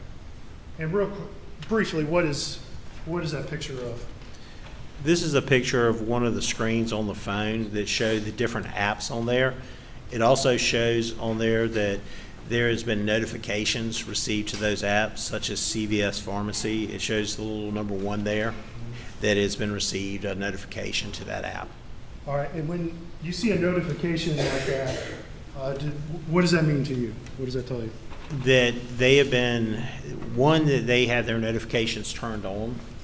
Because if you go through and set your apps not to notify you, then you won't receive them or see them. that a notification's been turned on for that CVS app, for instance, and that she has received a notification on there.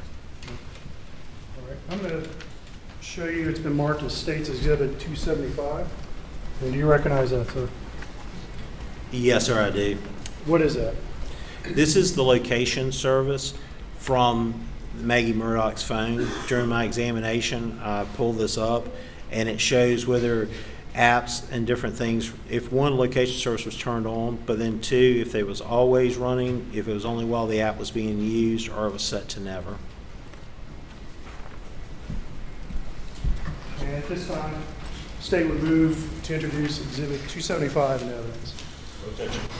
Heard it without objection.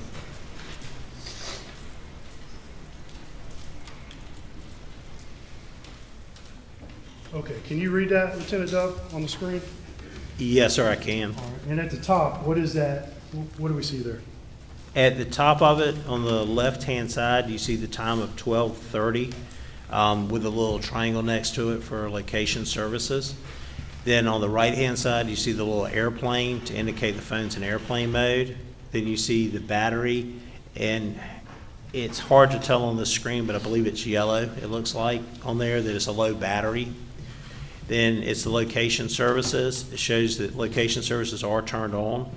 Then it goes down through several different apps, not all of them, but then shows like AccuWeather is set to never record locations. You got Amazon, Alexa, that's always, the App Store only while using the app, the Apple Store while using the app, Apple Watch faces while using, Apple Watch workout while using, and BCBS toolkit while using. Okay. So these are user settings that presumably the owner of the phone would have set, correct? Yes, sir. Majority of the time when you add a new app to your phone, it asks you, do you want to allow location services? Do you want to allow it all the times, only while using the app, or never? You can also go into your own settings and change those location services. Okay. And for most of these apps we see on here, it seems to say that location services only be used while using. What does while using mean? It indicates when you pull the app up and the app is in use, that's when it's recording the location that you're at. Whether it's running in the background or you pull it up and then close it completely out. So if no one is actively using a particular app, the phone's not going to record location data, correct? Correct, for that app, yes, sir. For those settings where it says while using, correct? Yes, sir. All right, I'm going to approach and show you Exhibit 278. You recognize that, sir? Yes, sir, I do. And what is that? This is a picture of Maggie Murdaugh's phone I took while I was doing the examination of it, and it shows the recent call log. Okay. So at this time, I would move to introduce State Exhibit 278. Submit it.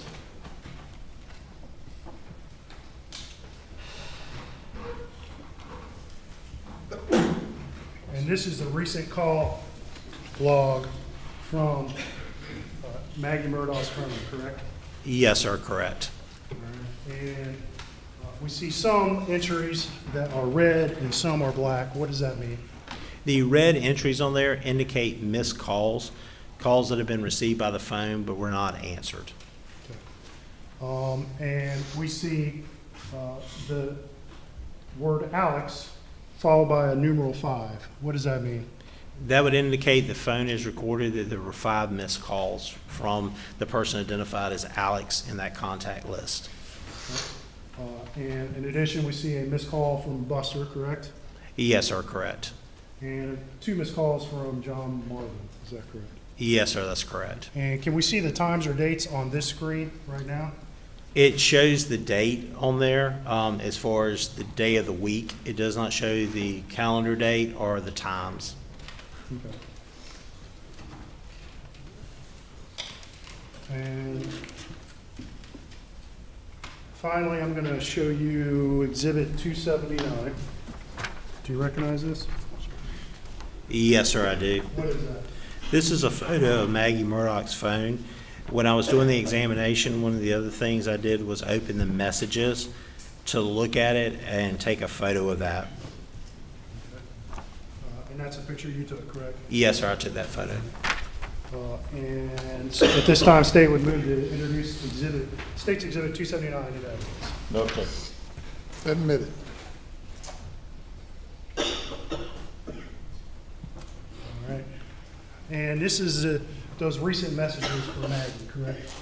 Yes, sir, it is. All right. And what types of messages would show up in this inbox?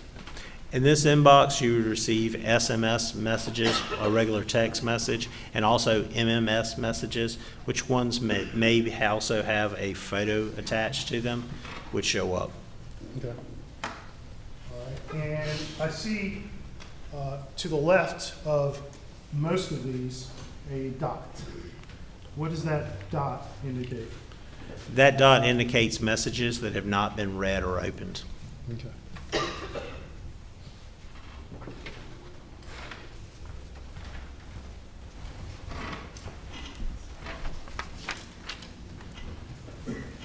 Okay.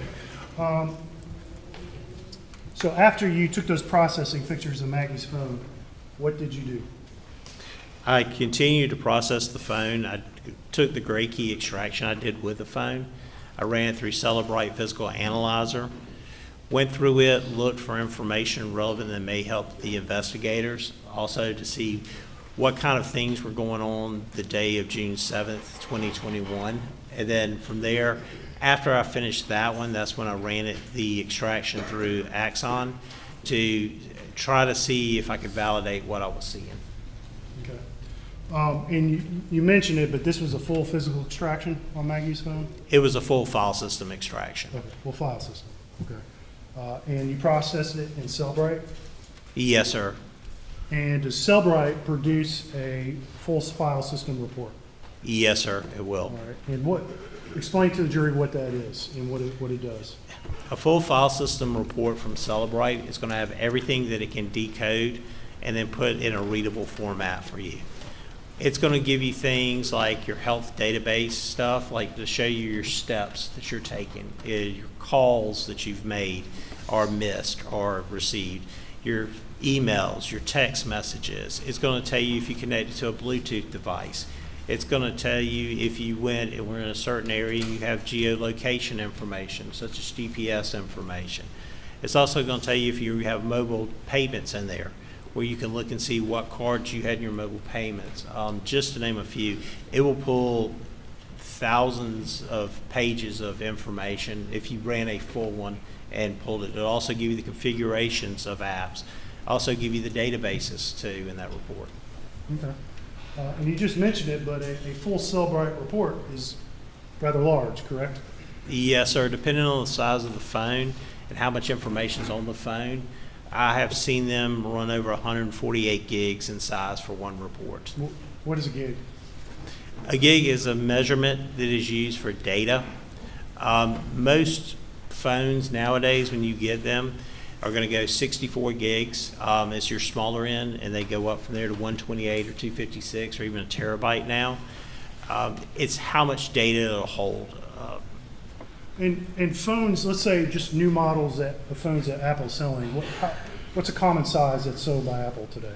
Most of the time, people will acquire a 126 or 128 gig size. Then the next size up is the 256. This full-size Cellbrite report that you produced for Maggie's phone, do you recall how large it is? No, sir, not the full file system. I don't. All right, but it's large, correct? Yes, sir. It's, if I remember correctly, it's probably about 68 gigs in total size.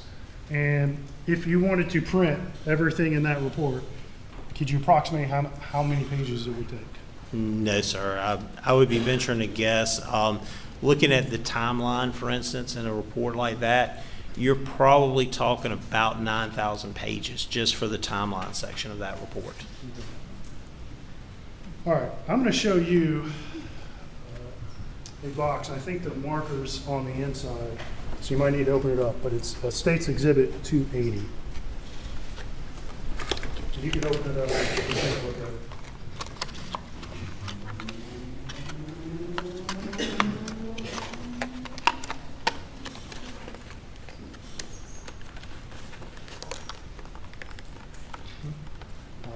And what is the contents of that box, sir?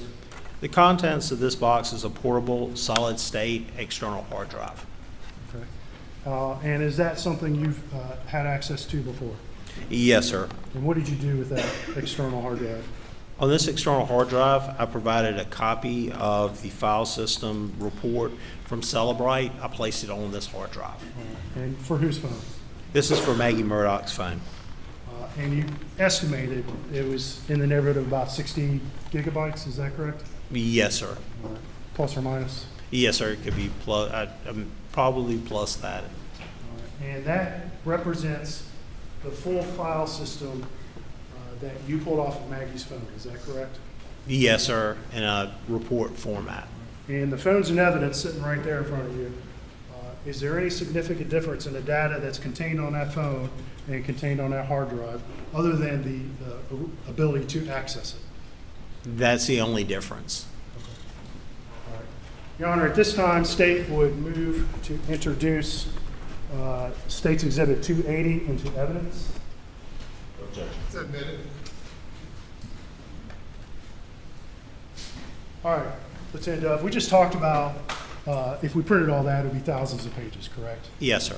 And so for today, you've printed shorter reports that we can look at and discuss for Maggie's phone, is that correct? Yes, sir, I did. But those reports are pulled from that full Celebrite report on that hard drive? Yes, sir. Okay. Okay, I'm going to show you something that's marked as State's Exhibit 281. Take a look at that, sir. And do you recognize that? Yes, sir, I do. What is that?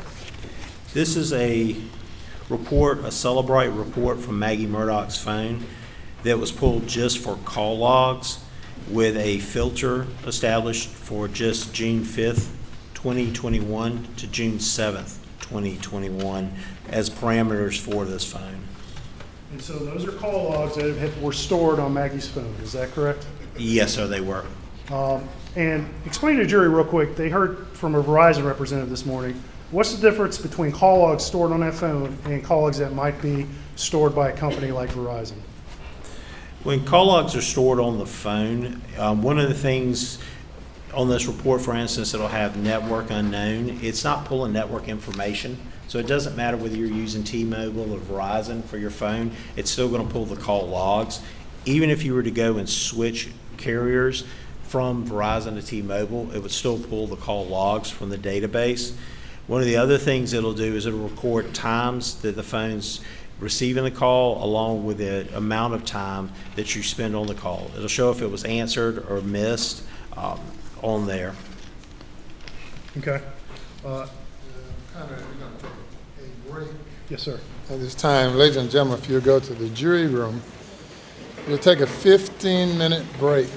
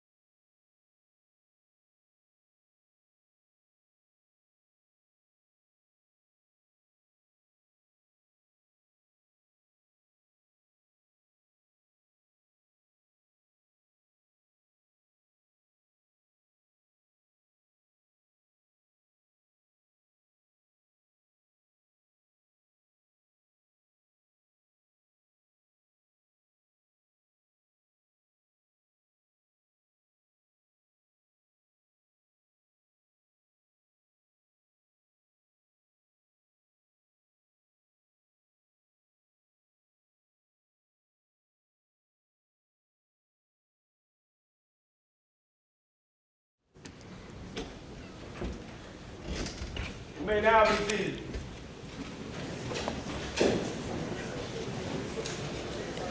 If you'll bring the jury, please.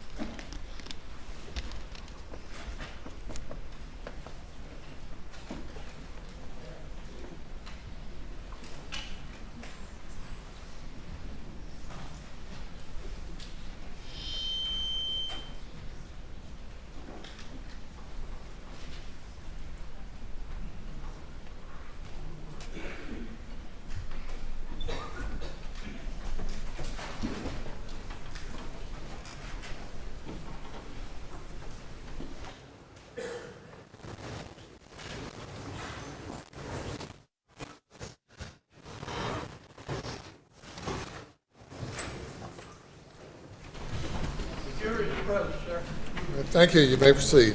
Thank you, Your Honor. And Judge, I believe we were discussing State's Exhibit 281 before the break. Is that correct? Yes, sir, that's correct. And what was that again? This is a Celebrate report from Maggie Murdaugh's iPhone extraction.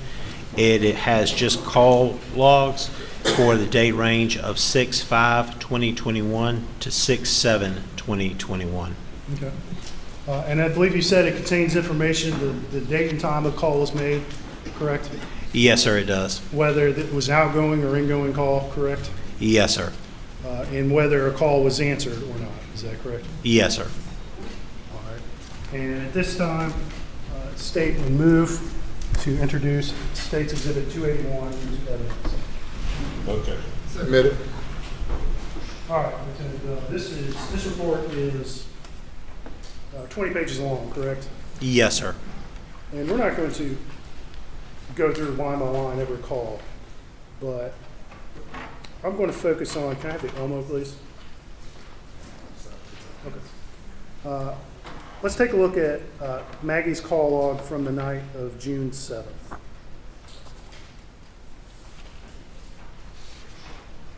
All right, can you read that from your screen up there, sir? Yes, sir. I can read down to item 8 on that. Okay, and actually, we're going to go back a little bit more in time.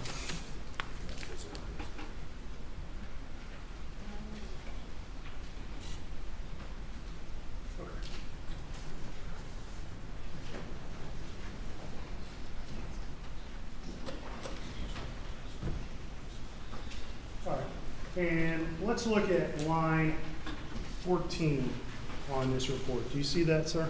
Yes, sir, I can. All right. And first of all, when I say line 14, what am I referring to on there? On the left-hand side of the picture, there's a column, and when you build a report, it adds the numbers just to make it easier to keep track of in that report. If you added this report with another piece of item, whether it's text messaging or voicemails, it would change the numbers. Okay. And on line 14, what is that data entry? What does that represent? It represents a call that was outgoing on this phone. All right.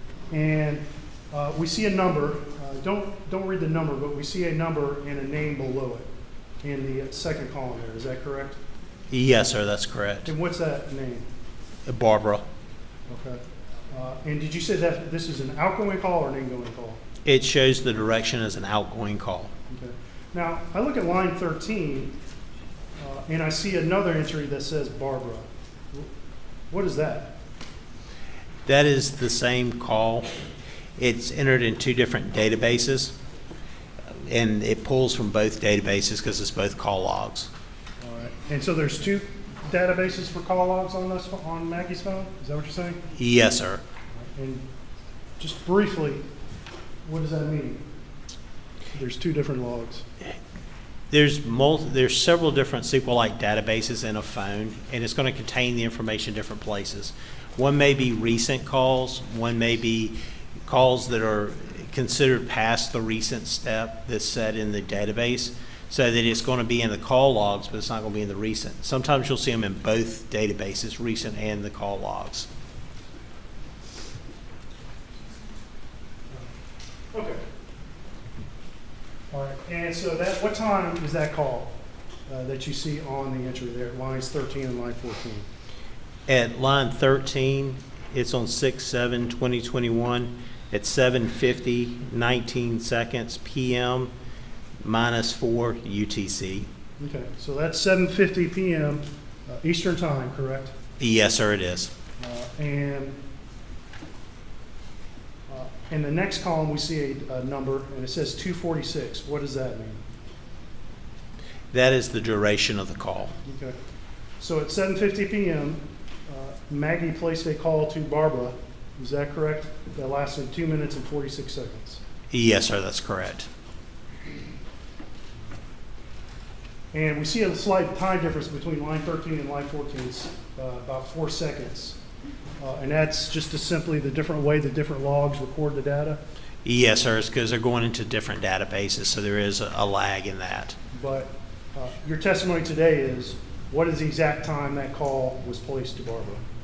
That call was placed to Barbara at 6/7/2021 at 7:50, 19 p.m. Okay.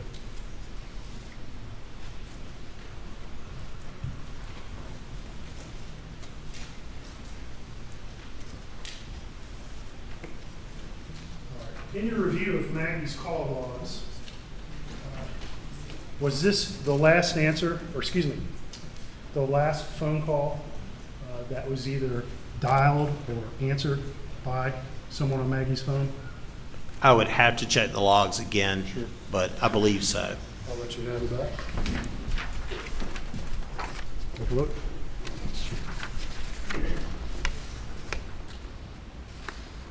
Yes, sir, that's correct. That's the last answered call or one that was shown in the direction of outgoing. All right. No more outgoing calls that night, correct? No, sir, June 7th? correct. And no more answered calls the night of June 7th, is that correct? Correct.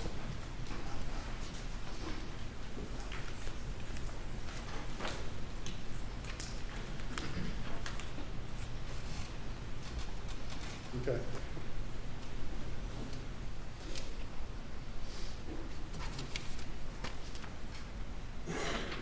Okay, we're going to look at lines 9 and 10. I don't know if you can see that on your... I got it reversed, my bad. There we go. Okay, let's look at lines 9. You can't quite see the line. You can see line 10, correct? Yes, sir, I can. And there's a staple there, but above that should be line 9, correct? Yes, sir. All right. And then we also see lines 11 and 12, correct? Yes, sir, we do. All right. And what do lines 11 and 12 show? They show that the phone from Maggie Murdaugh received a phone call from 1-803-942-1227. On line 11, it has the name Alex associated with it. Shows the direction as incoming. Okay. And was that call answered? No, sir. Okay. And again, we see 2 line entries for the same call. Is that correct? Yes, sir. However, there's a difference. One line 11 says Alex, and line 12 says PA. Is that correct? Yes, sir. But they're the same number, though, correct? Yes, sir, they are. And again, briefly explain why we see a Alex and a PA between those 2 lines. Because they're 2 separate databases that these were entered into. And when you set up your contact list, you can go through, and if you wanted to set a name for either a spouse, a child, or a good friend, you can set it how you want it to be. And that's going to show up from the contact side of it. Okay. But it's the same call, correct? Yes, sir, it's the same call, same phone number that it was received from. Okay, let's look at line 10 and 9 directly above that. Again, the 9 is slightly obscured, but what do we see there? What activity do those two lines represent? Those two lines show calls from 1-803-942-1227. Line 10 has it as PA. Direction shows an incoming call, and it shows it as a missed call. Okay. And again, it's Alex and PA, but it's the same number ending in 1227, correct? Yes, sir, correct. And you've had an opportunity to examine a phone associated with 1227, correct? Yes, sir, I have. And whose phone is that? That was Alex Murdaugh's. And again, that time is what?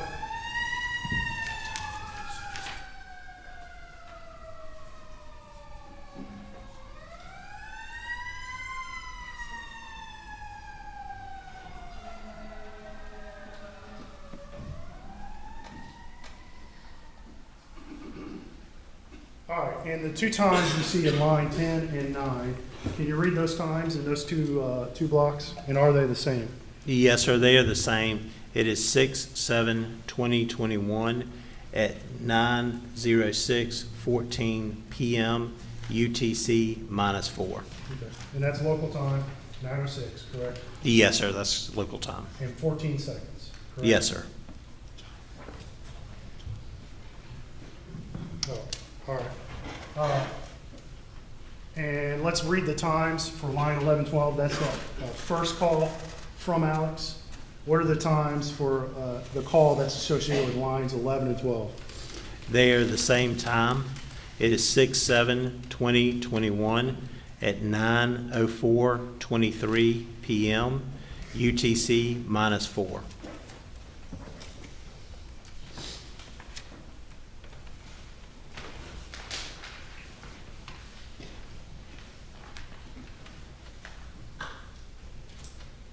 All right, we're going to talk about a few more lines here. Let's talk about lines 7 and 8 on this report. And what does this information show? It shows a phone call of 1-803-942-1227. On line 7, it has the name of Alex. Direction shows incoming, and it shows that it was a missed call received on 6/7/2021 at 9:06:51 p.m. UTC -4. All right. And again, those are two lines associated with the same call, correct? Yes, sir. And so just reviewing, within the space of about 2 minutes, you see 3 separate calls from Alex's phone incoming into Maggie's phone. Is that correct? Yes, sir, that's correct. All right. And after that 9:06:51 call on line 7 and 8, what's the next call you see on this log? Moving up the call log, the next call I see is from 1-803-942-1227. On line 5, it has the name of Alex. The time received on that call is at 9:45:32 p.m. UTC -4. All right. And that's lines 5 and 6, correct? Yes, sir. For the same call, correct? Yes, sir. All right. And finally, let's talk about lines 3 and 4. What information do you see there? On lines 3 and 4, they're the same call from 1-803-942-1227. On line 4, it shows it as PA. Direction is an incoming call, and it was received at 10:03:58 p.m. UTC -4 as a missed call. All right. And to clarify, these last 5 calls from Alex, were any of them answered? No, sir. And previously, we looked at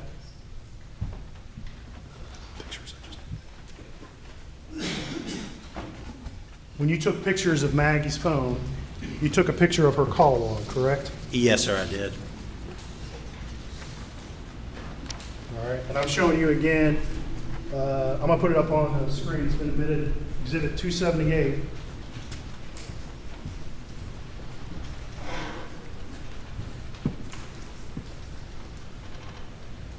And we saw that numeral 5 next to Alex's name, correct? Yes, sir, that's correct. And that represents 5 missed calls. Yes, sir, that's correct. And I don't know if you're doing math while we went through that, and we can look at it again if you'd like, Lieutenant Dove. but did you count the calls from Alex that were missed in a row as we went through that call log? Yes, sir, I came up with 5. Okay. And since I had that picture up there, when you access Maggie's phone to take these pictures and to go through some of these screens, did you change any settings? No, sir. The extraction had already been done at the point I took these photos. Okay, so the extraction actually was done before these pictures? Yes, sir. All right. But even after, did you change any settings or open up any calls to make anything difference on the phone? No, sir, I did not.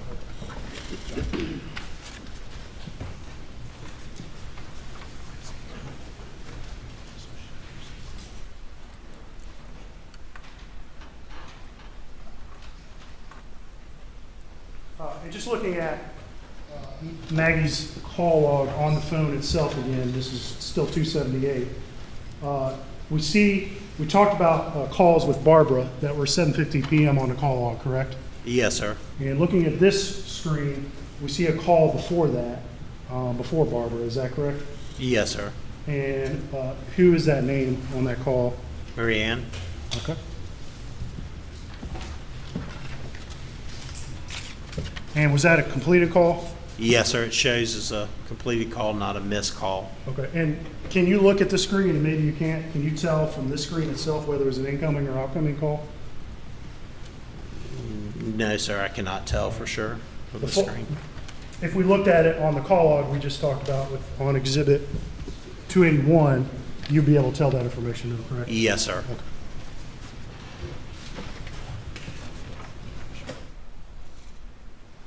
All right.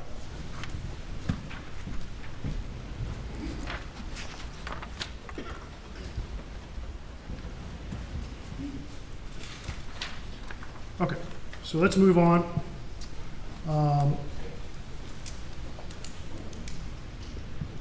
Let's talk about Maggie's text message report.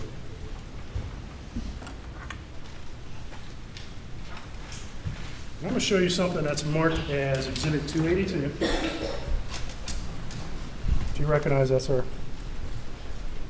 Yes, sir, I do. What is that? This is a Celebrate report I produced from Maggie Murdaugh's phone that has text messages with a report filter that was set from June 7th, 2021 to June 7th, 2021 for just a 1 day's worth of text messaging. And what kind of information does that report have on it? General information it has on the beginning of the report is going to have information about the device as far as the Apple ID and what the name is that's associated with the phone, the type of phone, just general data as far as device information.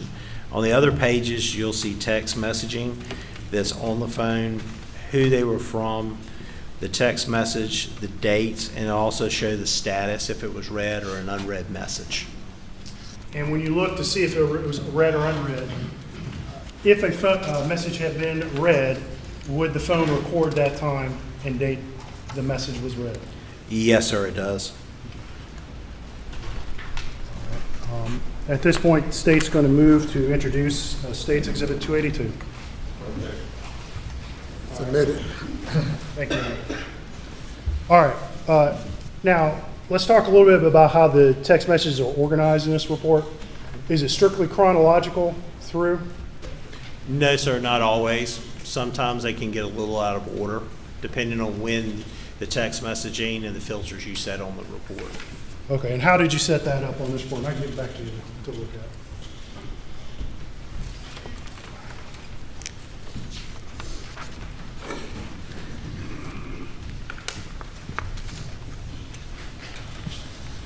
On this report, it appears to have pulled chronologically, but it's also pulling instant messages versus chat messages, and they are coming from different databases.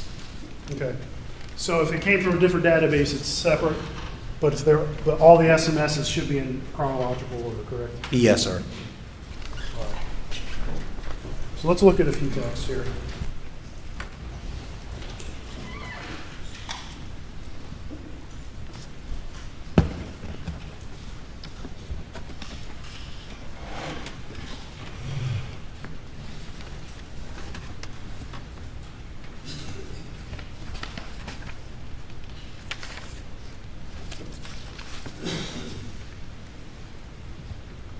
Okay. This is page 31 of this report. All right. Can you read that at the bottom there? Is that readable? Just part of the bottom is readable. Sorry, I was looking at the wrong one. Okay. And what is this? This is appears to be a group text message that was received on this phone from one individual to several other individuals. Let's not read numbers, but there's most of these have names next to them. So who sent this message? It appears, it has it down as John Marvin. Okay. And who else is in this text group? Maggie Murdaugh appears in this, but it has her user account name, which is a Yahoo email address. Okay. It has Alex, Christy, Lynn, Alan, Liz, and it has one phone number that does not have a name associated with it. Okay. All right. And what time did this text message arrive on Maggie's phone?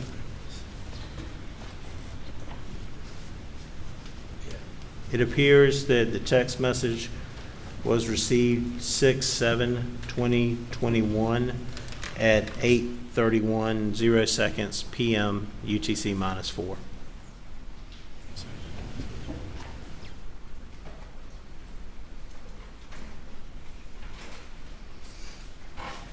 I think without offensive objection, the state's going to move to seal this as per the evidence per the previous protocol. Your Honor, and I understand that's just protect the phone numbers and email addresses of the other folks on here. We have no objection.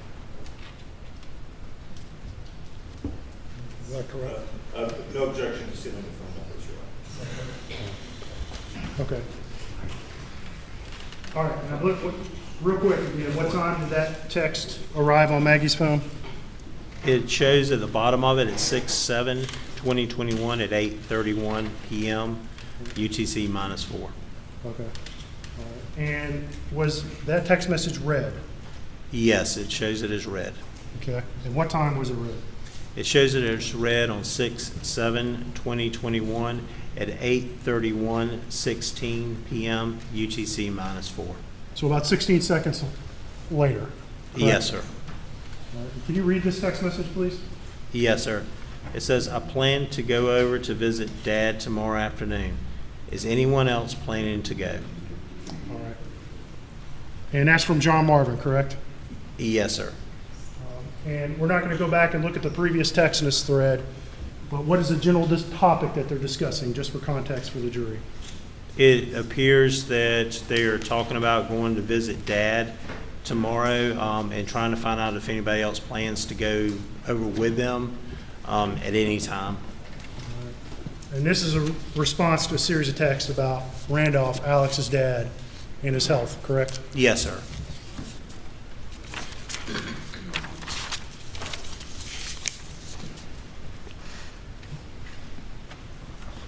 And I'm going to turn over to page 32, and we see another text. And this is that same text group, correct? Yes, sir, it is.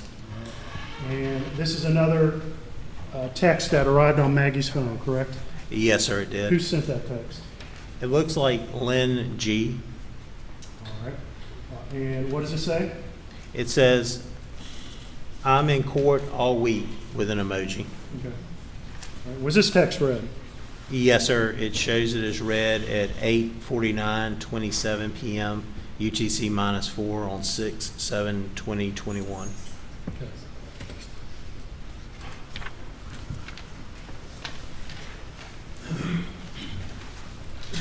I'm going to hand this report back to you. Have you help me find. I believe Maggie receives a text later, and it might be from Rogan. Could you find that text in there for me, please? Yes, sir.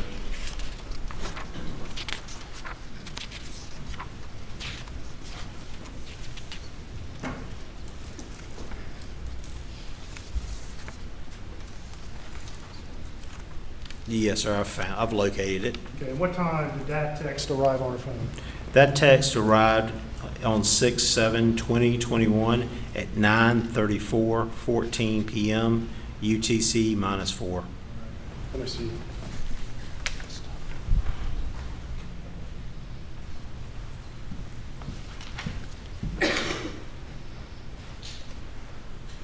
And that's text is from who? That text, it says it's from Rogan. And that's at least what the call, or the apps, or excuse me, the contact list says. Yes, sir, that's the name that was entered in the contact list associated with that phone number. And that arrived on Maggie's phone when? On 6/7/2021 at 9:34:14 p.m. UTC -4. And was that text ever read? No, sir, it appears as a status of unread. Okay. Now, let's be clear about something, Lieutenant Dove. You know, when we say a text is read or a call was answered, can you know for certain from your forensic analysis of who the actual person was who answered a call or made a call or read a text? No, sir, I cannot tell you who did it. I can tell you that the phone has the information. The phone recorded certain information, but I can't tell you who's actually touching the screen or pushing the buttons on it. Okay. But in order to place a call or to place a text or to read a text, what condition has to be satisfied?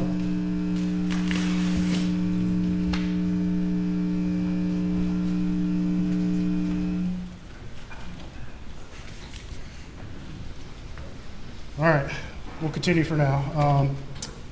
Where was I? What condition has to be satisfied in order for someone to make a call on a phone?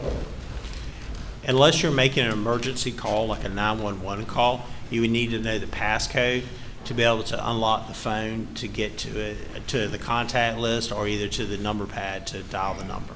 All right, so you need to know the passcode, correct? Yes, sir. To unlock the phone, correct? Yes, sir. And are there other ways to lock these phones or unlock these phones? There's also, too, with iPhones, which this one was, there's the biometric way of doing it. If you set a face unlock, where instead of having to enter your passcode every time, you can look at it, the camera will activate, and then it'll unlock via your face.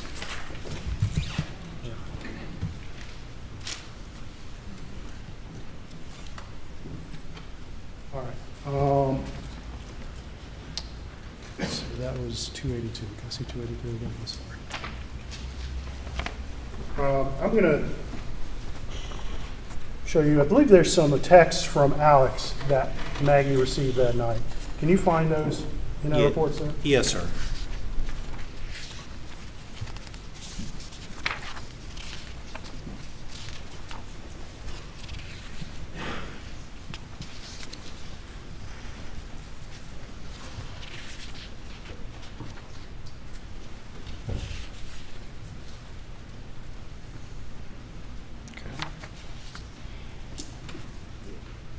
Yes, sir, I found the text thread.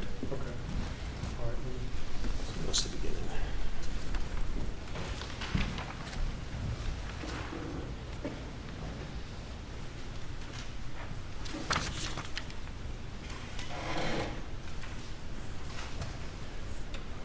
All right, let's look at page 16. And can you read that, sir? Are you referring to the bottom text on that one? Yes. Yes, sir, I can. Okay. All right, and who's that text from? It's from Alex. All right, and it was sent to Maggie's phone, correct? Yes, sir, it was. At what time did that arrive on Maggie's phone? It shows 6/7/2021 at 9:08:58 p.m. UTC -4. Okay. And was that text ever read? No, sir, it shows the status is unread. All right. And I can hand you back the report if you need to refer to it again. But we previously discussed a text at 8:49 and 27 that from Lynn G, I believe, that was read, correct? Yes, sir. Is there any texts that arrived on Maggie's phone after that time that were read? No, sir, there was not.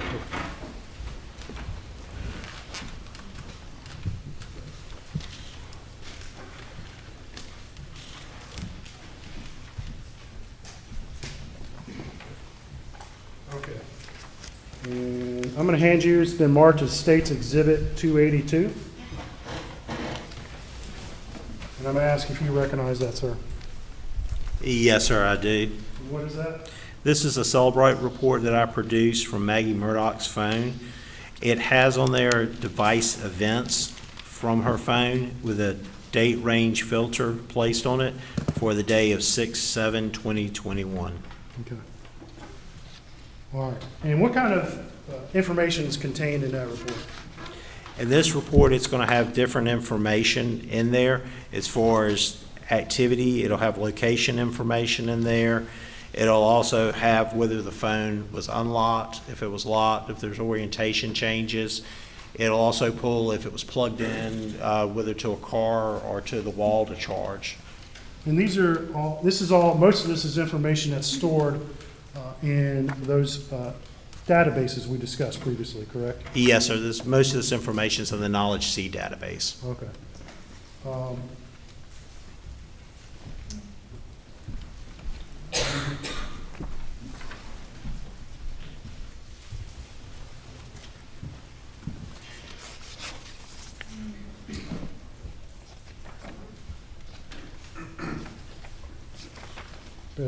Beg court's indulgence.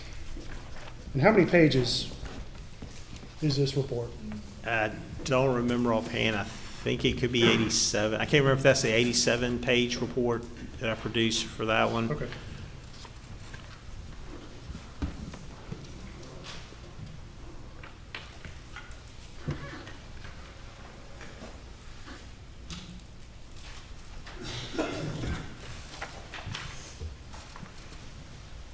Okay, I'm going to direct your attention, if you can read that,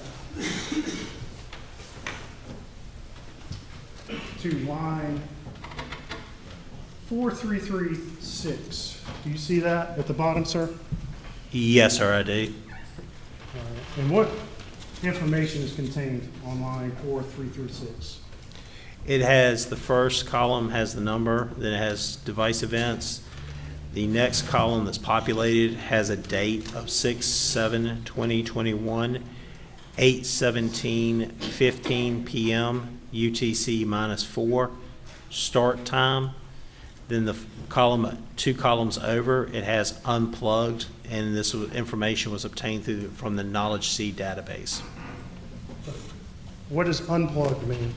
It would indicate that the phone was unplugged, whether from a vehicle or from a wall, or a computer that it was charging.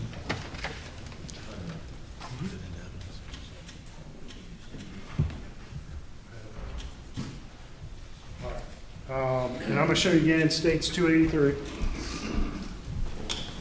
And you previously explained that was a report you prepared off of Maggie's Cellbright phone, correct? Yes, sir. And it's a timeline report, correct?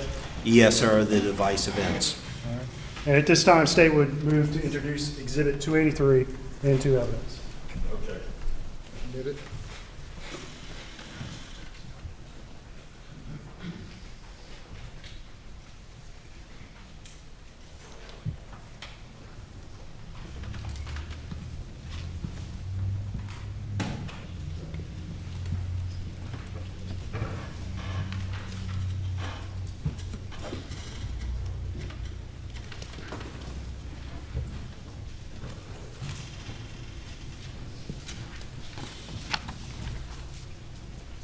Okay, I'm going to direct your attention to line 4354.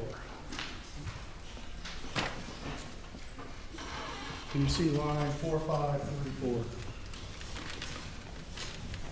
Yes, sir, I can see 4354. And what's the date and time associated with that log? 4354, the date associated is 6/7/2021 at 8:30:23 p.m. UTC -4. And what is that data entry? That entry shows Poshmark buy and sell fashions. Would that be a website? Yes, sir. And what does that indicate to you was occurring on this phone at that time? That it was possibly running in the background. Okay. Would this be a website that had been previously accessed on this phone? Yes, sir.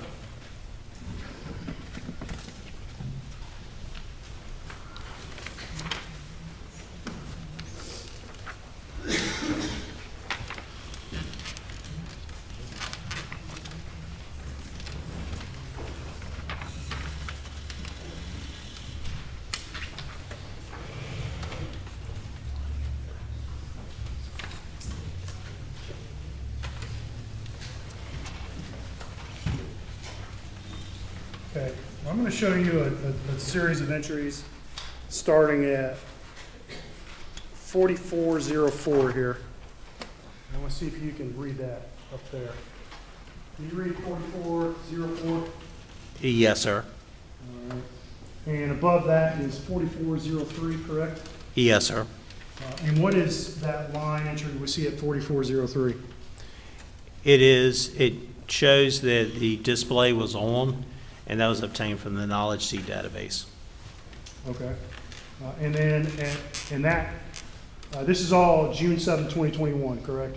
Yes, sir, and the time on that one is at 8:49:20 p.m. UTC -4. It shows as a start time. Well, let's talk about that for a minute. Display on, what does that mean? It's when your screen lights up. It's the easiest way I can describe it, and there can be a variety of reasons why it would light up. All right. Well, let's talk about some reasons. Why don't you list some, please?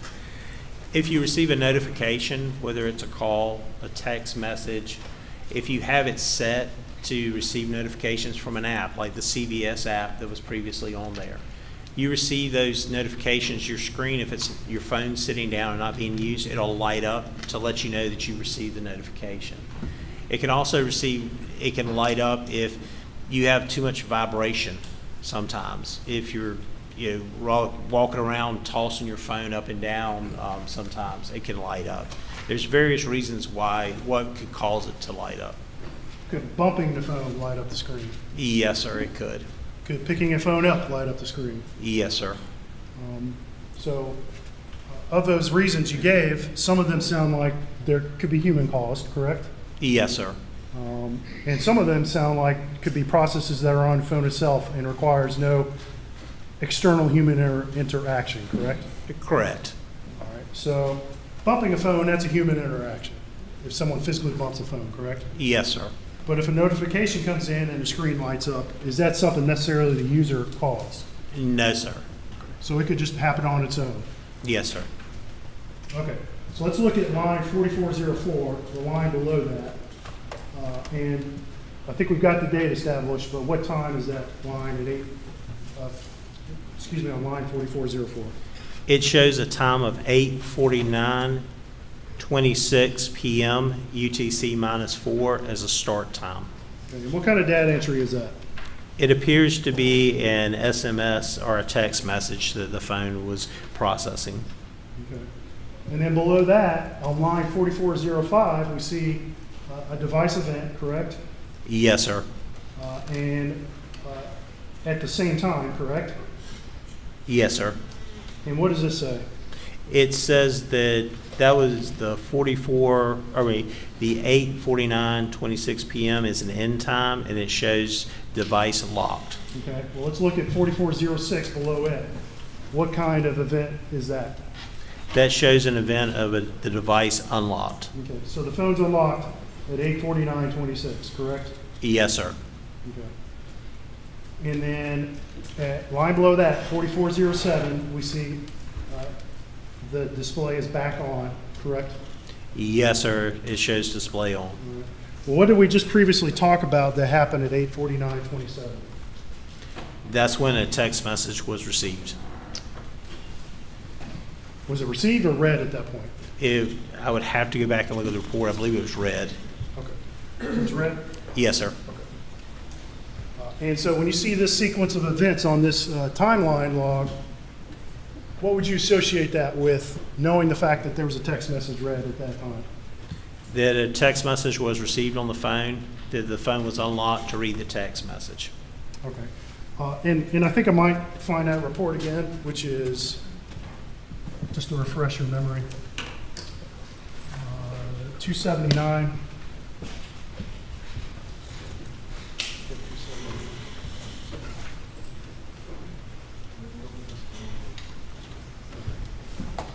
That's the wrong one, sorry.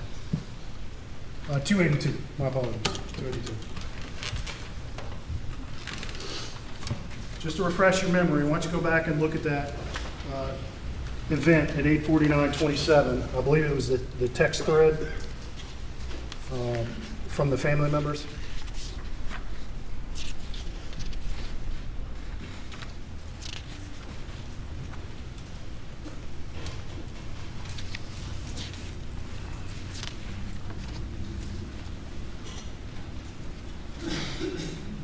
Yes, sir, I found it. And what time did that text message arrive on the phone?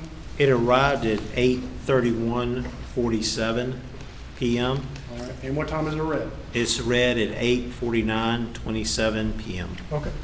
And so just so we don't get things confused or mixed up, that text message had been on the phone for a few minutes anyway by that point, correct? Yes, sir.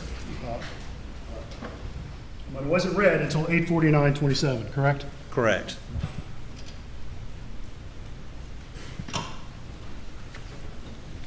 All right, let's keep going here for a minute. All right, let's look at line 4409. Do you see that line on your screen, sir?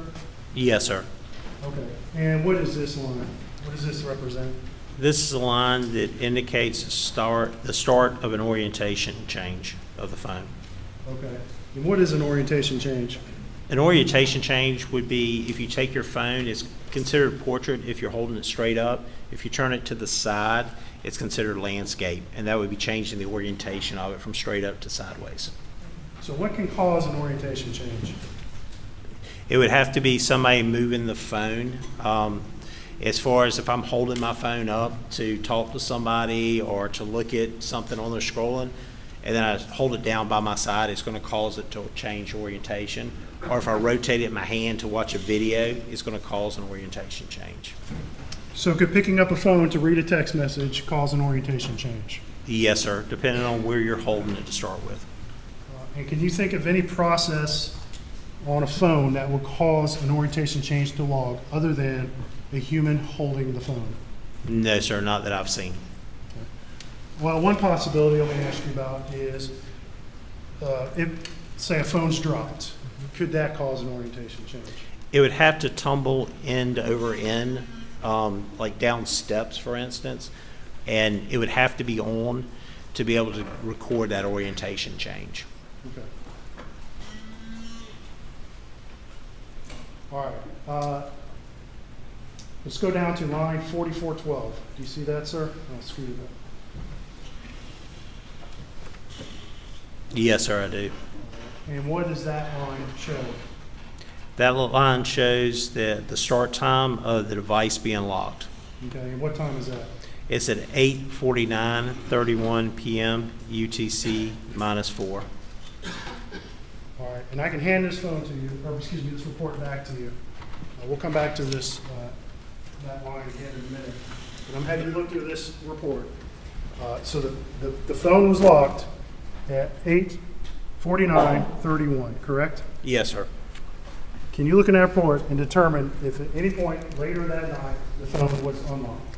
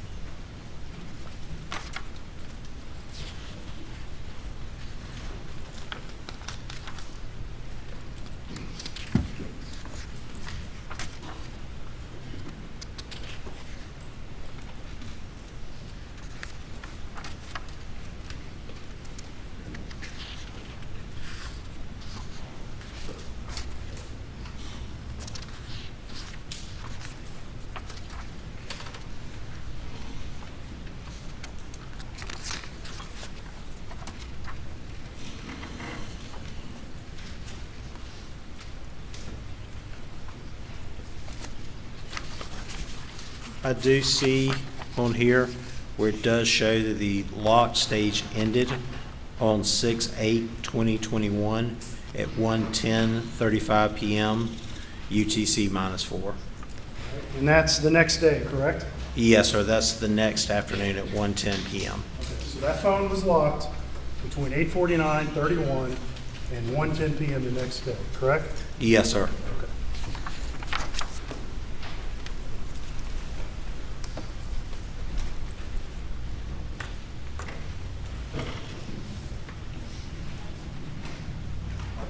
All right, and I'm going to go right back to look at line 4414. 4413. We just discussed 4412, which is the phone being locked at 8:49:31, correct? Yes, sir. Do you see any entries? What time is the next entry on this report?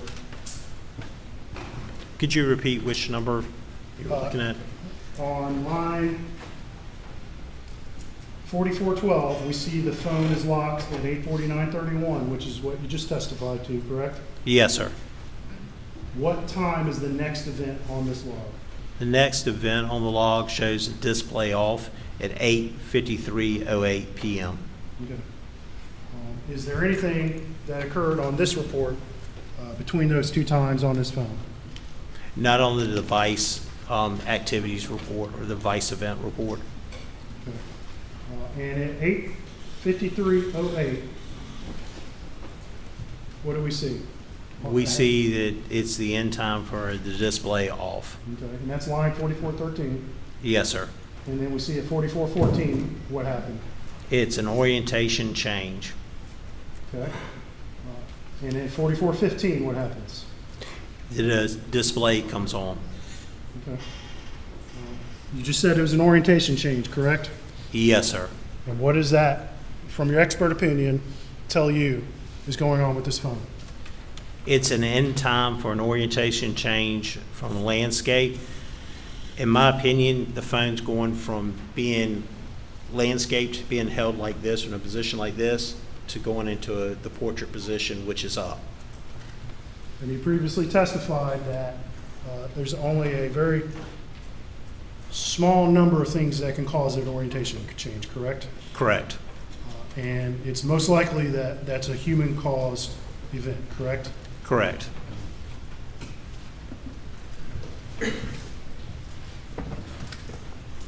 However, you can't testify to today as to who held that phone at that time, correct? Correct.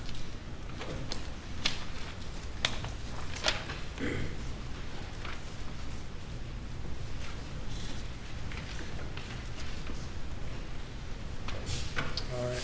And let's keep going here for a little bit. We're at 8:53:12 and, 8:53:24, and that's line 4417. What do you see again? It shows an end time for orientation change from portrait. Okay. And then we see lines 4418 and 4419, we see the display come on and off, correct? Yes, sir. It shows the end time of display on, and then it shows the start time of display off.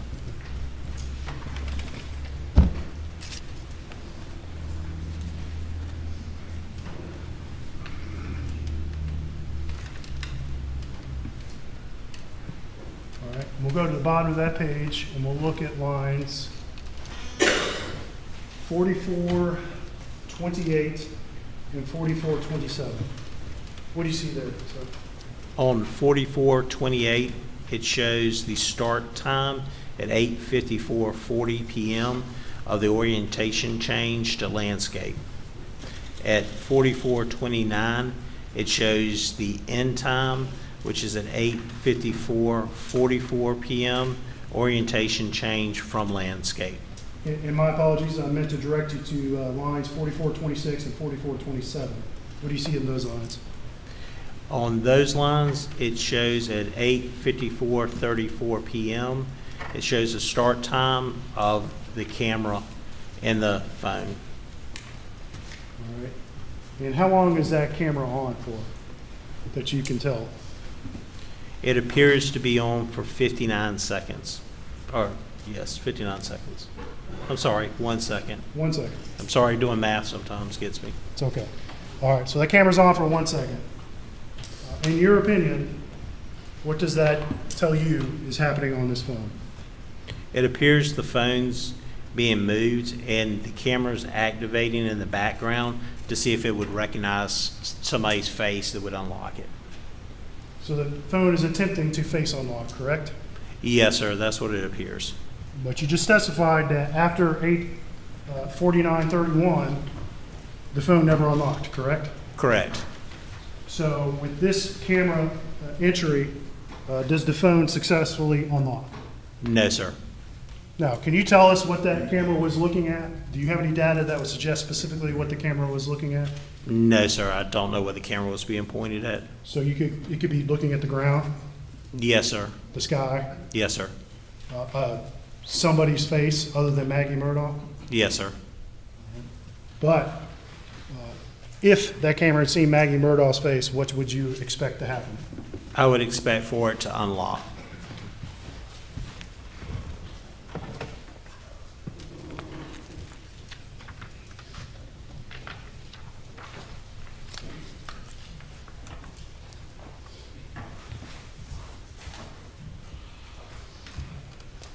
Okay, let's keep going. All right, let's look at line 4434. And this is at time 8:55:32. What do you see there, sir? It shows the end time for orientation portrait, which means it was ending in that orientation. Okay. So again, at that time, would it be your opinion that phone was held in somebody's hand? Yes, sir.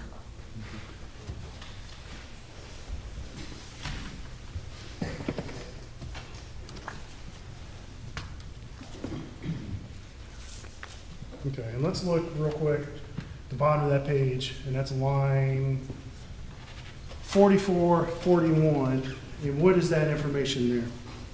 And 4441 comes from the activity sensor data, and that's at 9 o'clock even p.m. And it shows steps. It also shows distance traveled. Okay. And let's talk about the steps for a minute. You've produced another report that specifically focused on steps that you pulled from this phone, correct? Yes, sir, correct. All right. And that shows more granular data of when steps occurred than this report shows, correct? Correct. And so just because we see 9 o'clock on this report, does that mean that steps occurred exactly at 9 o'clock on this phone? No, sir. It's the 2 after the 9 o'clock on that, which means it would be a range as Okay. far as example would be like 9 to 10 for the total steps. And you prepared another report that would show specific steps during a specific time range, correct? Yes, sir. Okay.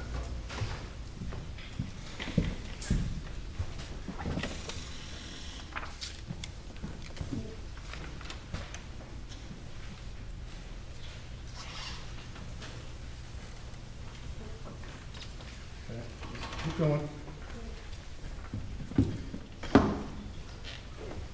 All right, let's look at line 4447. What do you see there? 4447 shows from the call log database an incoming call at 9:04:23 p.m. Okay, and who's that call from? It's from phone number 1-803-942-1227 PA. And that's the call that we discussed in Maggie's specific call log, correct? Yes, sir, it is. And that's at 9:04:23, correct? Yes, sir.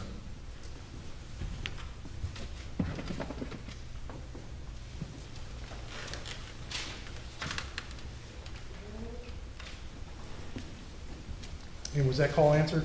No, sir, it showed no time that call was answered.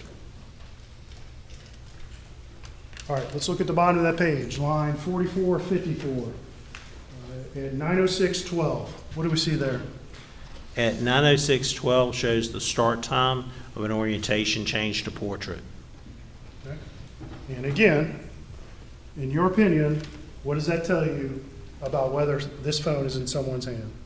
In my opinion, it would be in somebody's hand that was changing it from landscape up to portrait, lifting it. And that's at 9:06:12, correct? Yes, sir.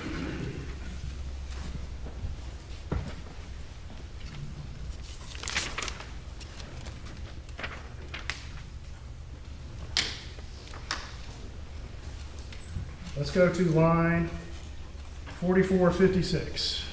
Can you read that, sir? Yes, sir, I can. Okay. And line 4457. What Yes, is sir. line 4456 and 57 associated with? They're associated with a phone call that was incoming to Maggie's phone. Okay. And what is the time on that call? It's at 9:06:14 p.m. 2 seconds after that orientation change, correct? Yes, sir. And that call came after the orientation change, correct? Yes, sir.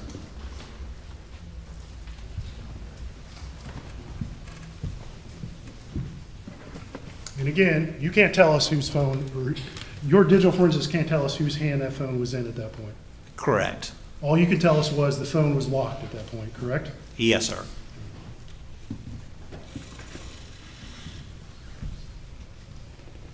I'm going to hand this back to you, and I want you to review this report.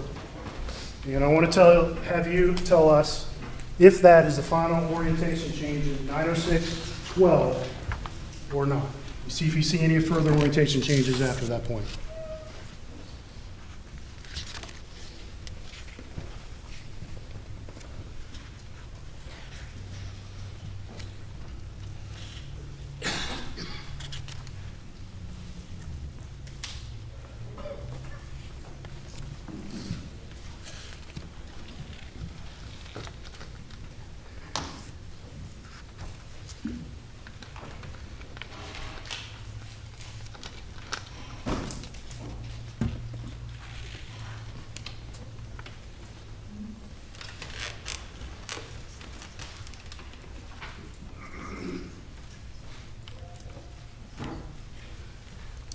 I do see the end time for the orientation of portrait that it recorded. Okay, what time was that? It was at 9:06:20 p.m. Okay. And when you say end time, what do you mean? It's just the time that it recorded that it stopped in recording that portrait mode. It So you does saw not. the orient, excuse me, I don't mean to interrupt. Please finish. I'm sorry. I was going to say I don't see any orientation change to landscape after that in this report. Okay. So at 906-12, the orientation change starts, correct?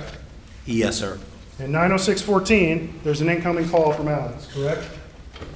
Yes, sir. And after that point, you do not see any more orientation changes, correct? Correct.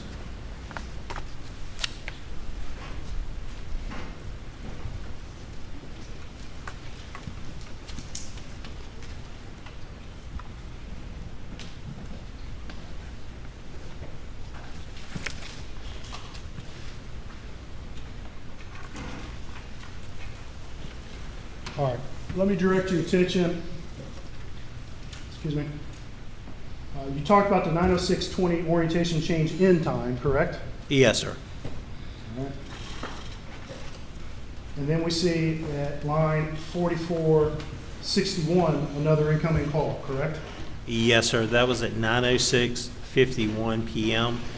and that was from 1-803-942-1227 PA. Okay.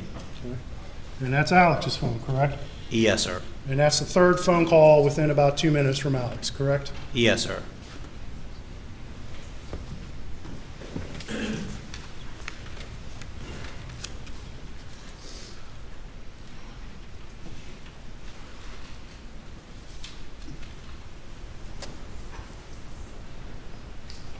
All right. And I see an entry at line 4464 at 907. Do you see that, sir? Yes, sir, I do. And that's a display on and off, correct? Yes, sir. And we've already discussed there could be a number of reasons for that display coming on and off, correct? Yes, sir. And the data you see on the phone is not going to be able to tell you exactly why that screen came on, will it? Correct.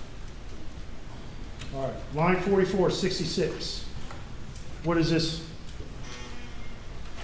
4466 shows a text message received incoming at 9:08:58 p.m.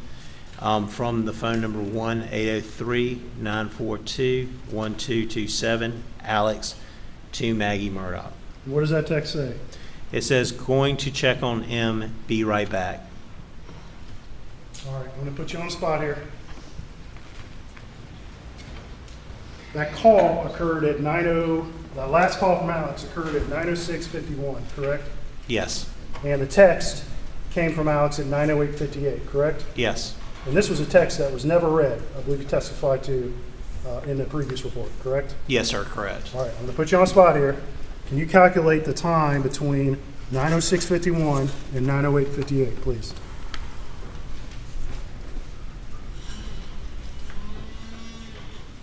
Take your time. If you need a pen, we can get you. It appears to be 2 minutes and 7 seconds. There's 2 minutes and 7 seconds between that call from Alex to that text from Alex, correct? Yes, sir, correct. Thank you.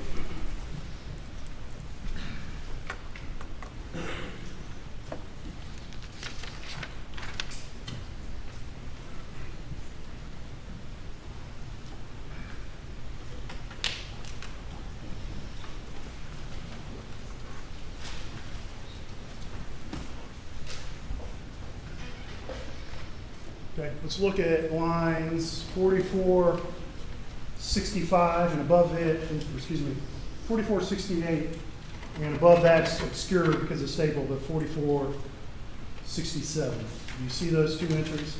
Yes, sir. And we see that's,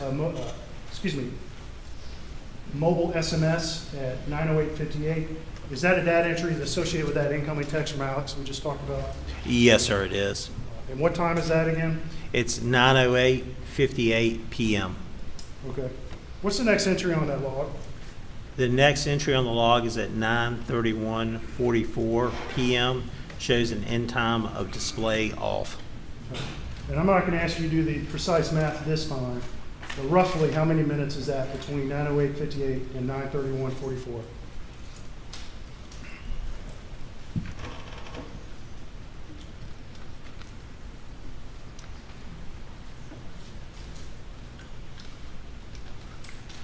Approximately 22 minutes. Okay. For 22 minutes, nothing happens on that phone, correct? Correct.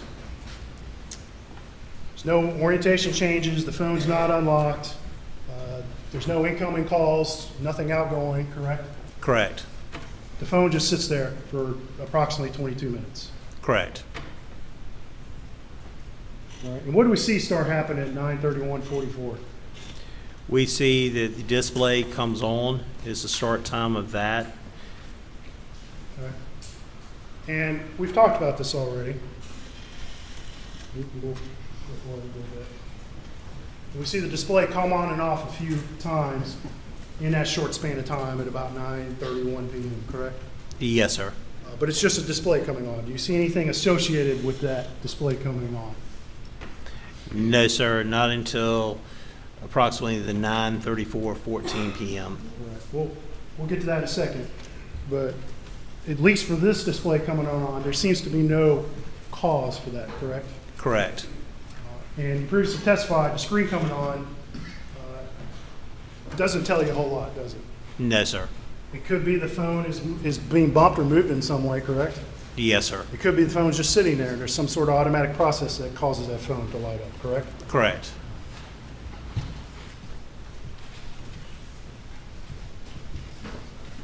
All right, let's talk about, you start talking about it, but we see a instant message on line 4477, correct? Yes, sir. And that's at what time? That's at 9:34:14 p.m. And which contact is that from? It shows the contact of Rogan. And what does that text message say? It says, "Tell Paul to call me." All right, and you previously testified about this in her text message log. Was that text message ever read? No, sir.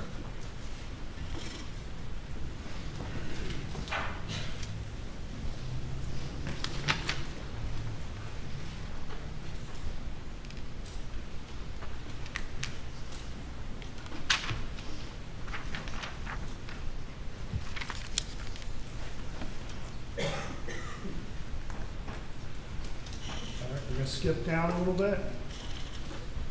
And I'm on line 4498. Yeah, 98. And we see there, it looks like an incoming call, correct? Yes, sir. And who's that from? It is from PA with the phone number of 1-803-942-1227. And was that call answered? No, sir.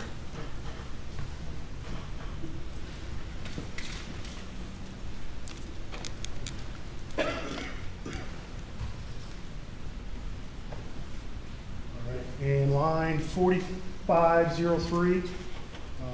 What time is that entry? That entry is at 9:47:23 p.m. All right. And what is that? It is a text message that was received on that from Alex. It says, "Call me, babe." Okay. And was that text ever read? I know that's referencing the previous report. No, sir, that text was not read.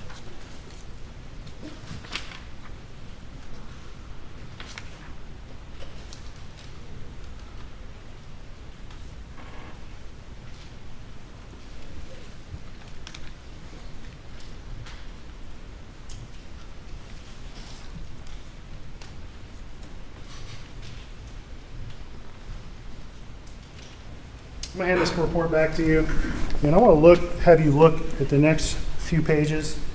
I don't want you to tell this jury whether you see anything in your expert opinion that would indicate that anybody actively used that phone after that last text call.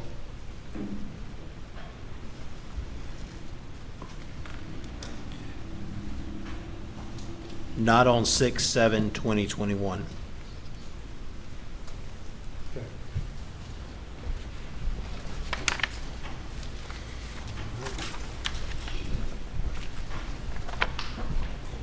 Okay, I'm going to hand you what's been marked as State's Exhibit 284. Take a look at that and tell us what it is, please.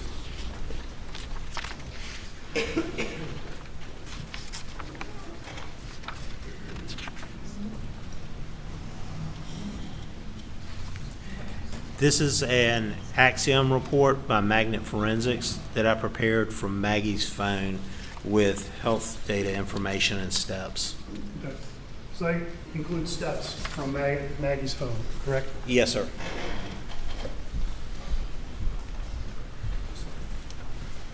At this time, State will move into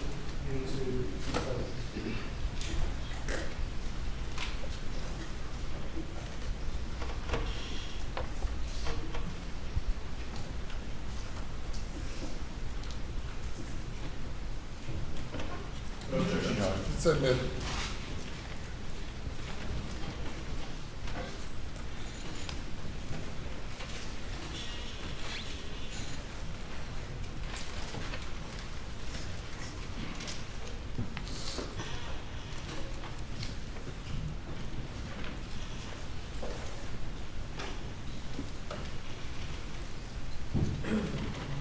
I think I'm going to direct you to record 22, if I'm looking at the right thing. Nope, record 23, excuse me. All right, record 23. What information does this record tell us? This record tells us that 38 steps were recorded by this phone on 6/7/2021 at 8:17:41 p.m. was the start time, and the end time was 6/7/2021 at 8:18:29 p.m. And how many steps were taken at that time? 38 steps. And this is a report that shows the precise time when the steps, at least the phone recorded the steps started and when they stopped, correct? Correct. All right, let's talk about that for a minute. Steps on a phone. How does the phone record steps? How does it decide that there are steps taking place? It's several different ways it can record. It's dependent on how the phone's carried as to how many steps it records. If you carry a phone in your hand and you walk, it's going to record more steps. If you carry it on your waist in a phone case, it's not going to record as many steps because it's not detecting the motion. It's not 100% accurate as far as the steps. There are ways that if you're trying to meet your fitness goal, for instance, you can try to trick a phone or a smartwatch into believing you did more activities and more steps than you actually did. Okay. So, but at a more fundamental level, what is the phone using to determine whether the steps are taking place? It's a process running inside the phone that is recording the motion. What does it use to record the motion? As far as would it be accelerometers? A lot of times it would be. Some of the newer ones are recording actually more than that as far as recording strides and things like that, the newer versions. All right. And in your opinion, you know, the steps that a phone records, is it always 100% accurate? No. And so this says 38 steps. Does that necessarily mean that whoever was holding his phone actually moved exactly 38 steps? No, sir. But what does it tell you in a more general sense? In a more general sense, it tells me that this phone, somebody was holding this phone, it took steps, and it recorded steps. All right. And let me reference back to the previous report. I believe he testified that at 8:17, Maggie's phone was unplugged, correct? Yes, sir, it was. All right. And then at 8:17, we start to see steps again, correct? Yes, sir.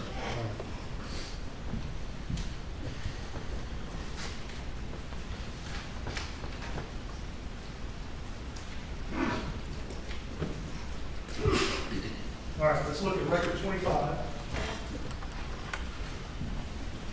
All right, and what does this show, record 25? This shows that 43 steps were recorded by the phone. At 8:40 p.m. was the beginning, and it ended at 8:33:28 p.m. Okay. All right, and let me point out something real quick. The entry above that, which is record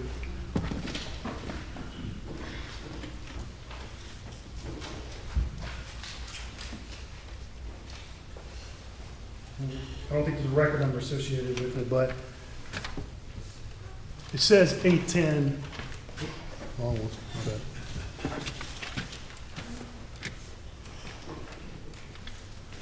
Yeah, I see an entry at 8:10:31, just above that record 25. What is that entry at 8:10:31?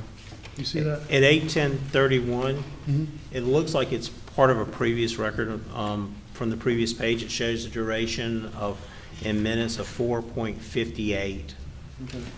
And so some of these are a little bit out of chronological order, correct? Yes, sir. All right. But the times that are recorded in each record is accurate, correct? Yes, sir. Even if some of these entries seem to have gotten out of order, correct? Yes, sir. Can you explain why that happened when you made this report? I set it to produce in chronological order. Sometimes, though, when the report goes through, it will not do that. It's just an issue we've had with that report, where it'll move it out of chronological order, but the information's still there and it's still accurate. Okay, let's look at record 26. What do you see in record 26? In record 26, I see that 59 steps were recorded by the phone at 8:53:15 p.m. Begin and end at 8:55:32 p.m. Okay, and again, how many steps was that? It was 59 steps. Okay. And I think you previously testified, we were looking at the timeline, it looked like someone was manipulating with that phone, correct? Correct. You saw some orientation changes, correct? Yes, sir, correct. We saw the camera come on at approximately that time, correct? Correct. But the phone's locked, correct? Correct. All right. I want to give this back to you, report to have you look at it real quick. And you've also, I know, have studied this phone data in more detail than just in that report. Are you aware, after that 8:53 entry, of that phone ever recording any more steps?